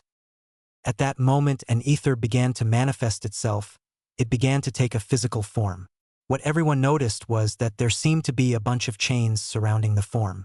After a few more seconds a physical form could clearly be distinguished. Standing there surrounded by chains was the current leader of one of the 7 fiend clans. He had disappeared 7 years ago when the Kitsune clan went to the Archfiend realm to set up an alliance. The alliance was a failure when the Kitsune clan was blamed for his disappearance. The 2 clans have been on rough grounds ever since. A female Kitsune elder wearing a floral kimono stood up. "Odaku, it was you who kidnapped the Archfiend of Pride?" Odaku snorted. "So what? I would suggest you shut your mouth, wench, before I decide to come up there and challenge you for your seat." This severely angered the council. Odaku has been growing more and more corrupt, and now he had crossed the line. Lady Kitsune stood up. "Odaku, you cost the Kitsune clan an alliance with the Fiend clans. Not only have you disgraced yourself in Kitsune law, but you also essentially betrayed us when you kidnapped the current leader of Pride." Odaku only sneered in her direction. "As if I care, I saw a chance for power and I took it. How do you think I turned into a Kyuubi when I was born a disgusting Hanyu?" Many of the Kitsune growled. Unlike a few clans, Kitsune did not shun relatives if they had human blood in their veins. Naruto became confused. "Hanyu? What the hell is this guy talking about? And what is this about the Fiend clan? I seriously would love to know what is going on around here, so I can finish this fight and take Kishi out to dinner." Kishi blushed at this comment but immediately hid it, knowing how much danger Naruto was in. Odaku turned his head towards the blonde. "I'll tell you what is going on here. Rinnegan Lord Kitsune was digging his claws into his palms. Calling someone Rinnegan was considered an insult amongst the clan. I was not born of kitsune blood, or at least not full kitsune blood. My mother was a very lustful kitsune, while my father was a very kind man. My mother fell for the man and immediately seduced him. A year into their relationship they married, and a month after she became pregnant with me. Odaku grew quiet at this point. On the day of my birth, a group of humans went on a fox hunt. My mother was pregnant and had gone into labor, and they intended to kill her. And me. But my father managed to drive them off. He came back to my mother, dying in her arms. The group found my mother, but was unable to kill her. She had gone into her fox form as soon as I had finally left her womb, and she immediately used kitsune bai to end their miserable lives. But she ended up setting the house on fire. She managed to bring my father's corpse and lay with it one last time while wrapping her tails around me for protection. By morning, I had been baptized in the blood and ashes of my own parents. Odaku sighed before continuing. I spent years wandering around, killing for food, stealing for wealth and warmth, until I grew strong enough to fight off lower demons, and began devouring them. By the time I had reached 100 years of age, I could take on even the strongest of lesser demons. I even fashioned a weapon from the spine of an ogre demon who thought I would taste good. Not more than 80 years ago, I saw the founding of your village, Konoha. I had seen many things happen in life, but the founding clans actually working together for a common goal. Now that was something I did not expect. After 20 years, I was approached with an offer by Madara Uchiha. Naruto's eyes widened in fury. He offered to rid me of my human blood by using a forbidden demonic jutsu created by an aged devil. I would become a full kitsune and gain all the powers that one at my age could receive. And all I had to do was fight for him 2 times. The first time I fought for him was when he battled Hashirama Senju, one whose clan was blessed by the forest branch of the kitsunes, and the second time was only 40 years ago, when he asked me to help him raise Whirlpool Country to the ground. Silence. Naruto looked at the kitsune, rage evident in his eyes. Here was one who was responsible for the total genocide of his clan. He looked down at the ground, clutching his sword tight enough to make the metal creak a bit. He had one thought going through his head. No, holding back. Naruto snapped his head up and showed his eyes in their second stage. With Kishi. Kishi was shocked. He unleashed all 4 of his dojutsu's second levels. He would only be able to have them active for a total of 5 minutes before he ran out of chakra. And he was likely to use the hijitsu of the dojutsu. Naruto, are you crazy? You use those for too long and you will burn up all of your chakra. Naruto. Naruto heard Kishi, but chose to ignore her. He was severely going to regret that later though. He was about to charge in to attack Odaku when he noticed something. The chains that held that weird demon thing were connected to Odaku, and the chains were feeding him the Archfiend's energy. Naruto smirked, figuring a way he can work that to his advantage. He decided it was high time for some good old-fashioned Kage Bunshin. Kage Bunshin no Jutsu. In front of Naruto were 50 clones that charged at Odaku from different sides. 5 jumped in the air and tried to grab Odaku by the hair. They were cut to pieces by Odaku's bone tails. Anther 10 threw shuriken to his back while 5 threw kunais with explosive tags at his front. Odaku raised his tails and knocked them back at the users. His left 30 clones to start engaging him hand-to-hand combat. The 30 clones ducked and weaved inside his guard, getting in a few hits. But Odaku just kept slicing the clones until only 5 remained. The 5 charged at his front. Odaku was about to slice the one to his left, but was stopped as the one to his right threw an explosive note. He blocked the note with his bone tail. He turned to destroy the clone to find it was gone. He looked around him before feeling something grabbing his legs. He looked down to see 2 hands grab his legs before he was stabbed into his back with a kunai. He slashed the clones and saw the last 3 heading towards him. He wrapped all 3 of his bone tails together and sent them right at the 3 clones. He smirked, thinking that they would all be destroyed, until he saw they were carrying something. It was a chain, and it was the chain that connected him and the Archfiend. He did not have time to stop the attack and ended up shattering the chain, freeing the Archfiend. The chains surrounding the Archfiend began to burn and wither before they shattered as the Archfiend spread its wings. Now that the chains were gone, you could actually distinguish it. Its skin was a sickly white, with red muscles showing all over his body in an organized pattern. Spikes were shooting out of his body as well. His wings were the same color and were large enough to allow him flight. The spikes around his neck formed in a way to resemble a collar, and his head resembled an old rounded crown, yet it was clearly a part of his body. The archfiend stood with an aura that screamed pride. He turned towards Odaku. Well, well, well, if it isn't the coward kitsune. Odaku was fuming, but immediately stopped when he felt immense pain. He looked to see that his changes were now reversing, and that his tails that were made from bone were rotting away, damaging his body. Odaku looked back to the blonde and said, "How did you know you needed my tails to cut through that chain?" Naruto looked sheepish at this. "Actually, I had you cut them because I didn't have anything sharp enough to cut it with." Everyone's sweat dropped at this and some were cracking up laughing. Odaku was slack-jawed. "You mean to tell me that you didn't even know that you needed to use one of my bone tails to cut the chain? And just because you did not have a sharp enough object you tricked me into destroying the chain without even having figured out that's what it would take to bracket?" Naruto nodded his head. "Pretty much, yeah." He smirked before frowning at the kitsune. "I will win this fight. For the family that you murdered. For the villain that you assisted. But most of all, for Kishi-chan." Naruto launched himself at the Kyuubi and slashed his sword across his chest. He had since deactivated his bloodlines and was now just using his special blade. Odaku slumped to the ground, clutching his still bleeding wound. He turned back to the blonde and roared, "I refuse to lose to some ningen." He smashed his hands into the dragon seal and released more Yuki than he could imagine. Odaku began screaming in pain as his body began to shift and warp into a fox-like form. He also grew to the height of a 5-story building. At the end of his transformation, standing there was Odaku in his full fox form. His eyes were blood red, his fur a sickening black color with blood stains everywhere. His claws were yellow and all that was left of his tails were 6 full ones, and 3 stumps. He raised his claw and smashed it into the ground in front of Naruto, sending him flying backwards. Naruto got back up and picked up his sword. "Man, how the hell am I going to fight a fox-formed Kyuubi? Kishi-chan told me that they are at their strongest in fox form." Naruto looked at his seal that now seemed to be glowing. "It's now or never." Naruto sliced his palm and applied blood to the seal. He ran through a set of hand seals and screamed, "Kuchios no jutsu."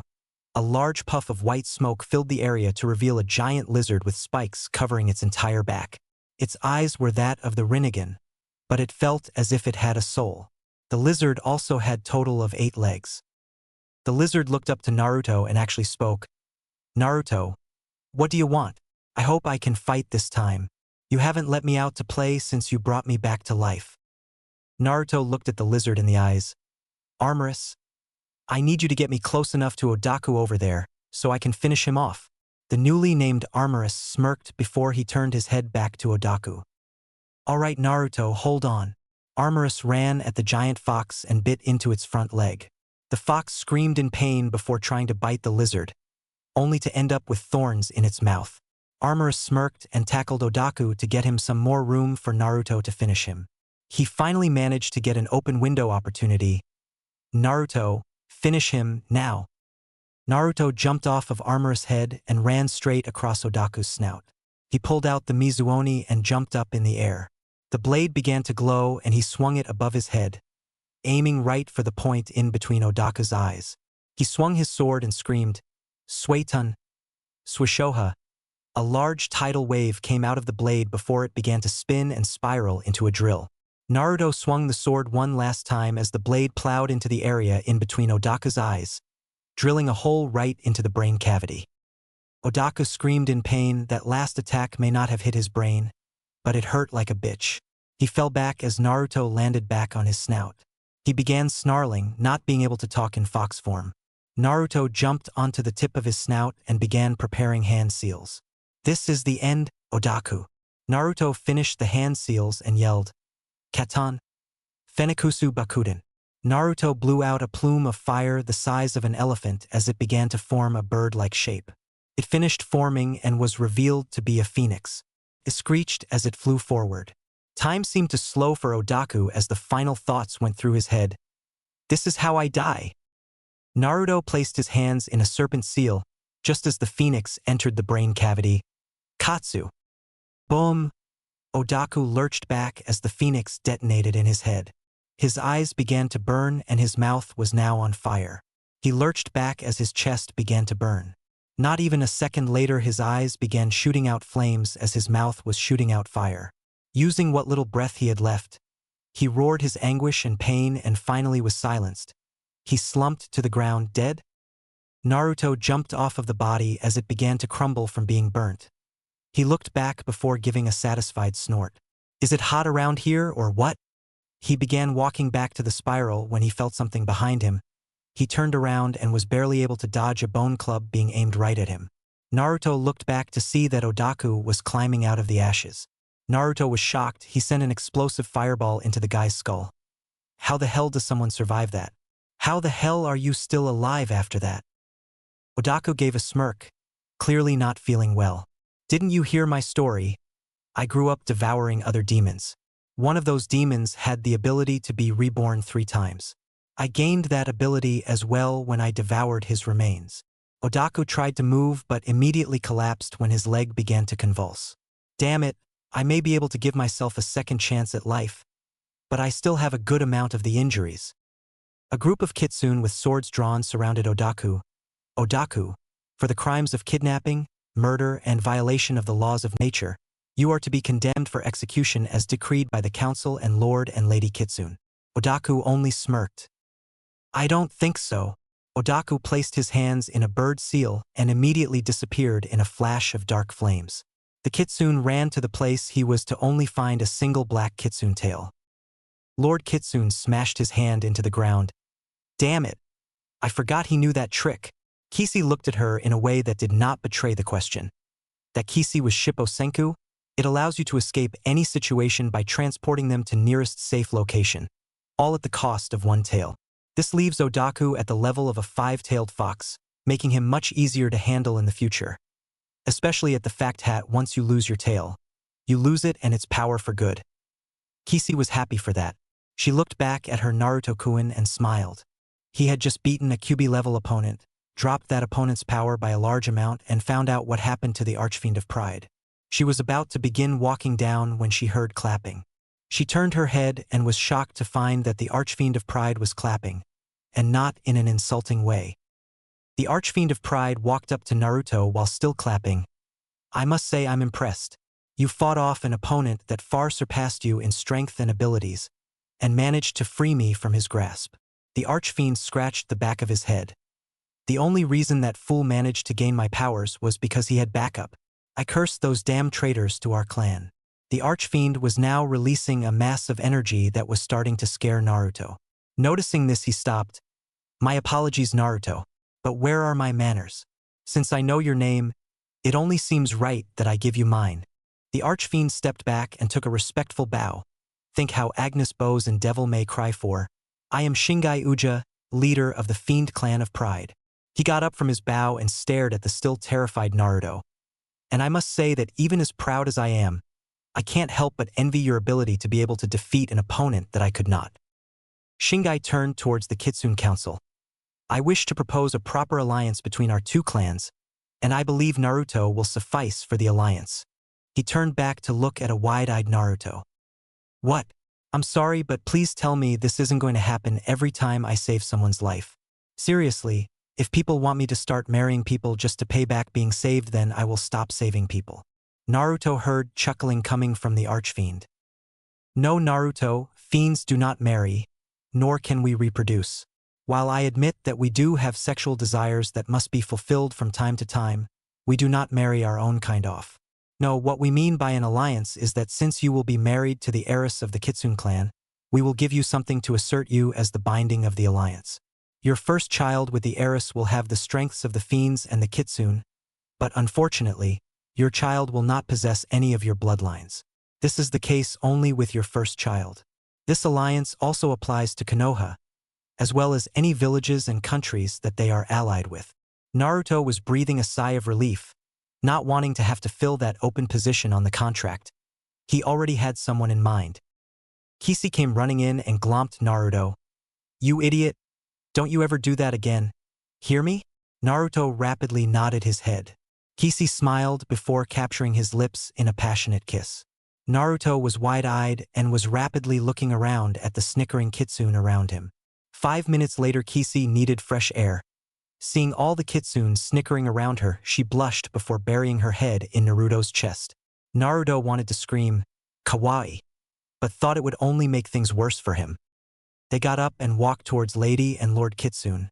"Well, it seems like I will soon be calling you son-in-law. I expect you both to be here a week from now to finalize the marriage through a special kitsune ceremony." Naruto nervously smiled, afraid of what would happen if he accidentally forgot. The two of them turned around and walked through the gate back to Konoha. With Odaku. Odaku was currently heading off to find some old friends. He definitely would need backup when he fought that blonde again. That Gaki managed to take him down when his strength was at Kyuubi level, now he was at Gobi level. This would make things harder. He finally found what he was looking for. A cave that was right under an old volcano. He walked down the tunnel and followed down a maze. Half an hour later, he got to the center of the volcano to find a circular platform surrounded by lava. The platform had a throne made up of rocks and lava stones. He jumped onto the platform as 3 more individuals came out from behind some pillars. He saw that it was the fiends who helped him defeat Shingai. "I see that you remain loyal to me, good." The fiends did not speak. All 3 of them had blank looks on their faces. All 3 were triplets and so did not look any different from each other. He walked up to his throne and sat down. "I suggest you 3 prepare more of that delightful serum. 3 mindless fiends won't be enough to take on the Kitsune and Fiend clans." The 3 fiends bowed before running off to do their work. Odaku just used his dark fire abilities to make a 3D replica of Naruto. Soon, he crushed the replica in his bare hands. Soon, Odaku smiled before he drifted off to sleep, waiting for his new army to be made. With Naruto and Kisi had just gotten back to Konoha. They were currently walking around with Kushina to try to find a good place to eat. Naruto had since put on the new outfit that he got made for him in Wave. He was wearing a black sleeveless shirt that covered his abdomen and left most of the shoulders showing. His pants were full length and were tucked into his shinobi sandals. He also had a blade hidden into the sandal to provide a surprise attack. He was also wearing a genjutsu on his face to hide his new eyes. They were currently walking around the mall district of Konoha when Kushina stopped them. "I'm going to go get some new clothes. I can't go walking around in the same clothes that I have been sleeping in for the past 12 years now, can I?" Kushina smiled, then dug into her purse. "How about you 2 go get some ice cream?" Kisi's lips went into a big smile, but Naruto remained neutral. Mom," Kushina turned her head towards him. "What's ice cream?" Kushina's eyes were wide as dinner plates. Kisi's jaw was practically touching the ground, and a cat nearby stopped chasing a rat. "You've never had ice cream?" Kushina was inwardly seething. His life was so bad that he never had ice cream before? "Well, no, at least I don't think so. Before I was able to get food from Ichiraku would usually dig through a garbage can and eat what was in there. I would occasionally sneak into farms and eat some raw eggs. But other than that, it was just dumpster diving for dinner." Kushina was noticeably tearing up and Kisi was right there with her. Naruto did not even have a second to predict his mother wrapping him up in a warm hug. "Oh, Naruto, I can't stand the idea that your life was so terrible." Kushina was crying in public, and people were looking their way. Naruto was blushing. "Mom, could you let go of me? You're embarrassing me." The last part was said with a quiet growl that only Kushina could hear. Kushina immediately looked up at Naruto wide-eyed. "What did you say?" "Mom, no, the other part. Could you let go of me? And oh, the other part. You're embarrassing me?" "Why? I'm embarrassing my son. I'm succeeding in being a mother." Kushina glomped Naruto between her breasts, causing Naruto to have difficulty breathing. After 5 minutes of Kushina practically strangling Naruto, Kushina decided to bring Naruto to an ice cream store. Naruto was walking a few feet behind them when he was pulled into an alley. He immediately took a defensive stance when he saw Kiba. "Naruto, you sly dog. I can't believe you got 2 such slamming redheads." Kiba pulled Naruto out of the alley and started ogling Kushina and Kisi. "Man, the small one's cute. But man, would I love to bend that tall one over a table and bang her until she screams. Kiba's fantasies were cut off when he felt an extreme killer intent coming at him. He turned around and saw Naruto with flames coming off of him. He saw the shimmer of a genjutsu being dispelled and saw his new Chigon. Naruto snapped his head up and yelled, "That's my mother, you asshole!" Naruto sliced his palm and rubbed the blood across a seal. There was a huge puff of smoke, revealing a club covered in spikes at over 20 feet long. Die! Naruto somehow managed to jump at Kiba, who was now running for his life, screaming like a little girl. Last time on Naruto of the 4 dojutsu. Naruto, you sly dog. I can't believe you got 2 such slamming redheads. Kiba pulled Naruto out of the alley and started ogling Kushina and Kisi. Man, the small one's cute. But man, would I love to bend that tall one over a table and bang her until she screams. Kiba's fantasies were cut off when he felt an extreme killer intent coming at him. He turned around and saw Naruto with flames coming off of him. He saw the shimmer of a genjutsu being dispelled and saw his new Chigon. Naruto snapped his head up and yelled, "That's my mother, you asshole!" Naruto sliced his palm and rubbed the blood across a seal. There was a huge puff of smoke, revealing a club covered in spikes at over 20 feet long. Die! Naruto somehow managed to jump at Kiba, who was now running for his life, screaming like a little girl. Back to present. Begin chapter now. Come back here, Kiba, and die! Naruto was swinging a flail, one that should be impossible to even move, much less use, trying to hit Kiba. Kiba was currently running through the streets of Konoha with an angry supercharged Naruto on his tail. Not good odds. He ran past the Hokage Tower and was currently trying to get home. He turned left and saw a shortcut. Oh, thank you, Lord. He ran to the shortcut, but was cut off by a giant club landing in front of the alley. He turned around to see Naruto carrying several cocktail bombs. Burn! Naruto threw the cocktail's bomb right where Kiba was standing. Kiba barely had enough time to move when the cocktail hit. It lit the ground right on fire. Not needing to think about his choice, he took off running in the opposite direction, with a pyromaniac Naruto on his tail. Bjorn! Naruto kept throwing cocktails like there was no tomorrow. Kiba was on the receiving end and had now lost most of his hair to stray flames. He kept running from the seemingly unlimited amount of cocktails. When will he run out of cocktails? At that moment, Naruto seemed to stop throwing cocktails. Oh, thank you, Lord. He kept running and was going past Ichiraka Ramen when he slipped and ended up plowing into a wall. He groaned and tried to get up. When he got up, he looked in the direction he came from, to see Naruto holding a fuel tank with a flame at the tip on the job-made flamethrower. Naruto smirked. B-U-R-R-R-R-R-R, and you bastard, B-U-R-R-R-R-R. The flame grew and ended up acting as a projectile weapon. Kiba practically shit himself while he ran away from the approaching flames, flames that most likely were seen from the Hokage Tower. Hokage Tower. The new council was currently reviewing the contract just recently made when Hayashi's eyes widened. Hayashi, what's wrong? Fugaku asked. His only answer was Hayashi pointing his finger out the window. Everyone looked as their jaws dropped to the ground. Running down a street of Konoha was probably the biggest flame they had ever seen. Sarutobi immediately checked his crystal ball and smirked. Looks like Kiba decided to be an open pervert, and Naruto didn't approve. Everyone's sweat dropped at this. Sume smirked before she left, heading off to the Inuzuka compound. Back with Kiba. Kiba had run into an alley and saw Naruto run past, still screaming about how he was going to burn him. Kiba sighed in relief and waited a few minutes. 5 minutes later, he walked out of the alley and looked around. Seeing that Naruto was not there, he released a sigh of relief. He did not know he was holding. Oh, thank you, Lord. Kiba turned around and ran right into Naruto.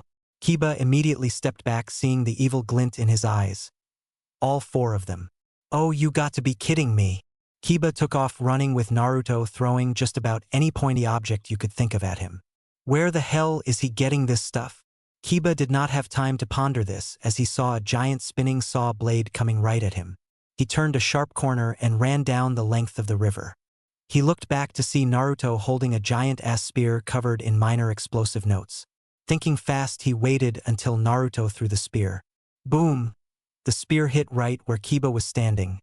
Luckily, he jumped into the river and began to swim downstream from there. Half an hour later, Kiba was walking up to the Inuzuka compound. He was soaked right to the bone and was breathing heavily. He grabbed the door of the compound gates and said, "Oh, thank you, Lord."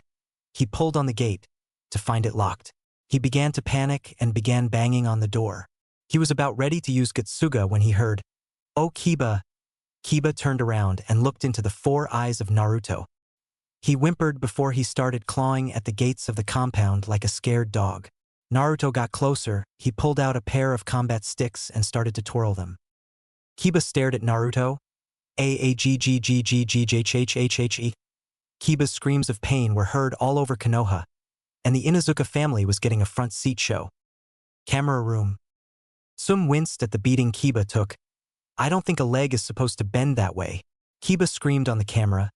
"Neither is it supposed to be able to do that, crack, or that. And it definitely isn't supposed to go that way." Sum was shocked that Naruto would go that far to injure somebody. She was about to go out there to stop it when Naruto spoke up. "Are you going to make sexual comments about women in public again?" Kiba shook his head no. "Are you going to make those comments about my mother?" Kiba rapidly shook his head no. Good. He walked up, leaving Kiba twisted like a French pretzel.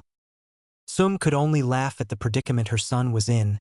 She then proceeded to call the medics. All the medics. With Kushina and Kisi. They had just gotten to the ice cream shop when they noticed that Naruto was not with them. Panicking, Kushina went around every store in town asking if they had seen a blonde-haired boy with whisker marks. Almost all the stores said that the demon brat should just roll over and die. Every one of them got many broken bones courtesy of Kushina. They were now walking past the Uchiha compound when they heard, "Dad, you are dead, daddy, dead." To Kushina's surprise, Fugaku came running out of the Uchiha clan compound with what appeared to be a diary.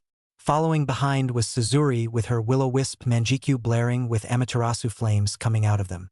Kushina turned to Kisi for an explanation. Kisi giggled before signaling Kushina to come closer. "I noticed that she had the original manjikyu sharingan. It was beginning to cause her to go blind. So all I did was overload her eyes with my yuki and purified it. It still has its limits." Thump, which Suzuri has now met. Kushina looked back to see Suzuri holding a diary with a well-drawn picture of Naruto. She grabbed the book and began flipping through the pages. "Kisi, you have got to read some of these poems. It seems that Suzuri has a very romantic side for my son." She showed Kisi the first entry. "O beautiful orbs, so deep and pure. O golden forest, so silky and fair. So lovely, yet so unclean. So noticeable, yet unseen. O man whose heart is so pure it trounces heaven. O Naruto, I love thee, and I wish thy love returned." Kisi read through a few more entries until she got to a very interesting one. "O Naruto, my love, your mask fools all but me. How I wish I could show you my heart, and let my love set you free. O Naruto, my darling, your kindness knows no end. For even if one is your foe, they quickly become your friend. O Naruto, my dear, how my heart longs only you. My eyes see what most cannot, and that my love for you is true. O Naruto, my hopeful husband, I long for your gentle touch. For seeing you in your greatest is simply not enough. O Naruto, my sunshine, I love you through and through. O Naruto, I wish you'd love me too." Kushina ran through the diary and found a beautiful drawing. It was an Uchiha-style wedding dress, but it was patterned with swirls and whirlpools. The hem of the dress was like any other kimono, but the Uchiha ravens seemed to fly in a beautiful pattern. The dress itself was a beautiful mixture of the usual black kimono of usual Uchiha weddings, and it also had a tone that was more energetic. It was possibly the most beautiful dress she had ever seen. She was about to flip through a few more pages when Hei saw Suzuri stir. They immediately closed the book. Luckily, Kushina has a photographic memory. Suzuri stood up and looked around. She saw Kushina and smiled. "Kushina-sama, how are you today?" Suzuri did not notice the smirks on their faces. "So Suzuri, I see you have a very romantic side to you," Kisi said while holding the diary in front of her. Suzuri immediately tried to grab for the diary but was immediately avoided while Kisi read a passage in Suzuri's diary. "His masculine beauty is without flaw. His heart is purer than the whitest of snow. Oh, how I wish for thee to allow me to taint thee with my love. Can my lust for you be considered a sin? Is it a sin to love one so pure? Is it a sin for me to love a man whose heart echoes with the voice of 1,001 angels? If so, how can I not sin myself, when my love for thee cannot be quelled? How can I possibly hope to gain your affections, my Naruto-kun? Suzuri was blushing so badly it made a tomato look pink. Only those in her family knew her infatuation with poetry, and only her father and mother knew how many poems she wrote of Naruto. She also had an eye for art, and would often paint pictures of herself and Naruto, often in sensual poses. Her mother thought her artwork far surpassed any she had ever seen before, and her father made jokes about how Naruto would love that side of her. Her older brother, who was currently in league with some organization, had thought her artwork would be loved by many. Sasuke even thought she was a great artist. He had grown cold after the Uchiha Purge. The Purge was essentially the destruction of most of the clan. Almost the entire clan was planning a coup d'etat, and the plans involved her love Naruto. Itachi had left the village to get the Leaf more powerful allies. The Uchiha clan had made up most of the police force. The Purge had severely crippled Konoha. Itachi had heard something about a rebel group in Amigakure, as well as some sort of organization with AS rank missing needs.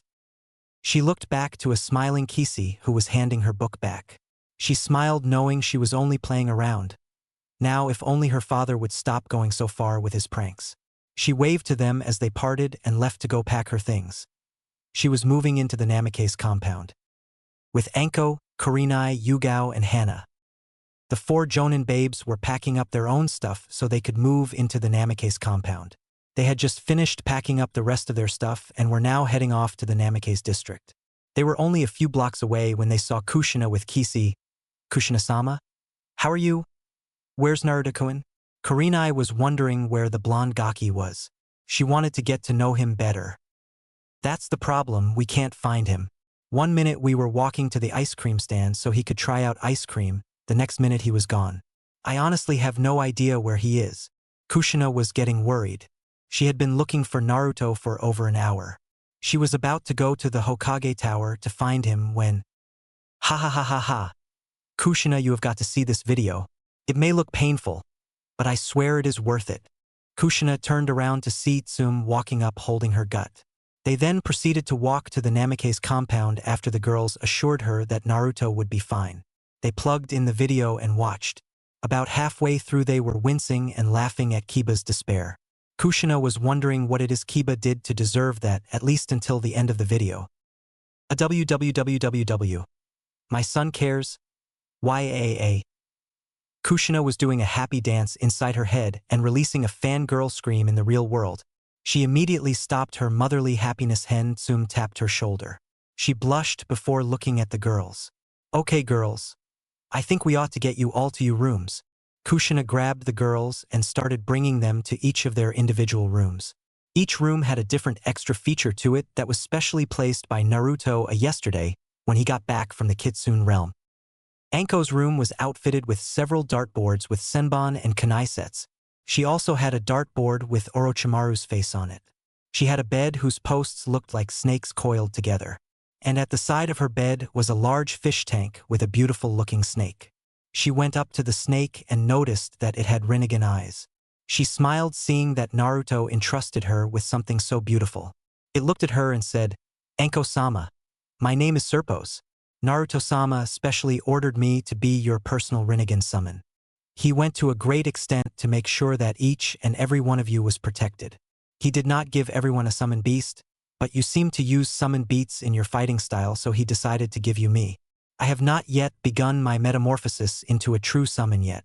For me to begin my metamorphosis, I must ask that you allow me to bite you. A seal will appear where I bit, and I will begin my transformation. Anko reluctantly allowed the serpent to bite her wrist and saw the seal appear. The snake then coated itself in a chakra cocoon. Anko got a closer look at the tank and saw there was an intricate seal pattern on it. She wondered what the seal pattern was and decided to ask Naruto-kun later. Hana's bedroom was given a few dog beds that allowed for her 3 Rinnegan some comfortable sleep. She noticed that the bedpost's feet were shaped like dog feet. She looked around the room and noticed there were some medical and veterinary tools lying about.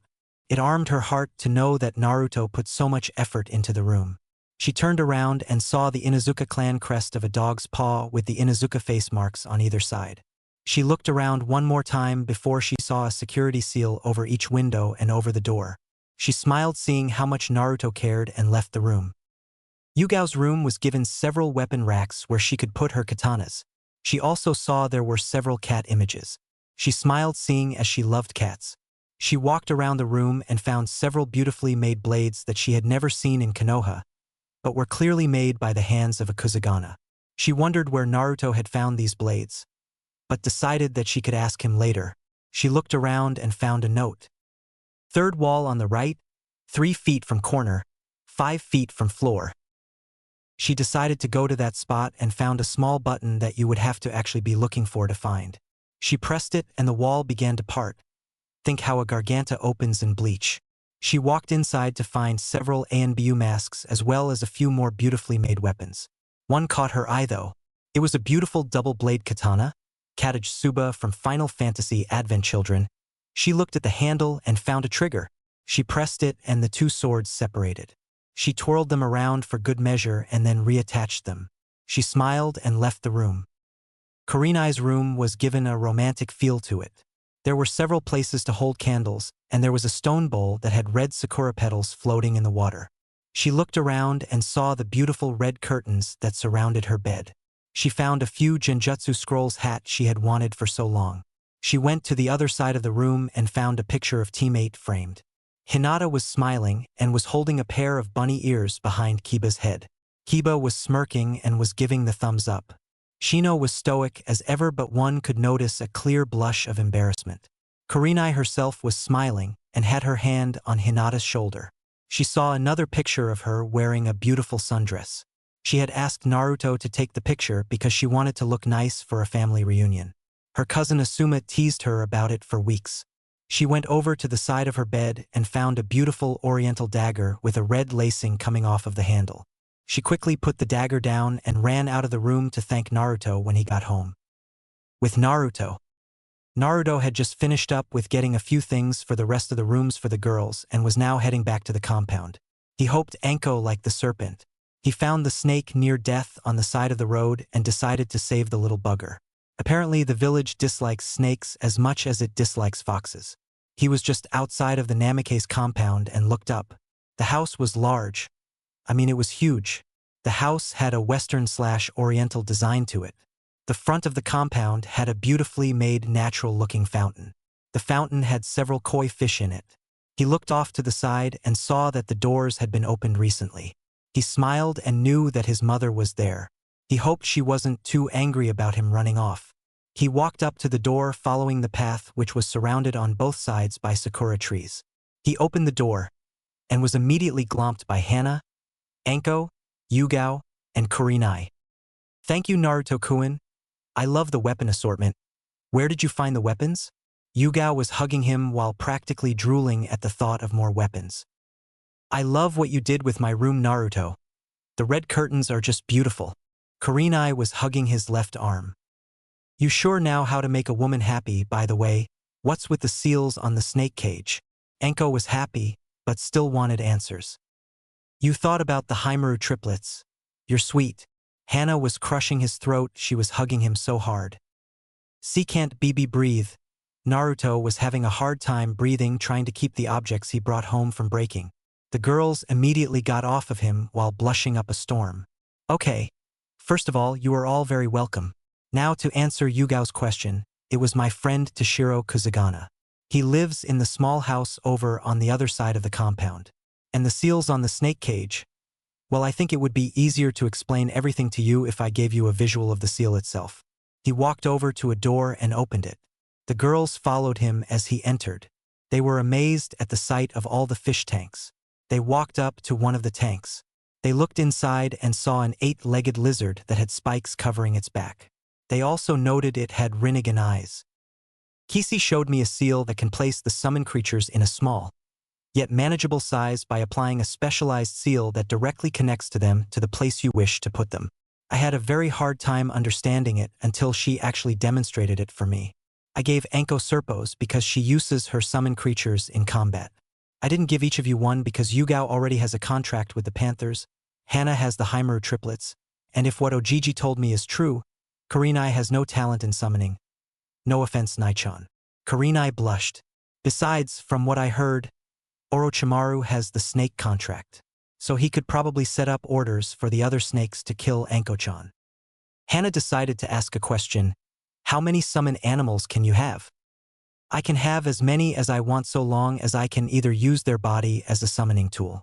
Now if you lovely ladies will excuse me, I have to go finish up the other rooms so that when the other girls arrive they can be comfortable.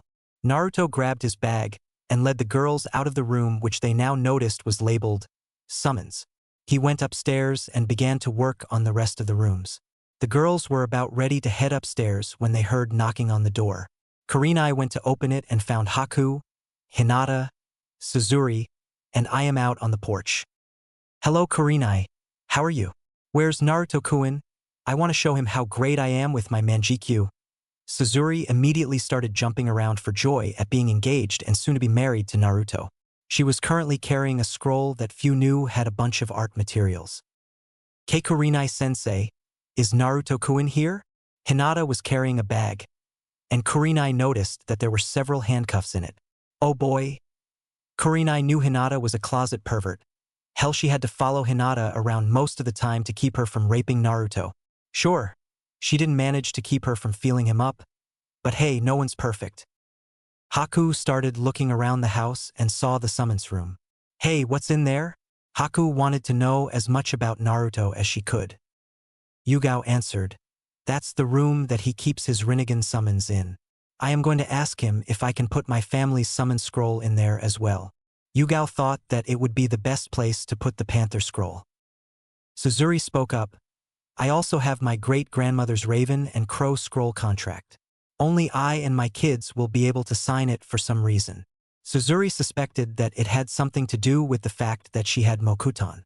Her great-grandmother probably did not want people besides her and Hashirama's true descendants using it. I am spoke up next. I doubt Naruto-kun would have a problem with that.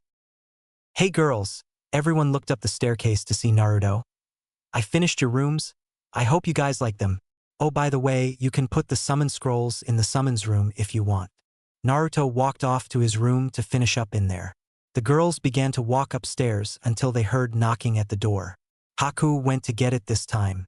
She opened the door to see her father holding a large scroll. Haku, I think it's time you got this. He handed her the scroll as her eyes widened. Tusan, but that's the scroll of Yumabozu. Only 2 of those exist. Why are you giving it to me? She had heard legends of the Yumabozu. It was practically an indestructible water beast that could only be destroyed by the greatest of fires. The Yumabozu could take the form of water, ice, or steam, even anything that was primarily water. I am giving you this scroll because it is your inheritance. I never signed the scroll. There is one more Yumabozu scroll out there. You should be able to find it if you summon the boss Yumabozu. Your mother and I have already decided that your younger sibling will be the clan heir. They will receive your mother's ice bear contract, so that way our clan is still with a form of summoning. But when you find the other scroll, could you please give it to us? Zabuza wanted to make sure that the Yumabozu contract stayed out of the hands of evil bastards who would use it to destroy. Of course, Tusan. And thank you. Haku hugged her father and then brought the scroll into the summons room before she ran upstairs to her room. Haku went into her room and was amazed. Her bed looked like it had wave markings running through it. The sheets looked to be made of fine silk. She looked to the other side of the room to see a fish tank. It had several types of fish that can only be found in Mist Country. Naruto went a long ways to get them. She also saw a lever on the wall. She decided to pull it. The lever dropped and she heard clanking coming from the ceiling. She looked up to see a bunch of dartboards on a constantly spinning rotator in the room. She smiled, seeing that she loved how good her aim was.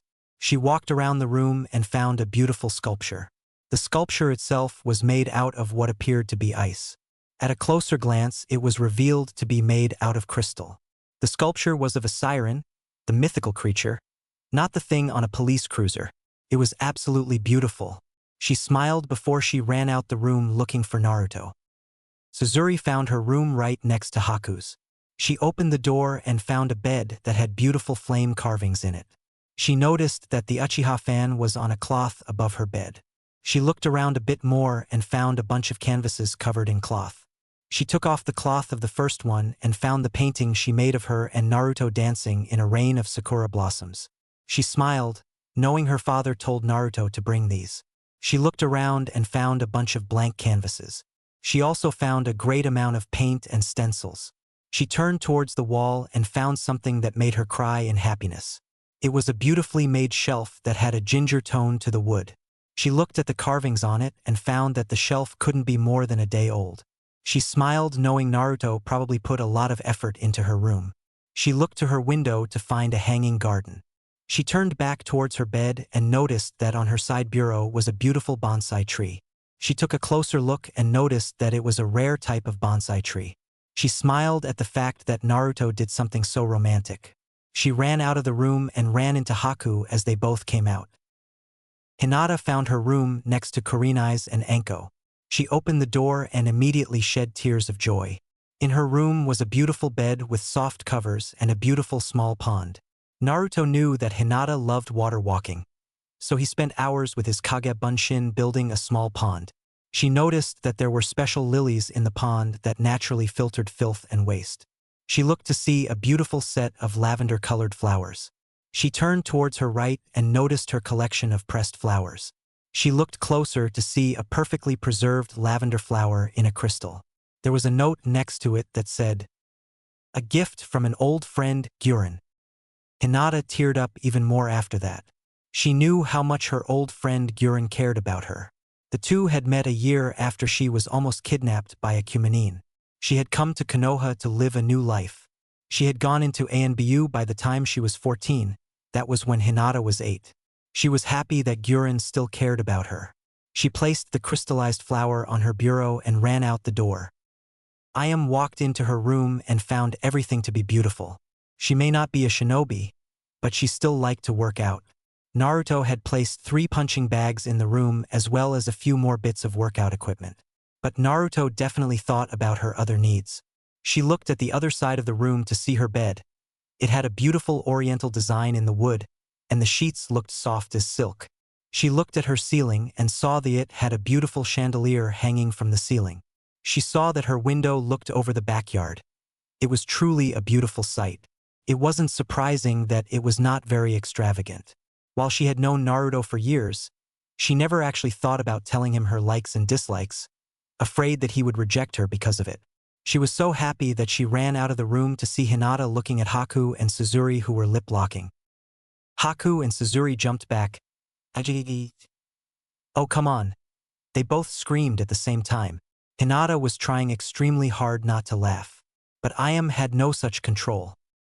"Ha ha ha ha ha ha. You girls should have seen your faces. Ha ha ha."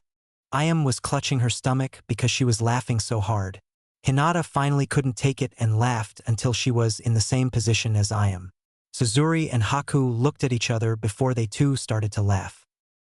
They finally stopped laughing when they heard, "Why, Naruto-kun, you were so sweet. I didn't expect for you to do so much for each of the girls' rooms.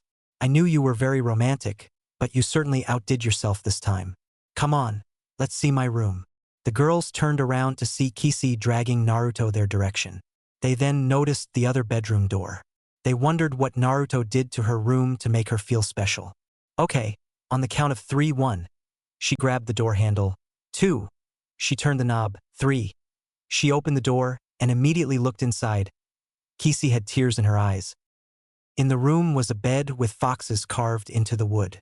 The sheets were also a beautiful crimson that matched her hair color. She turned to her left and found a beautiful sheet with foxes all over it. She saw a fox plushie on the side of her bed as well.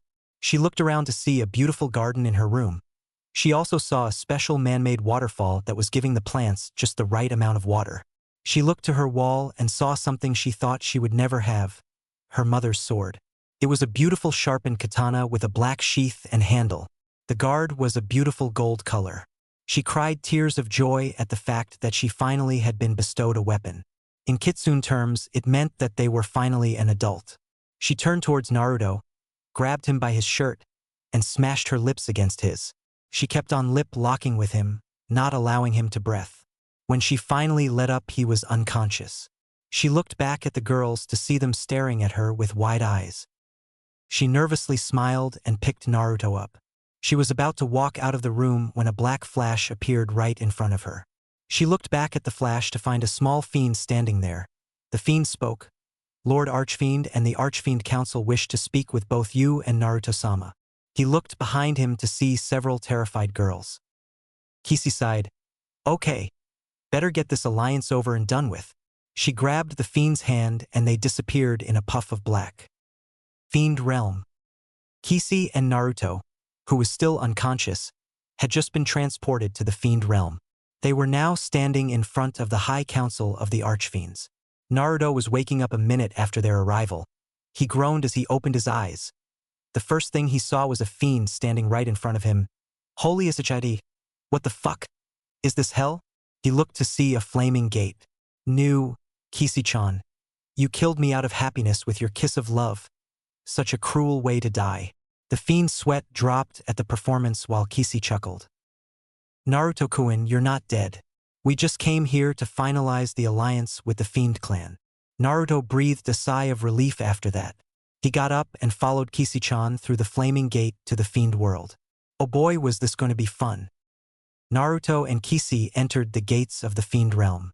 Naruto looked at the bone structure and immediately grew wary. He was not prepared to deal with whatever was in there. Kisi noticed his discomfort and grabbed his hand. Don't worry, Naruto-kun.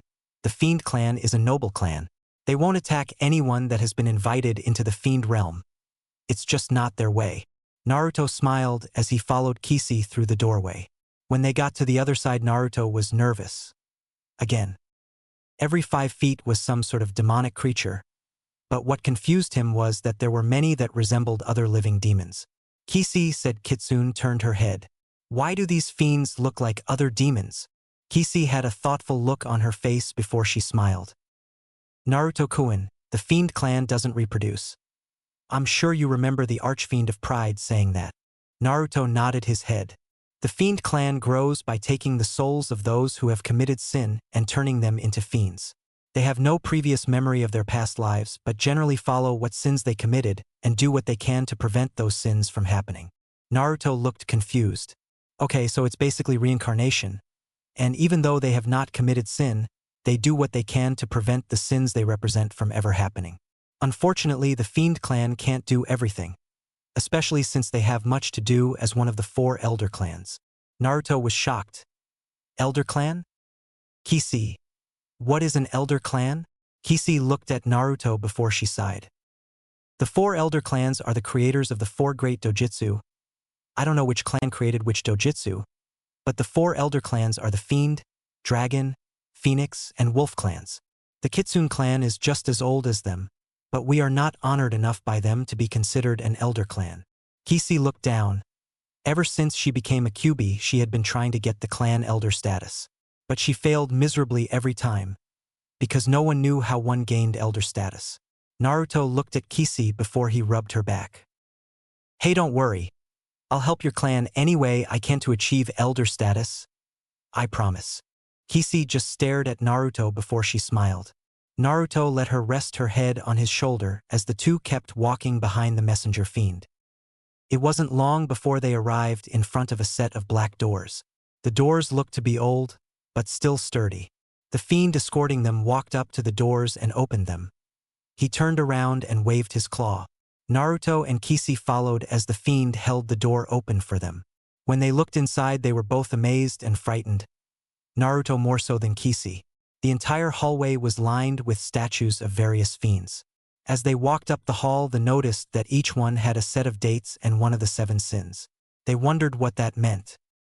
The hallway that they were walking down seemed to go on forever, but they were relieved when the hallway ended, revealing a door made out of bones. The fiend pushed open the door as the two followed. The sight they were greeted to was what looked like a council chamber. But there were only 7 seats. They looked above the seats to see a large balcony that led to a massive door. They looked to see that every council seat had a door behind it that had the kanji for each of the 7 sins on it. They looked again to see that the large door above the council chamber had the kanji for sin. As Naruto was about to keep looking, they felt the ground begin to tremble. Naruto quickly braced himself and applied chakra to his feet. Have got to thank Zabuza for this. Naruto looked around to see that the doors were opening. Naruto what 5 ched as some sort of fiend came out of each one. The fiend that came out of the door that had the kanji for lust was clearly a succubus. She had long red hair that reached below her shoulders. Her skin was a pale gray. She had 2 red wings coming out of her back as well as a set of horns. She wore a corset that came up just enough to hide her breasts and just low enough to hide her lower regions. The fiend that came out of the door that had the kanji for gluttony was grotesque. He was larger than any Akimichi ever could be and had 4 mouths on his stomach. He had a loincloth covering his lower regions to provide a shred of decency. He already knew the one to leave the door that had the kanji for pride on it. The one who left the door with the kanji for wrath on it was a bit larger than pride. He had a set of tattered wings coming out of his back and a series of glowing tribal tattoos. His horns curved upwards and to the back much like any typical demon. The one to leave the door with the kanji for sloth was grotesque in all its forms. The top of the mountain-sized creature was clearly female, but she had a set of gangly arms. The body below it, which was probably about 30 feet tall, looked like a grotesque amalgamation of various fiends. Naruto then noticed the set of tentacles that seemed to be grooming the main body, but they were clearly connected to some other thing. Not the white-skinned female that represented the fiend. The one to leave the door with the kanji for greed. It was impossible to tell what he looked like. He was covered from head to toe in jewels, jewelry, treasure. You name it. The only thing clearly distinct was the blood-red eye that was sticking out of the walking treasure chest. The one to leave the door with the kanji for envy. It was nothing more than a pale humanoid. Naruto wondered what envy was until envy began to shift into another form. Naruto guessed that it could turn into anything it envied. All 7 of the archfiends took their places around the council room. Pride then stood up. All rise in honor to Lord Archfiend. The council is now in session. All the archfiends stood up and looked at the massive door above them as they began to creak open. The doors were then slammed open as a massive claw came out of it. Naruto watched as 3 more claws came out and gripped the sides of the doorway.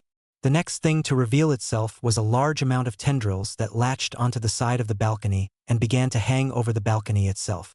Naruto watched as the fiend's head popped out of the doorway that was followed by its body.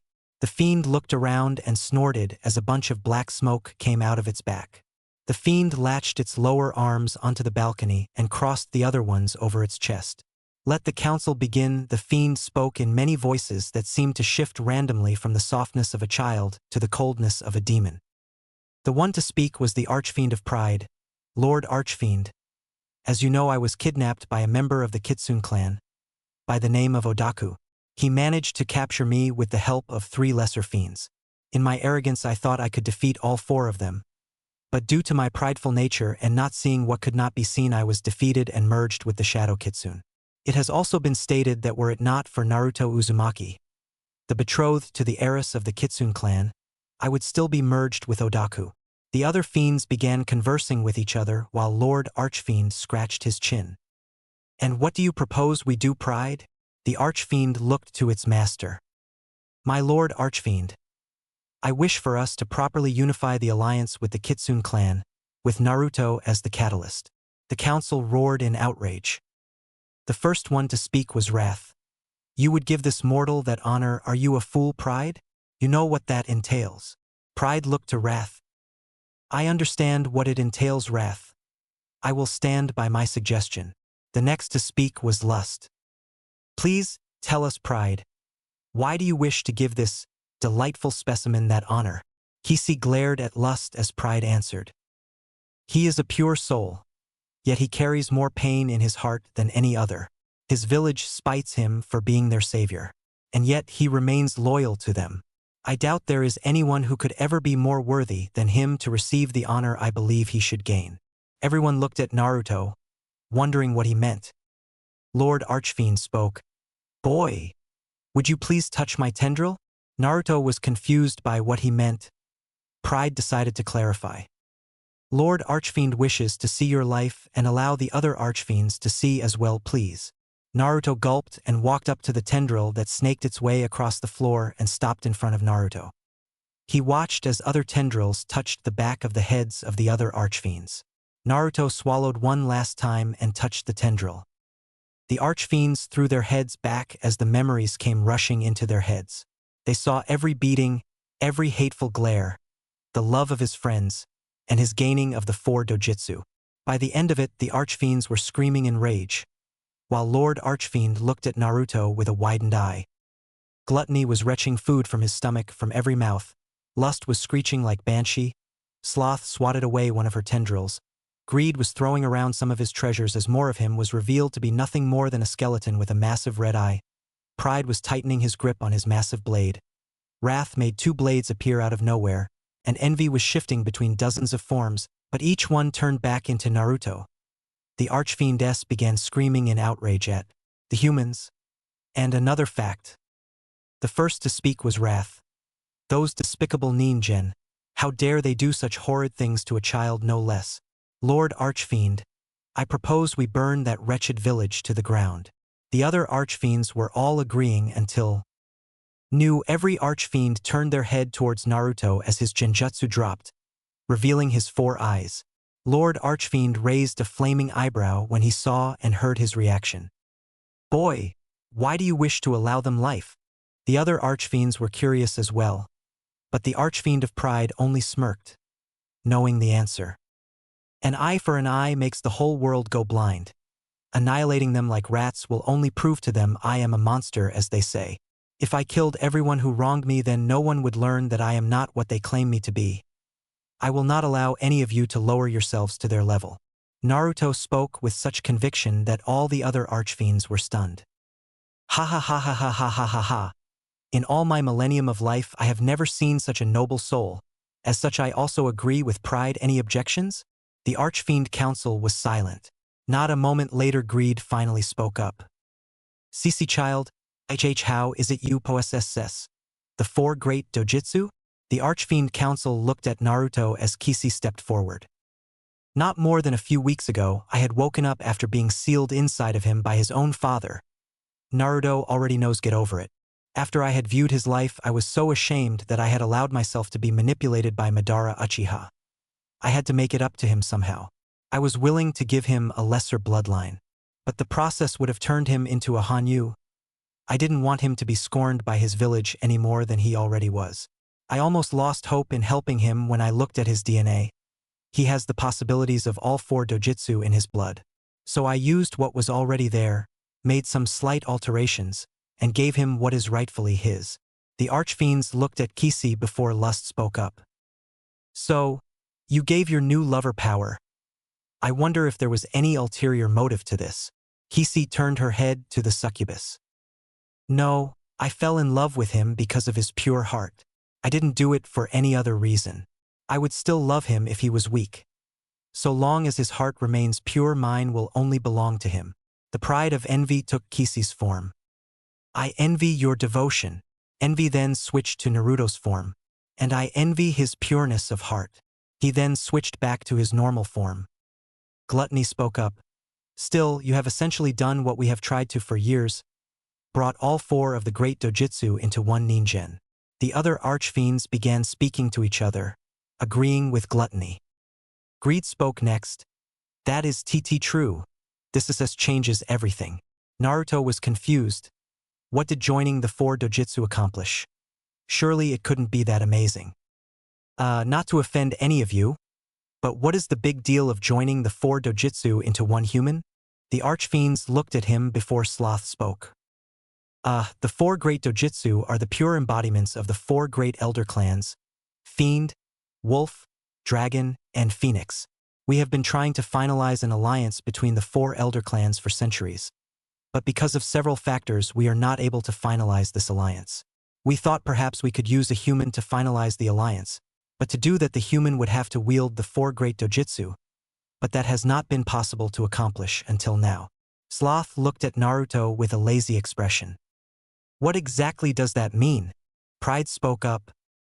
Due to your new status as the user of the 4 great dojutsu, we can properly finalize the alliance between our clans, and the Kitsune clan shall join us in this alliance. Kishi's eyes widened at this. You mean, the Kitsune clan can? Pride nodded his head. Why? She glomped Naruto and began spinning him around, squealing like a schoolgirl. She finally stopped and released Naruto, who had swirls in all 4 of his eyes. I see pretty colors, and dropped to the ground. Man, Kishi-chan, what is the big deal about this? Kishi pulled Naruto up. Naruto-kun, this means that the Kitsune clan will become an elder clan. Eh? She lip-locked Naruto, who went wide-eyed. After 2 minutes, she let go of him to give him some air. Lord Archfiend spoke up. When might I ask is the wedding? The other Archfiends looked to the couple. Kishi blushed before answering. In 5 days. The wedding is in 5 days. Lord Archfiend nodded his head. You may go now. Kishi did a short bow and grabbed Naruto, dragging him out of the council chamber. Pride looked to Lord Archfiend. How, my lord, shall we deal with Odaku? Lord Archfiend looked to Pride. I do not know, Pride. I honestly don't know. The Archfiends convened their meeting, not knowing the war that was soon to come. In Odogekure. So Orochimaru, will these 4 suffice? Orochimaru looked to the masked man. These will do nicely, Madara. Soon Konoha will burn. So tell me, Madara, do we have other allies in our attack? Madara chuckled and looked at Orochimaru with an amused eye. Our attack? No, Orochimaru, you will attack Konoha. I still have endeavors that must be dealt with before I will strike against Konoha again. Orochimaru sneered at Madara. This entire invasion was your plan. You want revenge against the Leaf Village, right? So why do you not help me attack the village? With our combined might we can crush Konoha like the vermin they are. Madara grabbed Orochimaru's collar and made him look into his eternal Manjikyu eye. Do not test my patience, Orochimaru. I gave you the strength to use 4 living Uchihas in the coming invasion. I gave you a list of villages that will want to attack Konoha. My generosity is far from limitless. Madara threw Orochimaru to the side. Besides, with only one eye, my strength to stand against the Leaf Village barely raises above your own. If there is someone in the Leaf Village with enough power, they could easily defeat me. Orochimaru snarled at the ancient Uchiha. Fine, I will attack the Leaf Village during the chunin exams. Luckily, there is a fine crop this year, so it shouldn't be incredibly difficult to find someone I can use my body switch technique on. Orochimaru got a sick smile on his face. Soon, I will ascend to the level of a god, and no one will stop me. Orochimaru watched as Madara passed by his 4 new soldiers, the leaders of the losing side of the Uchiha Purge, and with the power of Madara's eternal Manjikyu, they all had the Manjikyu Sharingan. 5 days later, Kishi and Naruto's wedding. Kishi was absolutely nervous. Today was the day she had been waiting for. The day she could finally marry. Man, was she nervous. Her mother noticed this and tried to calm her. Kishi, darling, relax. This is a special day. The day that you and Naruto will marry. You should be happy. I understand that you are nervous. Hell, I was pretty damn nervous when I married your father.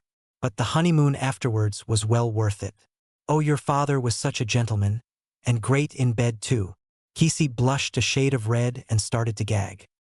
Mom, I don't want to hear about how you and Dad got it on. Kishi went back to making sure her dress was perfect, thinking that Naruto wasn't nervous at all. Oh, how wrong she was. With Naruto. Naruto was severely hyperventilating. He had been walking around the room where he was preparing to officially marry Kishi. He may not have truly known Kishi for that long, but he has grown to truly love the girl.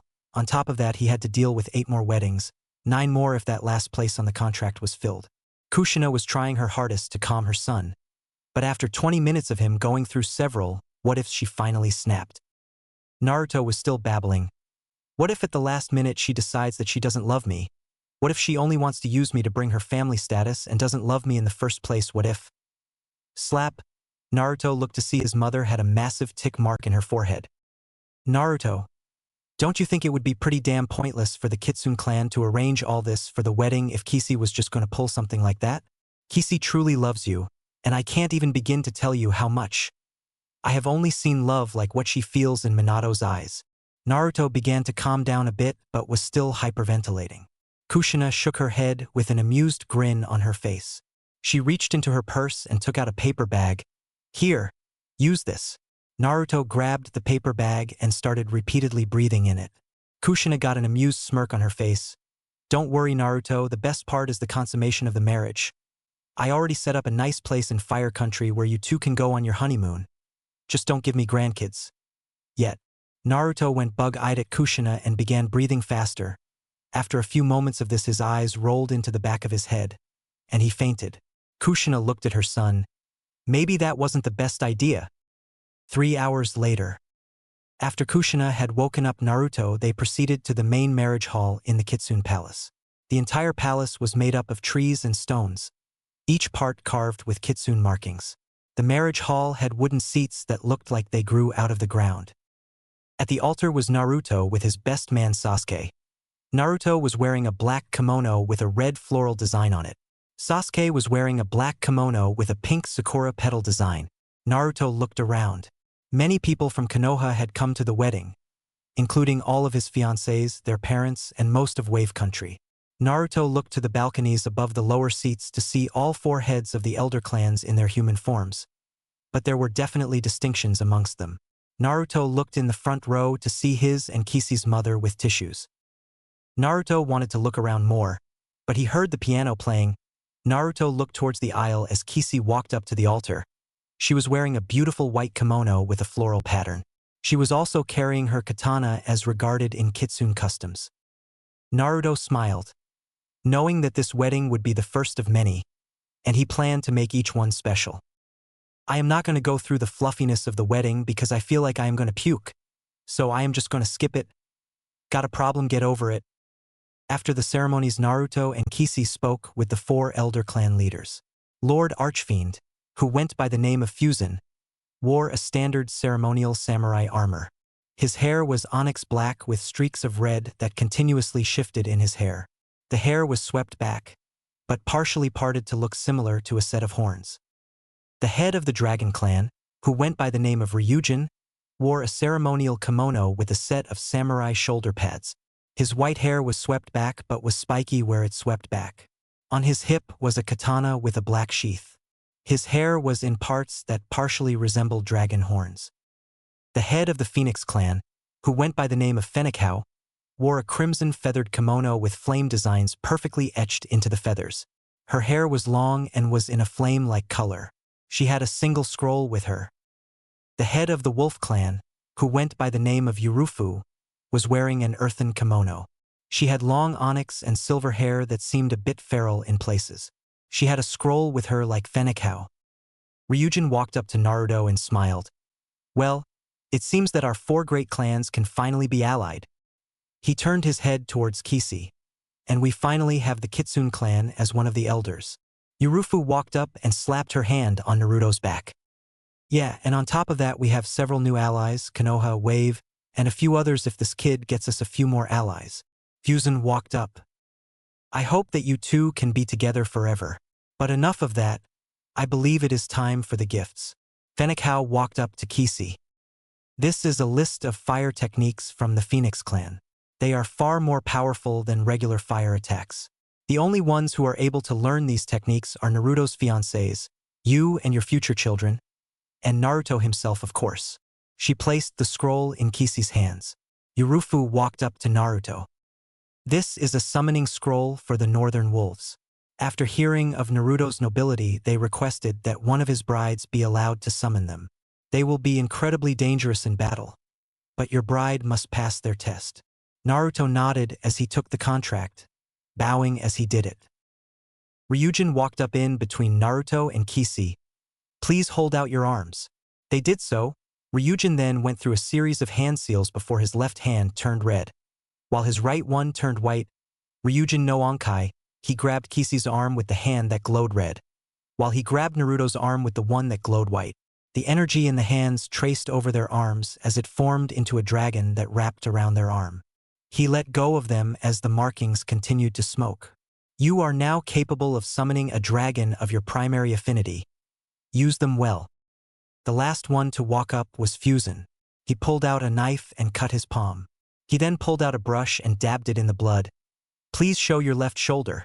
Naruto and Kisi pulled up their left shoulders as Fusen began writing a massive series of kanji. After a few minutes of him writing, their entire shoulder as covered in small kanji. He placed his hands into an ox seal. The marks began to burn into their skin. Both of them noticeably cringed as the markings began to smoke. By the end, the markings had seared into their flesh. Now, you will be able to call in pride for aid. Only pride. The two bowed to the four leaders and turned around to find Kakashi with a piece of paper. Naruto, not to drop this on you on the day of your first wedding, but this is the application for the chunin exams. If you wish to go, you need to fill out the sheet. Kakashi turned around and saw a female kitsune. He did an eye smile and walked over. Naruto turned around to give Kisi a kiss when he saw Kiba ogling his mother. He narrowed his eyes at Kiba. Kisi saw this and whispered in his ear, "Beat him up. Then we have to get ready for our honeymoon." Naruto blushed but walked over to Kiba, who was saying stuff about his mother. When he told him not to. "Man, I don't care what Naruto says, his mother is fine. Damn. I wonder how long she would last with my stamina." Kiba was drooling at the prospect when he felt a very similar killing intent coming from behind him. Oh, please God, no. He turned around to see Naruto with white flames coming off of him with a murderous look in all four of his eyes. "Kiba, I suggest you run now." Kiba ran as fast as he could out the window as Naruto followed him. Everyone was laughing at Kiba's misfortune. With Kiba was running through the entire kitsune realm, avoiding various kitsune in human, fox, and Hanyu forms, all while being chased by a vengeful blonde. "Come back here, you mutt. I'm gonna give you the Bob Barker treatment." Kiba ran even faster at that point, wanting to keep his genitals. Kiba turned a corner and saw a hiding spot. "Oh, thank you, Lord." Kiba dived into the hiding spot as Naruto ran past the alley. Kiba snickered. He then crawled out of the hiding spot and smirked.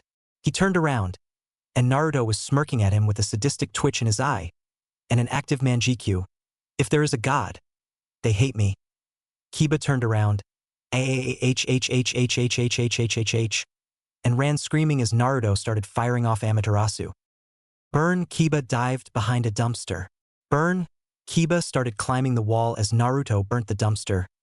"Burn! If it's a choice between regular and extra crispy, I want you extra crispy." Note that I do not own the above statement.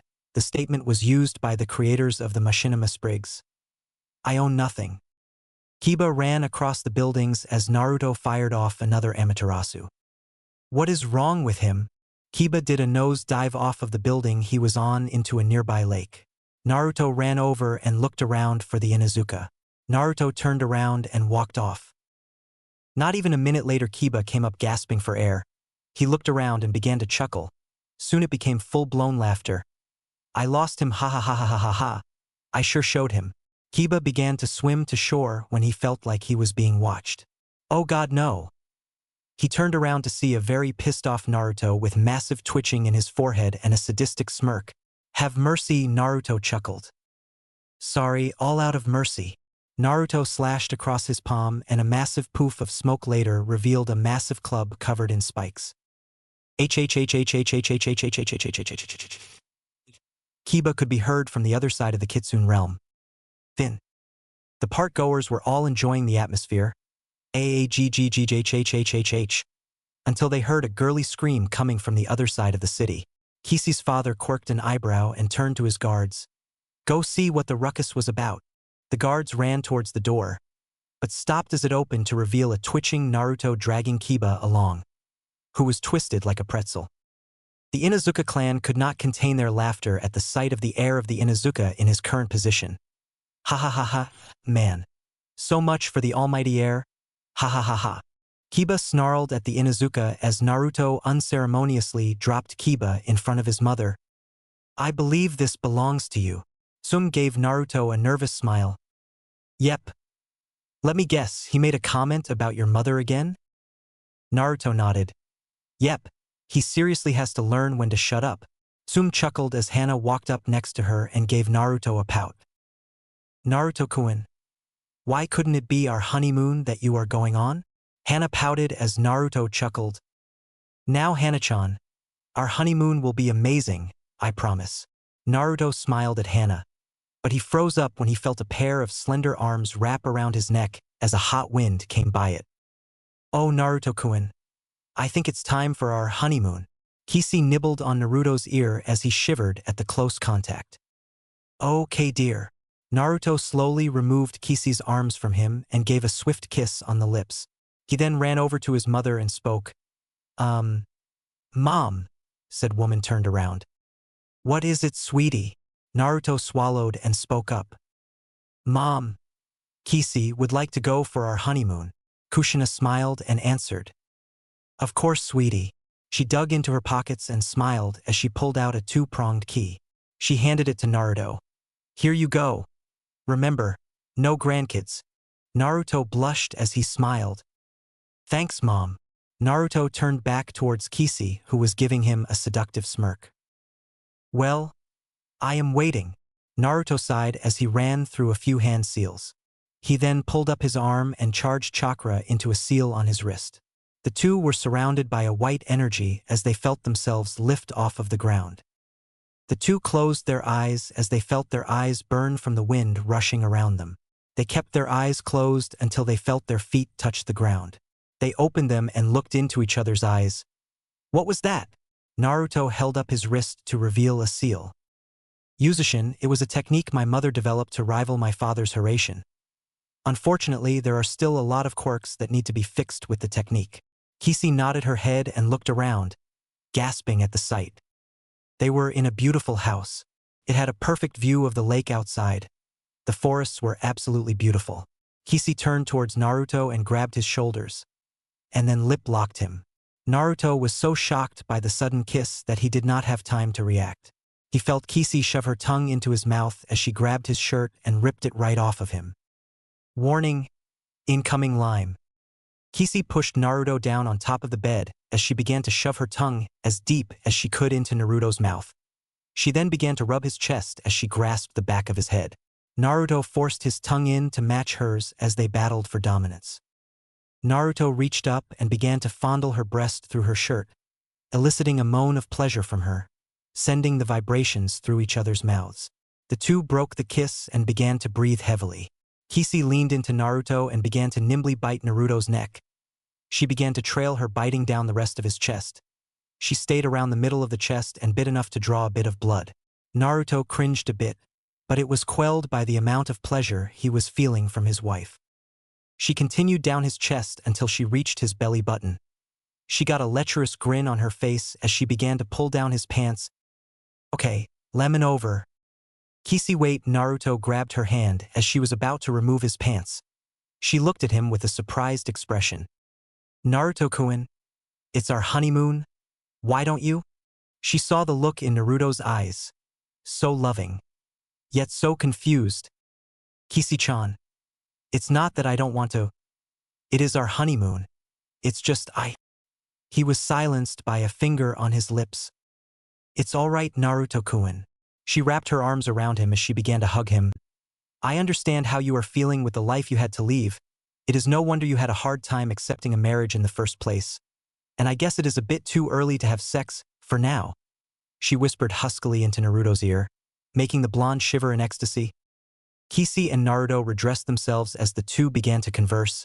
So Kishi, I was wondering, why was it so easy for me to defeat Odaku? Kishi looked up, not expecting that question. She sighed as she thought to herself. Well, you know that he was born a half-demon, and thus his demon blood was not as strong as it would have been in a pure blood. But since Madara used some sort of jutsu to make him a full-blooded demon, there was some drawbacks to it. He wasn't getting more demon blood. His own demon blood was just being spread out. And as the old saying goes, you can only stretch elastic so far before it breaks. And the fact that Madara shot him up to QB level only added to the strain on his already weakened body. While he was more powerful than the average kitsune, his actual power levels were about maybe 6 tails. He was also pretty arrogant. He actually thought he could take on my father of all kitsunes, the leader of the entire kitsune clan. If that isn't arrogant, I don't know what is.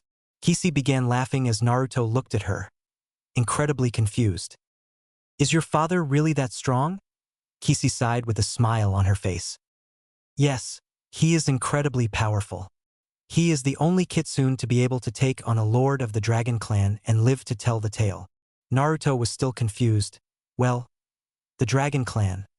The weakest of their lords would be as strong as I am. Naruto's eyes widened as he asked. And how strong was the dragon your father fought? Kisi began to ponder this. He was about twice as strong as I am. Does that sum it up? Naruto dumbly nodded his head. The rest of the day was spent talking to each other. They continued like that until the two got tired. They both crawled into bed and embraced each other. Good night. Naruto-kun. Naruto snuggled closer to his wife. Good night, Kisi-chan. The two fell asleep as the night sky lit up with stars. Konoha, 3 days later. Naruto and Kisi had returned to Konoha after their honeymoon. Naruto had filled out his chunin exam paper and given it to Kakashi. He had spent the rest of the week training and hanging out with his fiancées. He had not had time to go on actual dates with them. Especially with the chunin exams coming up, he did however have time to get dates set up for after the chunin exams. Naruto was currently walking through town, trying to make sure he had the date schedules jotted down. Okay. So I am taking Kurinai to the Red Moon Diner on Thursday night. Let's see. I need to get a formal kimono, a haircut, and I need to get a nice set of body soaps. Anko is on Saturday. Oh my, Naruto looked at what Anko was planning and sighed.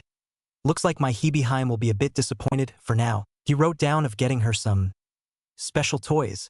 He shivered knowing he was going to have to go into that shop. He looked at the list again. Okay. Suzuri wants a romantic picnic on Friday. She will be wearing semi-formal wear, and she would like a massage. Naruto looked at the books he was carrying. He had gotten 2 massage books, 3 chakra control scroll, and 5 elemental affinity training scrolls. He was going to need to use a lot of Kagebunshin. Naruto was about to look at the list again, when suddenly it was snatched out of his hand by Konohamaru. Come on, boss. Can't catch me. Naruto ran after him screaming. Hey, Konohamaru. Get your ass back here and give me back my list. Konohamaru ran down a road where his 2 friends were waiting for him. Naruto continued running after the group. The 2 young academy students suddenly stopped while Konohamaru kept running into an older male. The male was wearing a black cat jumpsuit and had a large bandaged object on his back. He was also wearing tribal makeup that originated in older users in the no Sabaku family of Sunagakure. A girl about the same age as him was standing to his right. He had traditional Sunakunoichi attire with slight modifications. She had what appeared to be a large metal object on her back. The male looked down at Konohamaru and snarled, Hey brat! That hurt. He grabbed Konohamaru's collar and brought him to eye level. You are gonna pay for that, runt. He reared his fist back and was about to slam his fist into Konohamaru's face. Put him down, makeup boy.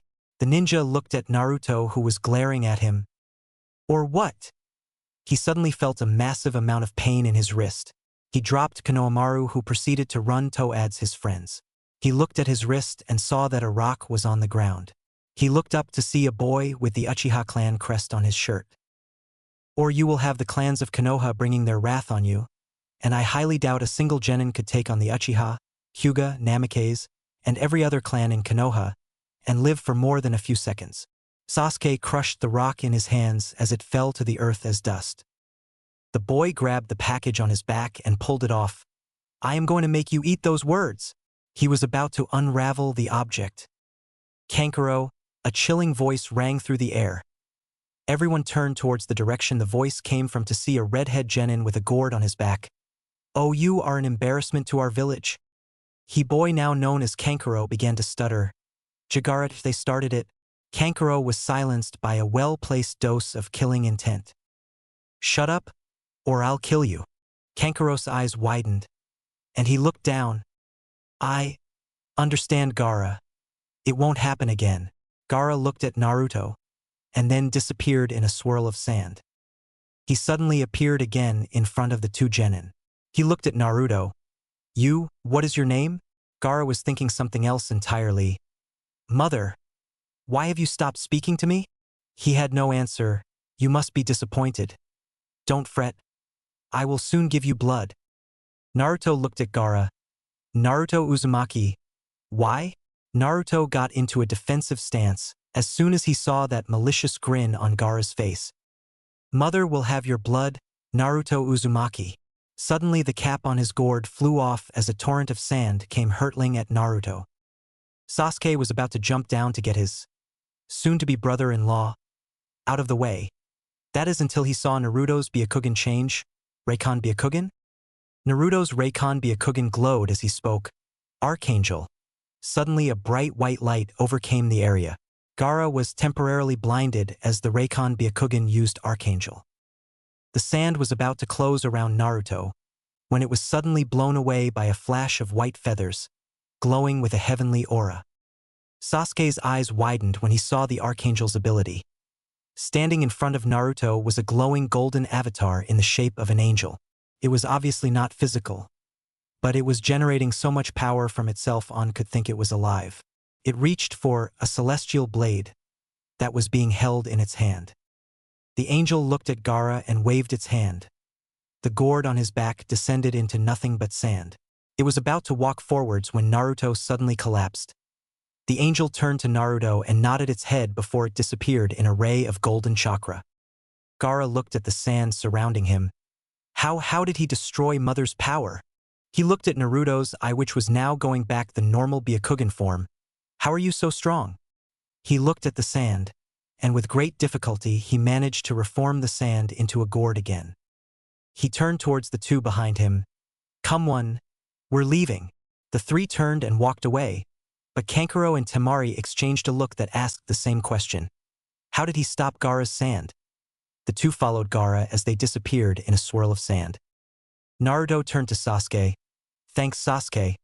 I don't know what I would do without you. By the way, what are you doing here? Sasuke sighed as he pulled out a scroll. This is a message from my sister. She was adamant about you getting it. Naruto opened the scroll and read its contents. Dear Naruto-kun, I was so happy to find out we are engaged that I could not contain myself and began saying it around my teammates. They immediately began to berate you, and I kind of lost my temper on them. They are now in the hospital and their shinobi careers are finished. Sandame-sama saw this as an opportunity and stuck me, Haku-chan and Kisi-chan on the same team under our sensei Zabuza Momochi. Love always, Suzuri Uchiha. Naruto looked at the message and grinned. Hey Sasuke. Looks like your sister, Kisi-chan, and Haku-chan are now a team, and Zabuza is their sensei. He looked to find Sasuke was wide-eyed. Hey, you alright? He poked Sasuke in the forehead and saw him faint. Well, that could have gone better. Day of the exams. Naruto, Sasuke, and Sakura were walking up to the academy where they would be taking the chunin exams. The group had been training for this for the last week. Naruto had changed his attire. It was now an armored muscle shirt, combat pants, and armored sandals. He was also wearing a mask with 4 eye holes in it. He had designed it to open depending on which dojutsu he powered up. Sakura was wearing black shorts, a slimmed-down version of her old dress, and she was wearing black gloves, think her Shippuden outfit. Sasuke was wearing black hakama pants, a white hakama shirt with the Uchiha crest on it, and had a white katana at his side, his Shippuden outfit. The three walked up to the gates of the academy ready for anything that came their way, or so they think. When they went up 2 flights of stairs, they all noticed that all of the students were congregating in front of a door that said 302. But it clearly was the 2nd floor. Naruto looked to see 2 genin blocking the door, but thanks to his new dojutsu he could clearly see they were chunin under a henge. He smirked as he turned to his teammates. How about we have some fun with this? His teammates smiled as he began to talk about the plan. The 2 genin were berating the genin group. You all should just quit.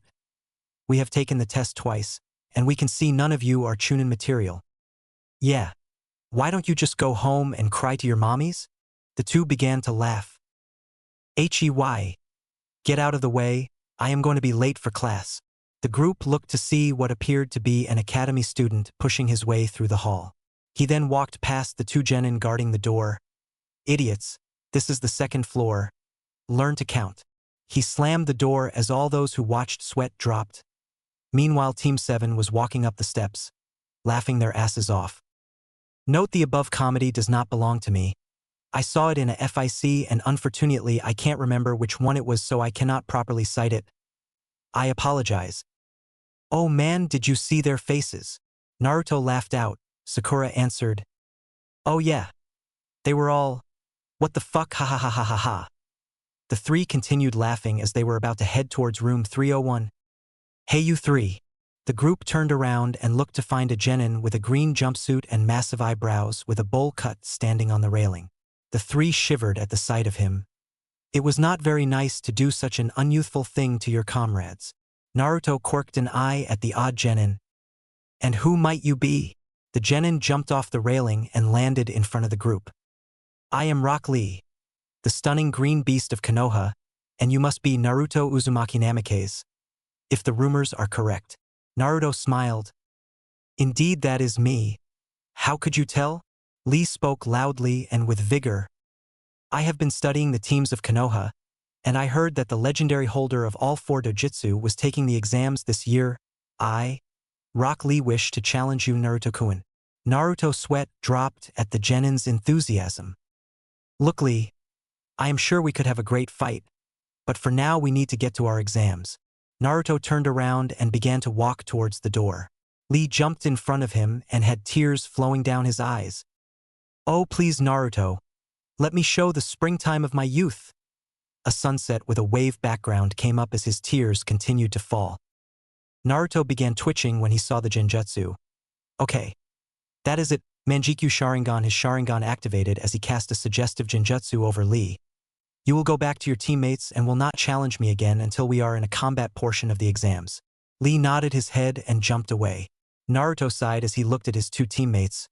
Well, he won't be bothering us for a while. I hope. The 3 walked up to the door and opened it. Once they entered they saw over 100 genin. They saw their fellow graduates and walked over to them. Hey guys, how is it going? Once they all saw him they ran over. Except for Kiba, who was nervously trembling while keeping his distance.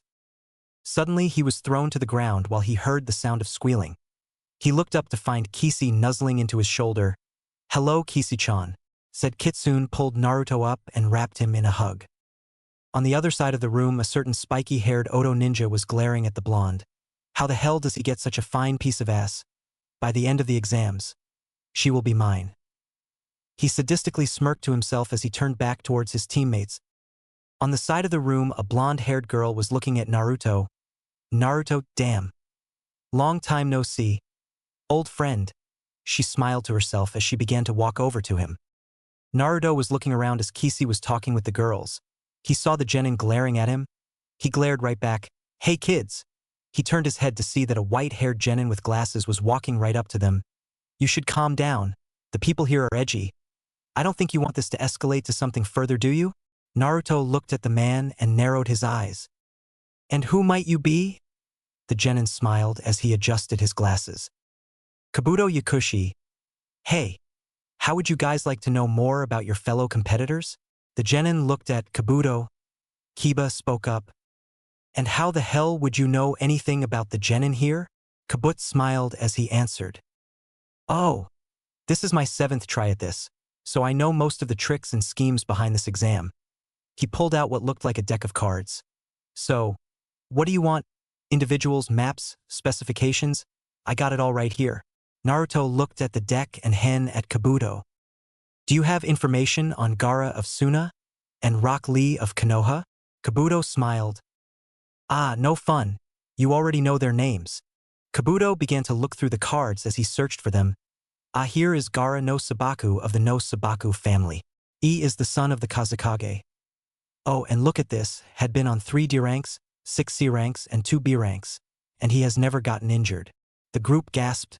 For someone to go in a B rank, let alone 2 and not be injured was a feat for the record books. Next, we have Rock Lee. Oh my, it seems he was born with a disease that stunts the tenketsu. He has no skill in ninjutsu or jinjutsu, but is highly skilled in taijutsu. Has completed 17 D ranks and 4 C ranks. Not bad. Kabuto looked up at the group. So anything else? Sakura spoke up this time. Do you have data on the various villages? Kabuto smiled as he pulled out another card. He charged chakra into it as it showed a map of the various shinobi nations. Apparently there are a few new villages this year, and there is quite a crop of strong individuals. But I wouldn't worry about the Sound Village. They are probably just some upstart charade. Is that so? The genin looked to see the sound team heading towards them at a steady pace. I guess that means we can't handle ourselves during this exam, right? Naruto and the group got into a fighting stance. Zaku looked at Kisi and sauntered over with a lecherous grin on his face. Hey sweet thing. Why don't you come with me, and we can have some real fun? Kisi snorted in disgust. Zaku reached for her ass. Oh, don't worry. I will make you feel really. Zaku was silenced when his throat was grabbed and he was slammed into the floor. He looked up to see an extremely pissed off Naruto with the first stages of his dojutsu active. Back away from my wife. Everyone that did not know Naruto was married were shocked by this. They immediately began talking about it. Dosu saw this as an opportunity and was about to strike Naruto when he felt a pressure on his arm. He turned around to see a blonde-haired woman with cat-like eyes. Hey bozo, back off of Naruto. She tightened the grip on his arm, causing a few cracks to be heard. She then threw Dosu to the ground. She then looked at Naruto, whose eyes widened when he saw her. Oh, why Naruto? How is my favorite idiot? Naruto looked her over. The same blonde hair. Those cat-like eyes. It could be no other than Yujito? Yujito grinned widely as she looked at Naruto. Hey Naruto. It's been what? 10 years since I last saw you? Naruto looked at Yujito. Yep. Damn near close to that. How have you been? Yujito chuckled as she grinned a very cat-like grin. I have been doing great. I haven't seen you or Chio in years. How has she been? Yujito looked at Naruto and was confused when Naruto looked down. Naruto? What's wrong? Naruto looked at Yujito and said, Chio is dead. Yujito gasped as she understood why Naruto was upset. Naruto waved her off. Don't worry. It's been a year, I got over it.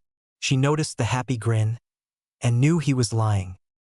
Naruto, she sighed to herself. Hey Yujito. Yujito turned around to see her teammates Karui and Samui coming towards her. What cha doing over here? We have to get ready for the exams. Everyone looked to see the two coming towards them. One was a pale-skinned woman with bright blonde hair. She must have been at least 13, and she had quite an impressive bust. The other one had dark skin and had black hair. Her bust was not as impressive, but both of them looked spectacular. Yujito sighed at her teammates/adopted sisters. I know. I am just checking up on an old friend of mine. She indicated to Naruto. Samui and Karui got mischievous grins on their faces. Oh, so this is the Naruto-kun you have been telling us about for the last, I don't know, 10 years? Yujito began to blush as Samui started to act out some of Yujito's descriptions. Oh, he is so adorable, and those whisker marks. I could just cuddle him in my bed and call him my teddy bear. Ha ha ha ha ha ha. The two girls cracked up laughing, and the Konoha genin were having a hard time holding in their laughter. Naruto was blushing under his mask as the descriptions got a bit more lecherous. Oh, I wonder how big he is. I am a cat and I need my mpmh. Karui was silenced by Yujito tackling her to the floor and covering her mouth with her hands. I thought I told you never to speak of that again. Everyone in the room saw the outburst and watched as Yujito continued to strangle Karui. Poof, everyone turned their heads as a large cloud appeared in the room. Once it dissipated, it revealed a large bear of a man with 24 chunin behind him wearing proctor uniforms. All right, everyone. I want all of you in the testing room in the next minute or all of you fail. Everyone ran for the testing room, nobody wanting to fail. Naruto sat in his seat, Hinata sat to his right, and Yujito sat to his left. The large man stood in front of them and spoke. All right, everybody. I am your proctor, Ibiki Marino. I will now discuss the rules for all of you. This test is composed of 10 questions, but you are only going to be given 9. You will spend the next 45 minutes answering those 9 questions, and once the time limit is up, you will be given your 10th question. If you are caught cheating, you will be docked down 2 points. If you are caught 5 times, you will be disqualified from taking the chunin. Exams until next time now begin. The test takers immediately went about answering the questions. Naruto looked around and felt chakra being used. He thought to himself, so they don't want us to get caught cheating. But then again, who says that they can catch us? Naruto smirked as he shot chakra through his mask and opened the eye hole for his Byakugan. Byakugan, he immediately saw the chakra network of everyone. But he did not yet have enough control to tune that out and only see through objects. Okay. Looks like Sharingan is my best bet. Naruto closed his Byakugan eye hole and opened the one for the Sharingan. Much better. He quickly began to write down the answers as he copied the movements of one of the obvious implants for the exam. Meanwhile, a grass kunoichi was looking between Naruto and Sasuke, with a murderous grin on her face. Which one would make a better body? The kunoichi grinned as she copied down the answers from the genin next to her, who happened to be bleeding from his ears. Ibiki stood up as soon as the clock hit the 45-minute mark. All right.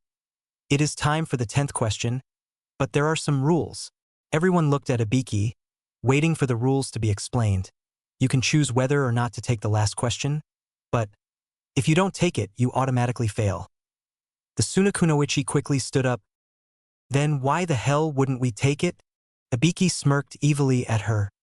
Because if you take it and get it wrong, then you will be forbidden from taking the chunin exams ever again. Silence reigned in the room. What? But there are loads of people here who have taken the exam before. Ibiki snapped at the Inuzuka. Well, I guess that you are shit out of luck cause I wasn't proctoring those years, so if the pressure is too much, then you can quit now. He looked as several teams quickly quit. Naruto meanwhile was looking at Ibiki. He doesn't have the power to forbid us from taking the exams. That is a load of shit right there. One that the rest of us are falling for. Naruto snorted. Oh, so you have the power to command all the villages? Everyone turned to Naruto. You, the great Ibiki Marino, have supreme mastery over all ninja villages. I find that highly unlikely. Ibiki gritted his teeth. So, this is the kid Anko has been fantasizing about. She was right. He is eccentric. Ibiki outwardly glared at the blonde. If only to keep his dignity as a jonin. And even if you did have that kind of power, I don't really give a shit. I will become Hokage whether I am a genin forever or not. Date Bayo. Everyone looked at Naruto as he faced down the legendary interrogator. Ibiki Marino himself. The other test takers looked at Ibiki with confidence. All doubt removed from their senses. Ibiki looked at the group. Not one of them has a bit of doubt. Naruto, Anko sure picked well. Ibiki turned towards Naruto. Is that your final answer? Are you willing to risk everything on this last question? This is your final answer. Naruto grinned at Ibiki and answered, Abso-fucking-lutely. Naruto sat down and placed his feet on the table. Ibiki nodded his head. Well then, I am pleased to say that all of you passed. Ibiki began to crack up as he said the last sentence. Waha-ah-wah-wea. Are you fucking kidding me? Kiba yelled out as he looked at Ibiki. What about the 10th question? There was no 10th question, Mutt. The question was whether you choose to go onward or not. So all those other questions were for nothing? No, those questions were to test your information gathering skills. As a shinobi you will have to gather information. As for the 10th question, that was to see if you had the audacity to become shinobi. Shinobi risk everything. They don't decide something is too risky. Ibiki smirked as the rest of the students understood what he meant. He looked at Naruto. Oh, and by the way, Naruto, for ruining my fun. He got a sadistic smirk on his lips as Naruto began to shiver. Take this! He pulled out a water balloon and threw it right at the blonde. Naruto tried to catch it, but before it even got to him it exploded, scattering its contents all over him. Naruto started flailing his arms around. Help me! The torture guy he looked at his arms, seeing no reaction, but Ibiki and fluids. He looked at Ibiki who was grinning like a madman. At the very least I expected a burning sensation all over my... He sniffed the air. Why do I smell like dango? He suddenly realized the implications. Oh fuck me. He looked at Ibiki. She is the proctor, isn't she? Ibiki smirked. Oh, you will find out. He put up 3 fingers. In 3, 2, 1. Crash. The glass window shattered as a black ball came right through the window, sending shards all over the place. The ball unfurled to reveal a large sign saying, I am Anko Mitarashi, soon to be Namikaze, proctor of the second exam. Naruto was dreading this. For many reasons. Anko jumped in front of them and grinned. All right, maggots. Get your asses in gear because… Dango! Anko started looking around once she smelt the heavenly scent of Dango. Naruto began to slowly leave the room. Dango! When Anko jumped on him and started licking his face, as it smelt and tasted like Dango. Naruto was blushing like a tomato. Hinata was glaring at Anko, wanting to do that to her Naruto-kun. Yujito meanwhile was having an argument with herself. No way. How dare she touch my Naruto-kun? Oh, he doesn't even know your feelings. But if he did, I would swoop in and… Bad thoughts, bad thoughts. Anko kept licking Naruto's face and purring as she made the blonde incredibly uncomfortable. Ibiki was laughing his ass off at the spectacle before him. Kotetsu walked behind Ibiki and said, Ibiki, was that really worth it? Ibiki quickly stopped laughing. What do you mean? Izumo answered for him. Well, every person that has humiliated Naruto has ended up… Well, remember the jonin that was proctoring for his class and made a fool out of him the entire class? And a week later he showed up being covered in glue and chicken feathers and smelling like grilled chicken? Ibiki nodded his head. What do you think Naruto is going to do to you now that you have reduced him to a salt lick? Realization struck Ibiki. Oh shit. I have to go Naruto-proof my house. He ran out the broken window as Anko continued to lick Naruto like he was a lollipop. Naruto looked at Anko. Anko-chan. I know you are enjoying this, but we really need to get to testing. Anko continued to lick his cheeks. Let's get to the next test or I will not make any more dango. Anko's eyes widened.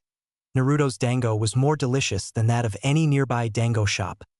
She quickly jumped off Naruto and looked at him with puppy dog tears. Naruto merely gave her a stern glance as he crossed his arms. Oh fine. Anko pouted as she turned to the rest of the class. All right everybody. The next test is tomorrow at Training Ground 44. Don't be late. Anko turned towards Naruto's direction, to find that he had disappeared in a swirl of leaves. Oh now you've done it. The hunt is on. Anko jumped out the window and started looking for the blonde Haku, Kisi, Hinata, Suzuri, and the rest of the genins looked at the broken window. Well, this is odd. The next day, Naruto and the rest of the genins that passed the exams had arrived at the Forest of Death. Anko had already explained everything, and now the teams were outside of their respective gates, waiting for the signal to begin the exams. Naruto, Sasuke, and Sakura were all at the ready. Naruto had Mizuoni in his right hand. Sasuke was holding his new katana which was made by Toshiro. It channeled his lightning chakra, and Sakura was wearing a special glove that she had bought from a shinobi store. It allowed her to channel her chakra into more devastating strikes. The gates suddenly were hit with a pulse of chakra and opened. The three shot into the forest and immediately went about trying to find a team they could fight. Meanwhile, Yujito was looking around the forest for Naruto. She did not want to admit it, but she was obsessed with the blonde beyond measure. She looked around, hoping she could find the blonde Chigon holder. Neither team noticed a sadistic smile creeping on the lips of Akusa Genin, who had a snake-like aura about her. With Naruto grumbled to himself. So far he had kicked the ass of at least 3 rain genin, and not one of them even carried a scroll. He got back to their rendezvous point and found Sasuke and Sakura sitting there in aggravation. Nothing, huh? Well shit. Naruto began scratching the back of his head, trying to think of something, when he suddenly felt a dark aura. He turned around and began to scan the aura around him. He quickly activated his bakugan, and found that there was a large Kaga-level chakra about 100 meters behind him, and a large wave of chakra was coming right at them, shit. Before they could even move they were blasted by a wave of raw wind and chakra. Naruto was shot through the trees, while Sasuke and Sakura slammed into a nearby branch. The two pushed themselves and saw a grass ninja walking through the cloud of dirt created by the wave. He smirked as he grabbed his face, and with a swift motion pulled it clean off, revealing his true face. Ah, Sasuke-kun. It's been a while. Sasuke snarled in hatred as he looked at the same man. That sparked the Uchiha Civil War, Orochimaru. Naruto. Naruto smashed into a tree and crashed through several branches as he fell to the forest floor. He pushed himself off as his mask cracked in half. Ah shit! Now I can't hide my dojutsus. Naruto pushed himself up and dusted off his pants.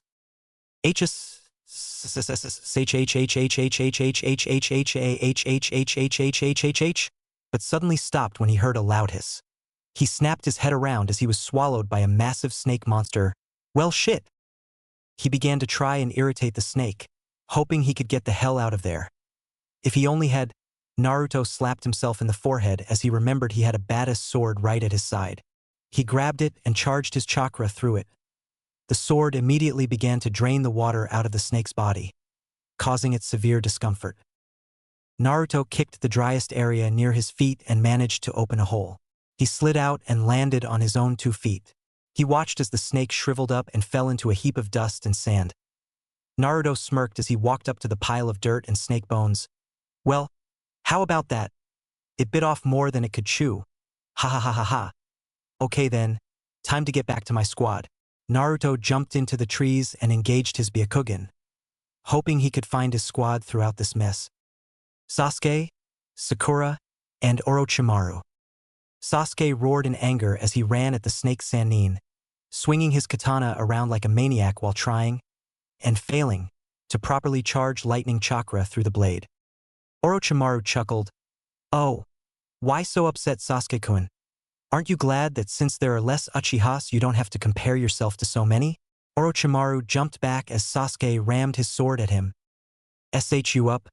Because of you I lost all but a small percentage of my family. Orochimaru chuckled at Sasuke's remark. My fault hardly.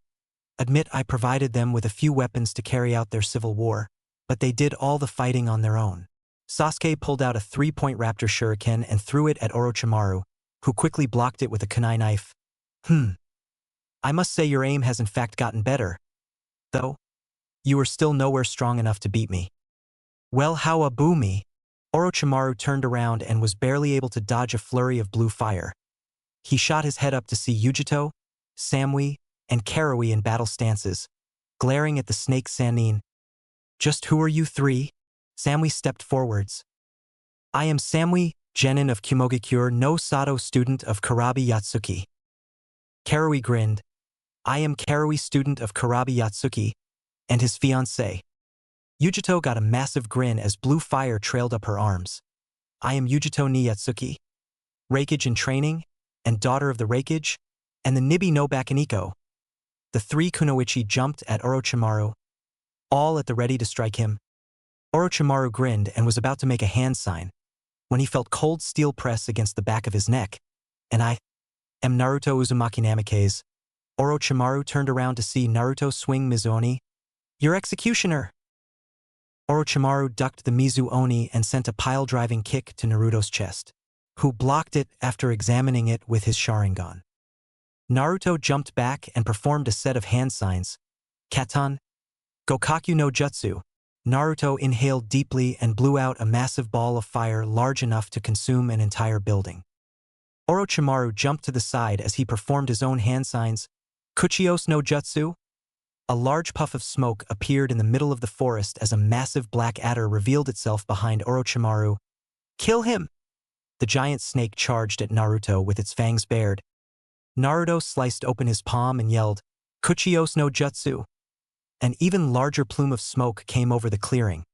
The snake blindly dove into the smoke cloud. Sha'ea waha! While a large hiss was heard along with the crunching of bones and flesh. Suddenly the plume of smoke dispersed with the flick of a massive tail, revealing a sight that terrified Orochimaru to his core. A massive snake with black and brown armor that looked like it should be on a tank and a tail with 7 long whip-like spikes on it. The snake also had a large frilled hood, suggesting it was a cobra, and had a long set of spines rolling down its back. The snake's eyes were a golden color, and it had fangs that looked like it could tear through a summoned beast, which it was currently doing. The cobra was swallowing down the black adder Orochimaru had summoned, and had finished everything up to the tail. It then slurped down the rest of it. B-U-R-R-R-R-R-R-P. The snake placed its tail over its mouth. Excuse me. Naruto looked at the snake. Serpos? How are you doing? The snake bowed. I am doing all right, Naruto-sama. Albeit I am a bit hungry still. That snake wasn't very filling. Naruto shook his head. But he wasn't really surprised. Serpo's was the same size as Kyubi in her full demon form. Yeah, sorry about that. But listen. He pointed to Orochimaru. The reason I called you here is because I need some help fighting that guy. You think you can help me? Serpo's quirked his eye and looked at Orochimaru, grinning like Anko does before she kills somebody. Oh boy! Not another one. Serpo's looked at Naruto. Sure. Why not? Besides, Anko-sama will be very happy. Serpo's coiled up and got ready to strike. Orochimaru jumped back and sliced open his palm. I'm not finished yet. Kuchios no jutsu? A plume of smoke the same size as the on Serpo's came and appeared as Orochimaru used a large amount of chakra. Serpo's eyes narrowed as his hood and back frill began to rattle and shake. Once the smoke cleared, a snake the same size as Serpo's appeared. It had a purple color to it, along with black stripes going along the length of its body. It had 4 horn-like protrusions at the back of its head, and it had a powerful aura around it. It was Manda, the snake boss, and by the looks of it he was really hungry. Manda turned towards Orochimaru and hissed in annoyance, Orochimaru, how dare you summon me? You had better have my sacrifices this time, you little worm. Orochimaru looked at Manda and scoffed. No, but I can do you one better. He turned to look in Naruto's direction. I know how much you love to eat humans, but I know you like a challenge even more, and I believe that cobra right there should be enough. Manda turned towards Serpo's and looked at him, calculating his power. Serpo's was equal in size to him, and he had an aura about him that screamed power. Manda took a closer look and saw that in place of usual serpent eyes, Serpo's had the Rinnegan. Manda grinned with absolute glee. A Rinnegan summon. Finally, a worthy opponent. Manda coiled as his scales seemed to sharpen. Our battle will be legendary. Manda shot at Serpo's with absolute killing intent while the giant cobra struck out as well. The 2 giant serpents thrashed the forest as they struck and bit at each other. Naruto and Orochimaru brought out their swords and got into a kinjutsu stance. Well, Orochimaru, while our summons are fighting, how about we finish this? Naruto quickly activated the first stage of his sharingan, knowing he was going to need it. Orochimaru grinned as he swung his kusanagi. I couldn't agree more. The 2 jumped at each other and crossed blades. Clang. Quickly separating, they jumped at each other again and crossed their swords as they weaved around as if they were in a dance.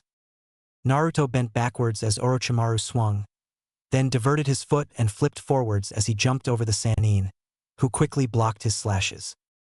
Naruto landed on the ground and skidded backwards, cursing as he clutched the cut on his arm. Damn. Unlike Odaku, Orochimaru isn't so stupid as to underestimate his opponents, no matter how young they are. Naruto got up and twirled his blade. Looks like I have to take it up a notch. Naruto jumped at Orochimaru and swung downwards.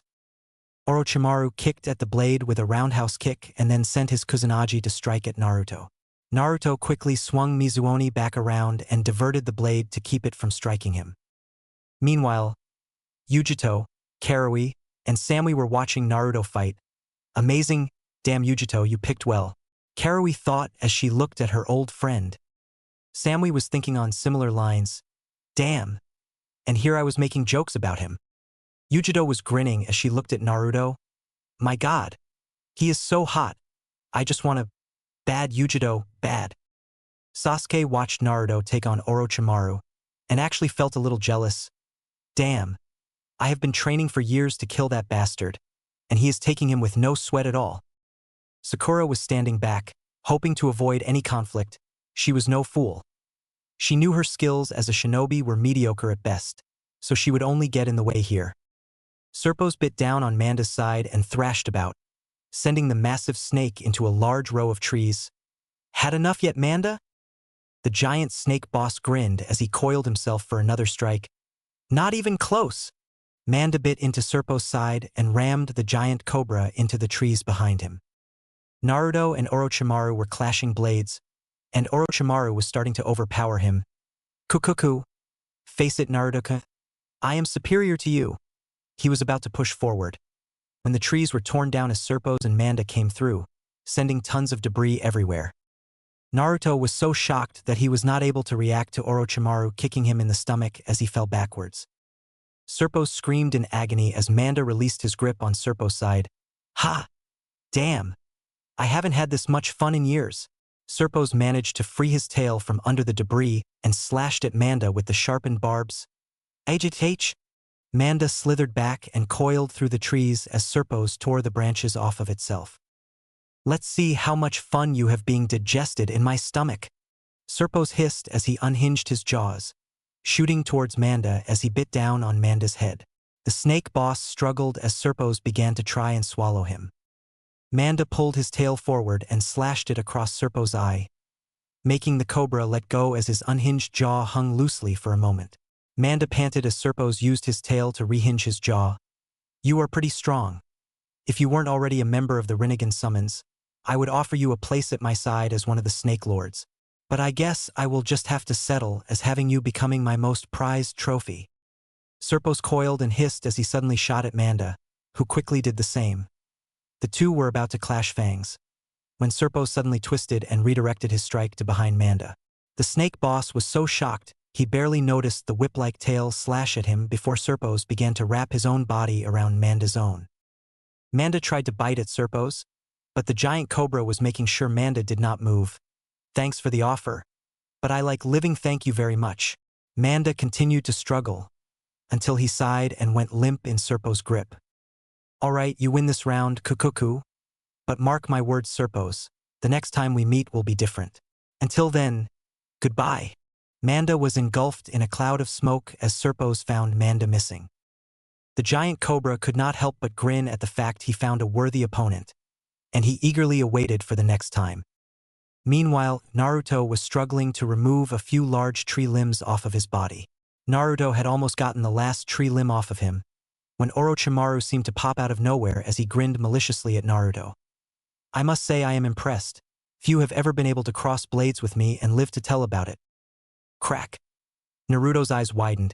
He reached up and felt his mask had cracked, and the crack was growing. Shit! Of all the times this thing could crack, it had to be in front of a person who would kill for my dojutsu.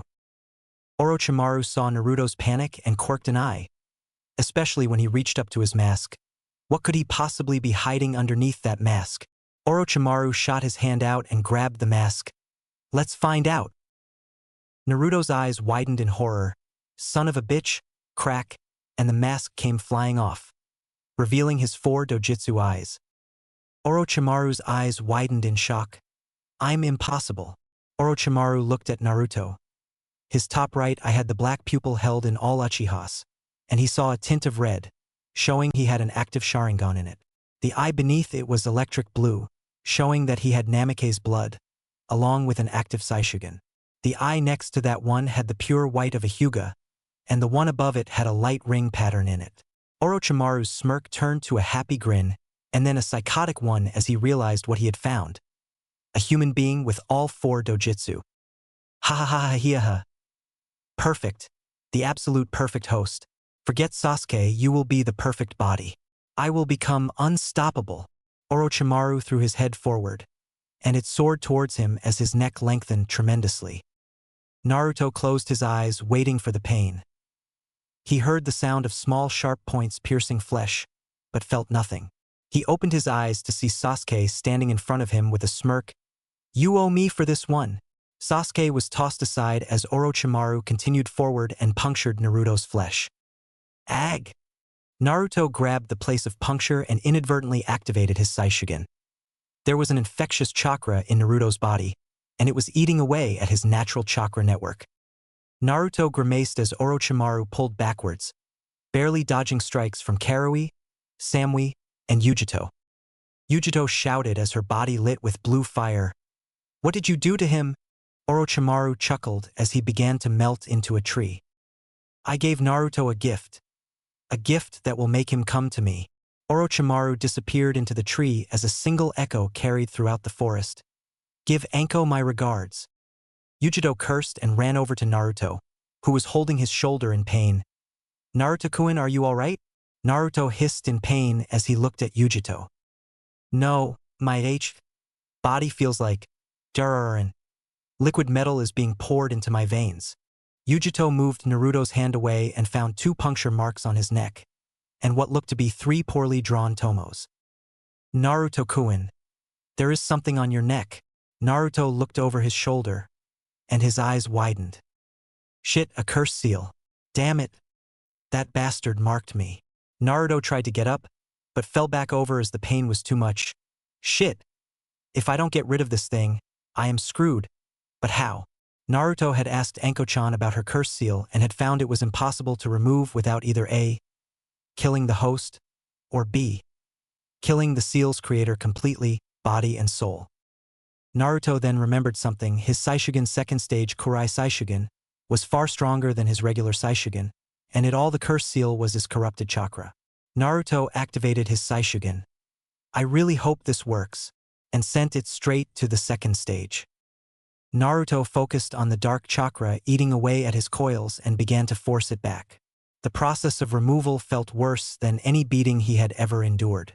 The chakra condensed as it tried to get back into Naruto's coils. No, I refuse to become a host for a pathetic corrupted chakra like this. Naruto doubled his efforts to remove the chakra, and it finally began to recede. Yujito, Karui, Samui, and the now-present Sakura, who was checking over Sasuke's wounds, watched as the process took place. The 3 tomos began to dissolve and turn into dust as the 2 fang marks completely opened. A black fluid seeped out of it and flowed down Naruto's back, while a purple miasma floated in the air. The liquid had barely reached the lower back before it lit ablaze and fell apart. The miasma was blown away by the wind as Naruto fell over panting. That took a lot out of me, and collapsed into unconsciousness. Yujito grabbed Naruto's form and looked at everyone. Come on, we have to get him to a safe place quickly. Karui nodded as she also helped with Naruto, while Samui assisted Sakura with Sasuke. They jumped down and ran through the trees to help their comrade, never taking notice of the fiend watching them, even when it hissed in delight before disappearing in a black flash. Odaku's lair. Odaku was laying on a table, while a fiend was checking over him. He sighed in annoyance. The regeneration of his power was taking too long for his liking. So, what is the verdict? How soon can I possibly regain my power? The fiend sighed as it looked at Odaku. I apologize, master, but unfortunately, we cannot regenerate your lost power. It is as the legends say, once a kitsune loses their power, they lose it for good. Odaku backhanded the fiend and sent it plummeting to its death in the fiery lava beneath it. Cursed fiend, you're all useless. He released a massive amount of killing intent, terrifying the 20 or so fiends he had collected since his battle with Naruto. Odaku sighed as he sat back down. I can't get my old powers back, huh? Well, it looks like I will have to find new ones. Odaku was about to head to the library to see if he could find something, when a fiend appeared before him in a black flash. Sire, I have news, my lord. Odaku looked at the fiend and spoke. Speak, vermin, or I shall feast upon your bones. The fiend trembled as it kneeled lower. Sire, it would appear that there is a source of power that might be able to make up for your loss of tails. And it seems we can also get a sample of that blonde brat's DNA. Odaku grinned in delight as he grabbed the fiend's chin. I'm listening, intently. Back in the forest of death. Naruto was lying on his back, recovering from the sudden usage of his saishugan's second level. Granted, his usage of the saishugan did not use too much chakra, but the curse seal was interfering with his chakra, making it much harder to control. Sasuke, however, was burning up terribly. His body was so hot that there was a light bit of steam coming off him as his body heat met the cool air of the forest area they were in. Yujito watched over Naruto as Karui and Samui assisted Sakura with Sasuke. They were much better in medical jutsu than her, so it was only smart that they be the ones to assist in healing Sasuke. Yujito looked down at the sleeping blonde and traced his cheekbones. Naruto-kun. If only I could tell you how I feel. She continued to trace Naruto's face as Karui wrapped bandages around Sasuke's head that were soaked in a cooling balm. Sakura took his temperature and sighed. It hasn't gone down by more than half a degree. He's still at about 102. If this keeps up, We won't be able to continue through the exams. Samui patted Sakura's head. Ah, cheer up. If there is one thing I remember about Uchihas, it's that they are really durable. Not quite as durable as an Akimichi, mind you, but they can put up with a lot of pain. Hell, they have to. Otherwise, they would never be able to use their dojutsu or any of its hijitsu. Sakura looked at Samui. What do you mean? Samui sighed as she readjusted the rag. Sharingan is unique in that if one uses it for too long, they will suffer severe amounts of pain while using other types of chakra for ninjutsu and jinjutsu. Fire-based chakra seems to be the only exception, along with jinjutsu cast by their own eyes. But their hijitsu, it causes them so much pain that it is a miracle they can survive it. Uchihas who have managed to fight back this pain end up becoming almost as strong as a sannin, at least in ninjutsu prowess. Samui shrugged her shoulders. Or so I've heard. It could all just be a load of baloney made up by some random writer. I never bothered to look. Sakura sighed as she adjusted Sasuke's arms. Way to reassure me. The four kunoichi were so preoccupied watching over the two dojutsu users that they never noticed the three otogenin in the bushes nearby, with Kisi, Haku, and Suzuri. Kisi suddenly stopped as she suddenly felt an ominous force around her. She looked in the direction she was going to, and felt pulled to head further. What is it? She did not bother to think of what it was and jumped through the trees. Haku and Suzuri saw her jump in a different direction. QB, wait! Suzuri yelled, but she either ignored her or didn't hear her. Shit, Haku, said Ice User, turned towards Suzuri. We have to go catch QB, now. The two quickly followed after Kisi, who had sped up her jumping. Kisi felt her dragon tattoo burn, and she lightly clutched it. Damn, why now? Naruto. Naruto's eyes groggily opened as he felt his tattoo. It felt like it was being shocked as wind passed over it. Damn it! Naruto opened his eyes and was greeted by the gentle smile of Yujito ni. Naruto-kun, you're awake. She quickly glomped Naruto and purred happily as she rubbed her cheeks against his face. Karui shook her head. Yujito, please give him some space. He did just wake up, you know. Yujito pouted as she let go of him. Naruto scratched the back of his neck. Thanks, what happened? Before anyone could answer, well, look at what we have here. Everyone turned to see the three otogenin. We got ourselves for kunoichi, a tired blonde brat with extra eyes, and an unconscious Uchiha. How could things possibly be any easier? Zaku raised his hands. I'll kill the blonde brat and the Uchiha, but I think I am going to have some fun with those kunoichi. The blonde one has quite a set of tits, and I have to say the dark chick looks exotic. Dosu snarled at Zaku. You fucking pig. You are absolutely disgusting. I want you to know that. Kin scoffed. Yeah, you are pitiful, Zaku. Zaku snarled at Kin. Watch it, you bitch, or I am going to take you next. Dosu got in front of Kin and snarled. Over my dead body, you little shit. Kin got between the two. Enough, you two. Orochimaru-sama wants us to take down these three. Arguing is not going to help us here. Dosu and Zaku glared at each other before turning their attention back to the group of genin. Fine. But we will finish this later, Zaku. Zaku scoffed. Whatever, bandage boy.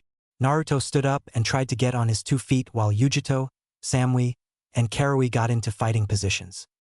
No fucking way are we going to go down without a fight. The three otogenin were about to attack. Katan, Hosenka no Jutsu, Kitsune Bai, Hayatan, Ryu Bofusetsu. The three otogenin quickly had to dodge a hail of phoenix-shaped fire, green flames, and a dragon made of ice. Kisi, Haku, and Suzuri jumped in front of the Konoha and Kumogenin as they got into stances. Kisi turned towards Naruto. Naruto-kun, let's finish this now. Naruto nodded his head as he pushed himself up. Naruto stumbled next to Kisi. Time to use M? Indicating to the tattoos. Kisi nodded as she cut her palm, as Naruto cut his own. She slashed the blood over the tattoo while Naruto swallowed 3 chakra replenishing pills, and then quickly slashed the blood over his own tattoo. Kisi and Naruto performed a dragon hand sign, Kuchios no Jutsu. A cloud of smoke appeared before both of them. The Oto genin stepped back as they saw the smoke begin to clear. They pulled out their own separate weapons, wanting to be ready for whatever came out of there. But everyone face-vaulted at what was summoned. In front of Naruto was a blue-colored dragon with yellow fur-like spines going down its back. Its wings had long blue feathers covering the usual bat-like dragon wings. It shivered as it moved its wings and looked around. It had pure golden eyes and a snake-like form. It had sharp claws on its 4 legs and had 6 bone-like protrusions that guarded the muscle around the wing. In front of Kisi was a red lizard-like dragon with a small horn on its nose. It opened its eyes, revealing them to be glowing gold. Its wings were bat-like, and its legs seemed very fit. It had developing armor, and along its spine was a long red frill. But what shocked them was the fact that the dragons were only a foot longer than Akamaru was. Zaku cracked up laughing as he pointed at them. "You, ha ha ha. Those are what was so amazing? Ha ha ha ha ha ha. Oh man, this is going to be easier than I thought." Zaku raised his hand and held out his palm. "Say goodbye." Zaku was about to fire off a blast of air when a dark, ominous aura washed over them. They looked in the direction that the aura was felt and found Sasuke Uchiha struggling to get up, while black marks seemed to crawl across his body. "What was going to be easier than you thought?" Sasuke charged at Zaku with his fist reared back. He swung it at the Oto nin, who quickly used a shunshin to jump out of the way. Sasuke's fist smashed into the ground, leaving a small crater where it struck. Zaku grinned. "Is that all you got, brat? If that's the case, I will finish this fight in one blow." He held both his arms out. "Zankaha!" A blast of air came out of both his palms, heading straight for Sasuke. Sasuke quickly jumped out of the way and rolled before he righted himself, grinning madly at Zaku. Naruto saw the curse marks covering his body. "Shit. If he uses too much of that, then not even my Kurai saishugan is going to get that accursed mark off of him." Naruto turned towards Suzuri. "Suzuri-chan," said Uchiha girl, snapped her head towards Naruto. "Yes, Naruto-kun?" He pointed at Sasuke. "We need to stop your brother now, or he is going to go completely mad from the power." He grabbed his dragon and passed it to Haku. "Could you please keep an eye on it until I finish up Haku-chan?" Haku nodded her head. "Of course, Naruto-kun." He nodded his head and ran towards Zaku, while Suzuri ran at her brother. Zaku was about to fire off another Zankaha, when Naruto suddenly appeared next to him. "Hey airhead, how about a little taijutsu?" Naruto sent a kick straight at Zaku, who barely managed to block it with his arms. Zaku sneered. "Is that all you got, kid?" Naruto grinned at Zaku's question, and suddenly Zaku felt a sharp strike to his back.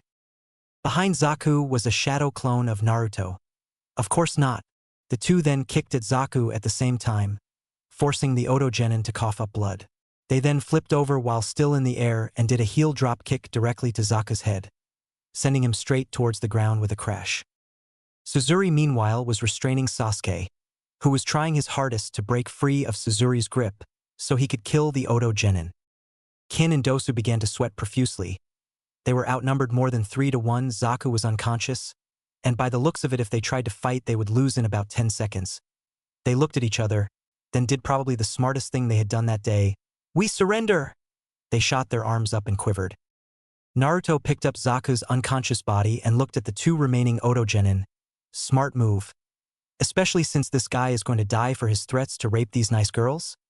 He indicated to Karui, Samui, and Yujito.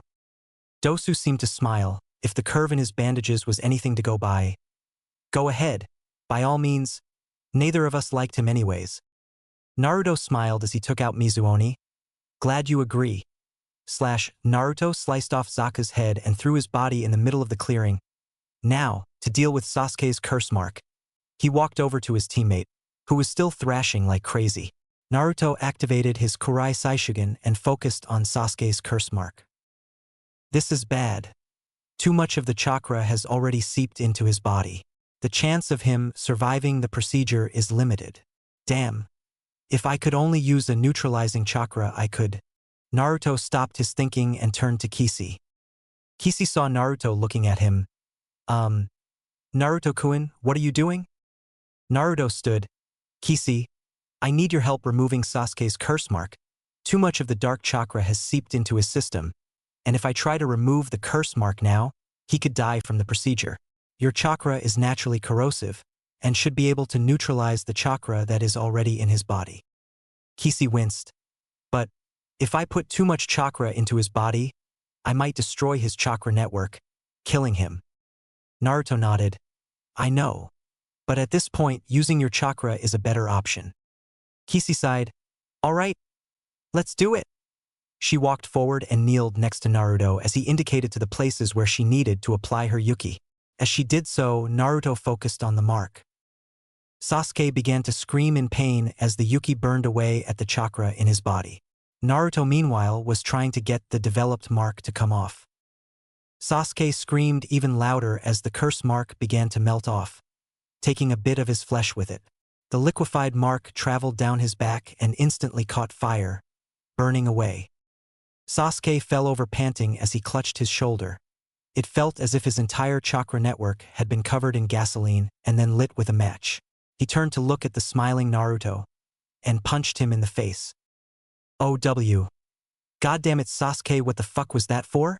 Sasuke grabbed the blonde by the shirt and shouted. That hurt like a fucking bitch, you stupid asshole. I thought I was going to pass out from the pain. Everyone's sweat dropped as the two genin were practically at each other's throats. 2 days later. Team 7, 8, 10, Team Guy, Team Momochi, the Kumo team, the Suna team, and an unnamed Konoha team, along with the 2 Oto genins, arrived at the tower. They were not exactly in the best of shape, but were still capable of fighting. Anko looked at the genin. I know I said their numbers would decrease, but I was expecting the single digits. There are still 24 genins left, not including those 2 Oto genins, but then again they aren't fighting. Looks like we are going to have a tournament this year. Wow. First time in about 20 years. Height Gecko stepped out. Attention everyone. My name is Height Gecko. I will be the proctor for this stage in the chunin exams. However, since there are too many of you remaining, we will have to do a preliminary exam first. The blonde girl on the Suna team spoke up. Preliminary? What for? Height sighed. Well, for some reason there are more genins in this round of the chunin exams. It is either because the tests we too easy or we just have a more powerful crop this year. The fact is that there are too many of you for the final round, as there are going to be many lords and influential people who would become possible benefactors in future missions. As such, we need to narrow down the chunin applicants by a series of preliminary rounds. He pointed to a blackboard with 2 computerized boxes. Up there, 2 individuals will be chosen to fight. The winner will proceed on to the final round of the chunin exams. The board suddenly began to run through names. Everyone watched with anticipation as they waited for who would go first. Finally, the names stopped, revealing the first 2 competitors. Tenten Kusagana versus Naruto Uzumaki Namikaze. Tenten grinned as she looked at Naruto. All right, I get to fight against Kushina-sama's son. Awesome! She practically leapt into the arena as she grabbed her weapon scrolls. Naruto sighed as he jumped down to the arena and got ready to fight. Hey Naruto. Naruto looked up at Tenten. How about we make this fight a bit more interesting? Naruto raised an eyebrow. I'm listening. Tenten smirked. No dojutsu, no ninjutsu, no genjutsu. Only taijutsu and weapons. If you win, I will sell your family any weapon they want half price. But if I win, you ask your friend to forge me a weapon just as good as Mizuoni. Deal. Naruto placed his hand on his chin and let a grin cross his features. Get ready to start cutting prices in half, 'cause you aren't going to win this fight. He pulled out Mizuoni and swung it downwards, grinning as Tenten readied her weapon scrolls. Height looked at the 2. The first match, between Tenten Kusagana and Naruto Uzumaki Namikaze. Hajime. He leapt out of the way as Tenten jumped in the air, unrolling her scrolls. Tenten smiled as she grabbed at the scroll, and a cloud of smoke covered her arm. She pulled it back out and revealed a Kusarigama. She threw the Kusarigama at Naruto, who simply stood there. Naruto then swung Mizuoni, striking at the Kusarigama. He then grabbed the chain and tugged on it. Tenten, who was still holding on to the chain, was dragged towards Naruto, who quickly spun around and sent a kick straight towards her chest. She quickly let go of the chain and readjusted herself, but ended up getting kicked in the shoulder. She rolled several feet before she jumped back up, and skidded backwards about 10 feet. Naruto smiled as he began to spin Mizuoni. Not bad, Tenten.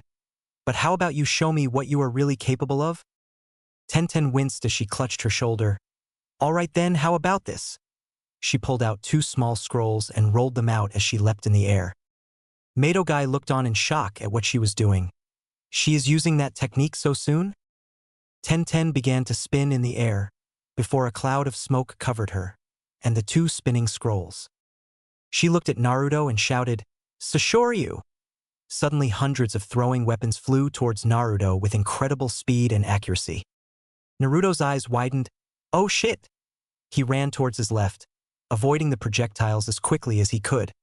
The weapons impaled the cement and left spiderweb cracks everywhere they struck, causing the repair teams to groan at how much they were going to have to fix the arena. Tenten grinned as she pulled out 2 Fuma Shuriken. Hey Naruto, see if you can dodge this. She threw the 2 shuriken at Naruto, who was so preoccupied with the other weapons that he had pinned himself. Naruto saw the 2 shuriken. Oh shit! Can't get out of here. He then remembered a technique his mother had taught him before the exams. I guess now would be a good time to field test it. Naruto lowered himself into an unfamiliar sword stance as the 2 shuriken came flying at him. He positioned his sword horizontally across his chest and took in a deep breath. His eyes snapped open as he jumped at the 2 shuriken and twisted himself in the air. He swung his sword at the 2 shuriken.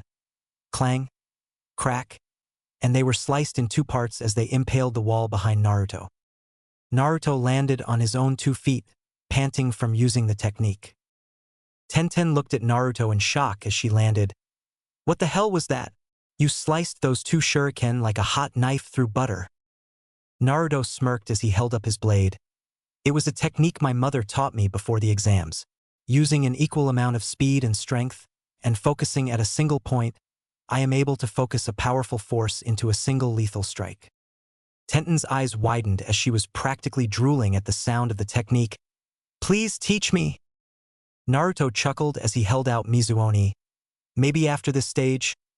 Now, on to round 2? Tenten smiled as she grabbed a blue scroll. I guess so. She rolled out the scroll and bit her thumb before she traced it over the various seals on the scroll. There was a cloud of smoke as she pulled out the scroll's contents. Naruto's eyes widened as he saw what Tenten pulled out. It was a massive spiked club about 10 feet long, not including the handle, and it had a red grip. The end of the grip had a human skull carved into the metal. Tenten was grinning madly as she lifted the club. Let's finish this. Ha ha ha ha ha. She ran at Naruto, leaving a long trail behind her as she dragged the club. Naruto got back into his sword stance and swung Mizuoni as Tenten swung the club over her shoulders and down onto Naruto. Naruto blocked the incoming club, making a few sparks fly off as the 2 metals clashed against each other. He then quickly jumped out of the way as the club came down and ran at Tenten. Tenten could not move out of the way and closed her eyes as she expected the blade to impale her, only to feel a cold touch to her neck. She opened them to see Naruto grinning at her, all 4 of his eyes looking into her own. I win! Heiei saw that the match was Naruto's and spoke up. The winner of the first match is Naruto Uzumaki Namikaze. There were cheers that erupted amongst the viewing crowd as Naruto removed his blade from Tenten's throat. Nice job, Tenten, you almost beat me there. Tenten smiled. Yeah, but I still lost. She looked down with a sad look on her face. Hey, don't be that way, Tenten. Just because you lost doesn't mean it's the end of the world. It just means you know what not to do when fighting someone like me. He placed his hand on her shoulder. Look, how about you come by sometime this week? My mother will be training me and the girls for the final rounds of the Chun exams. We can see what needs improvement, and maybe even make you a good sword. Tenten instantly perked up at this. Really? Naruto smiled. Really? He went to walk away. Then he suddenly turned around. Question. How the hell are you able to carry that thing? He said, pointing to the large club. Tenten went to answer, then looked down as she got a thoughtful look on her face. You know, I honestly have no clue. Naruto almost face-faulted. She was carrying around a club that was twice her size, and she had no idea how she was able to carry it. Do all kunoichi have some sort of inner self that makes them stronger than a jonin? His question went unanswered as he walked up the stairs, and was instantly glomped by Kisi. That was amazing, Naruto-kun. You were great! Suddenly the two dragons from before flew onto Naruto and Kisi's heads and gave a gentle screech. Naruto sighed. I wonder why these dragons are so small? I know I put a large amount of chakra into summoning them, so why are they so small? Kisi sighed, then noticed that there was a piece of paper wrapped around the leg of Naruto's dragon. Naruto-kun, what is that?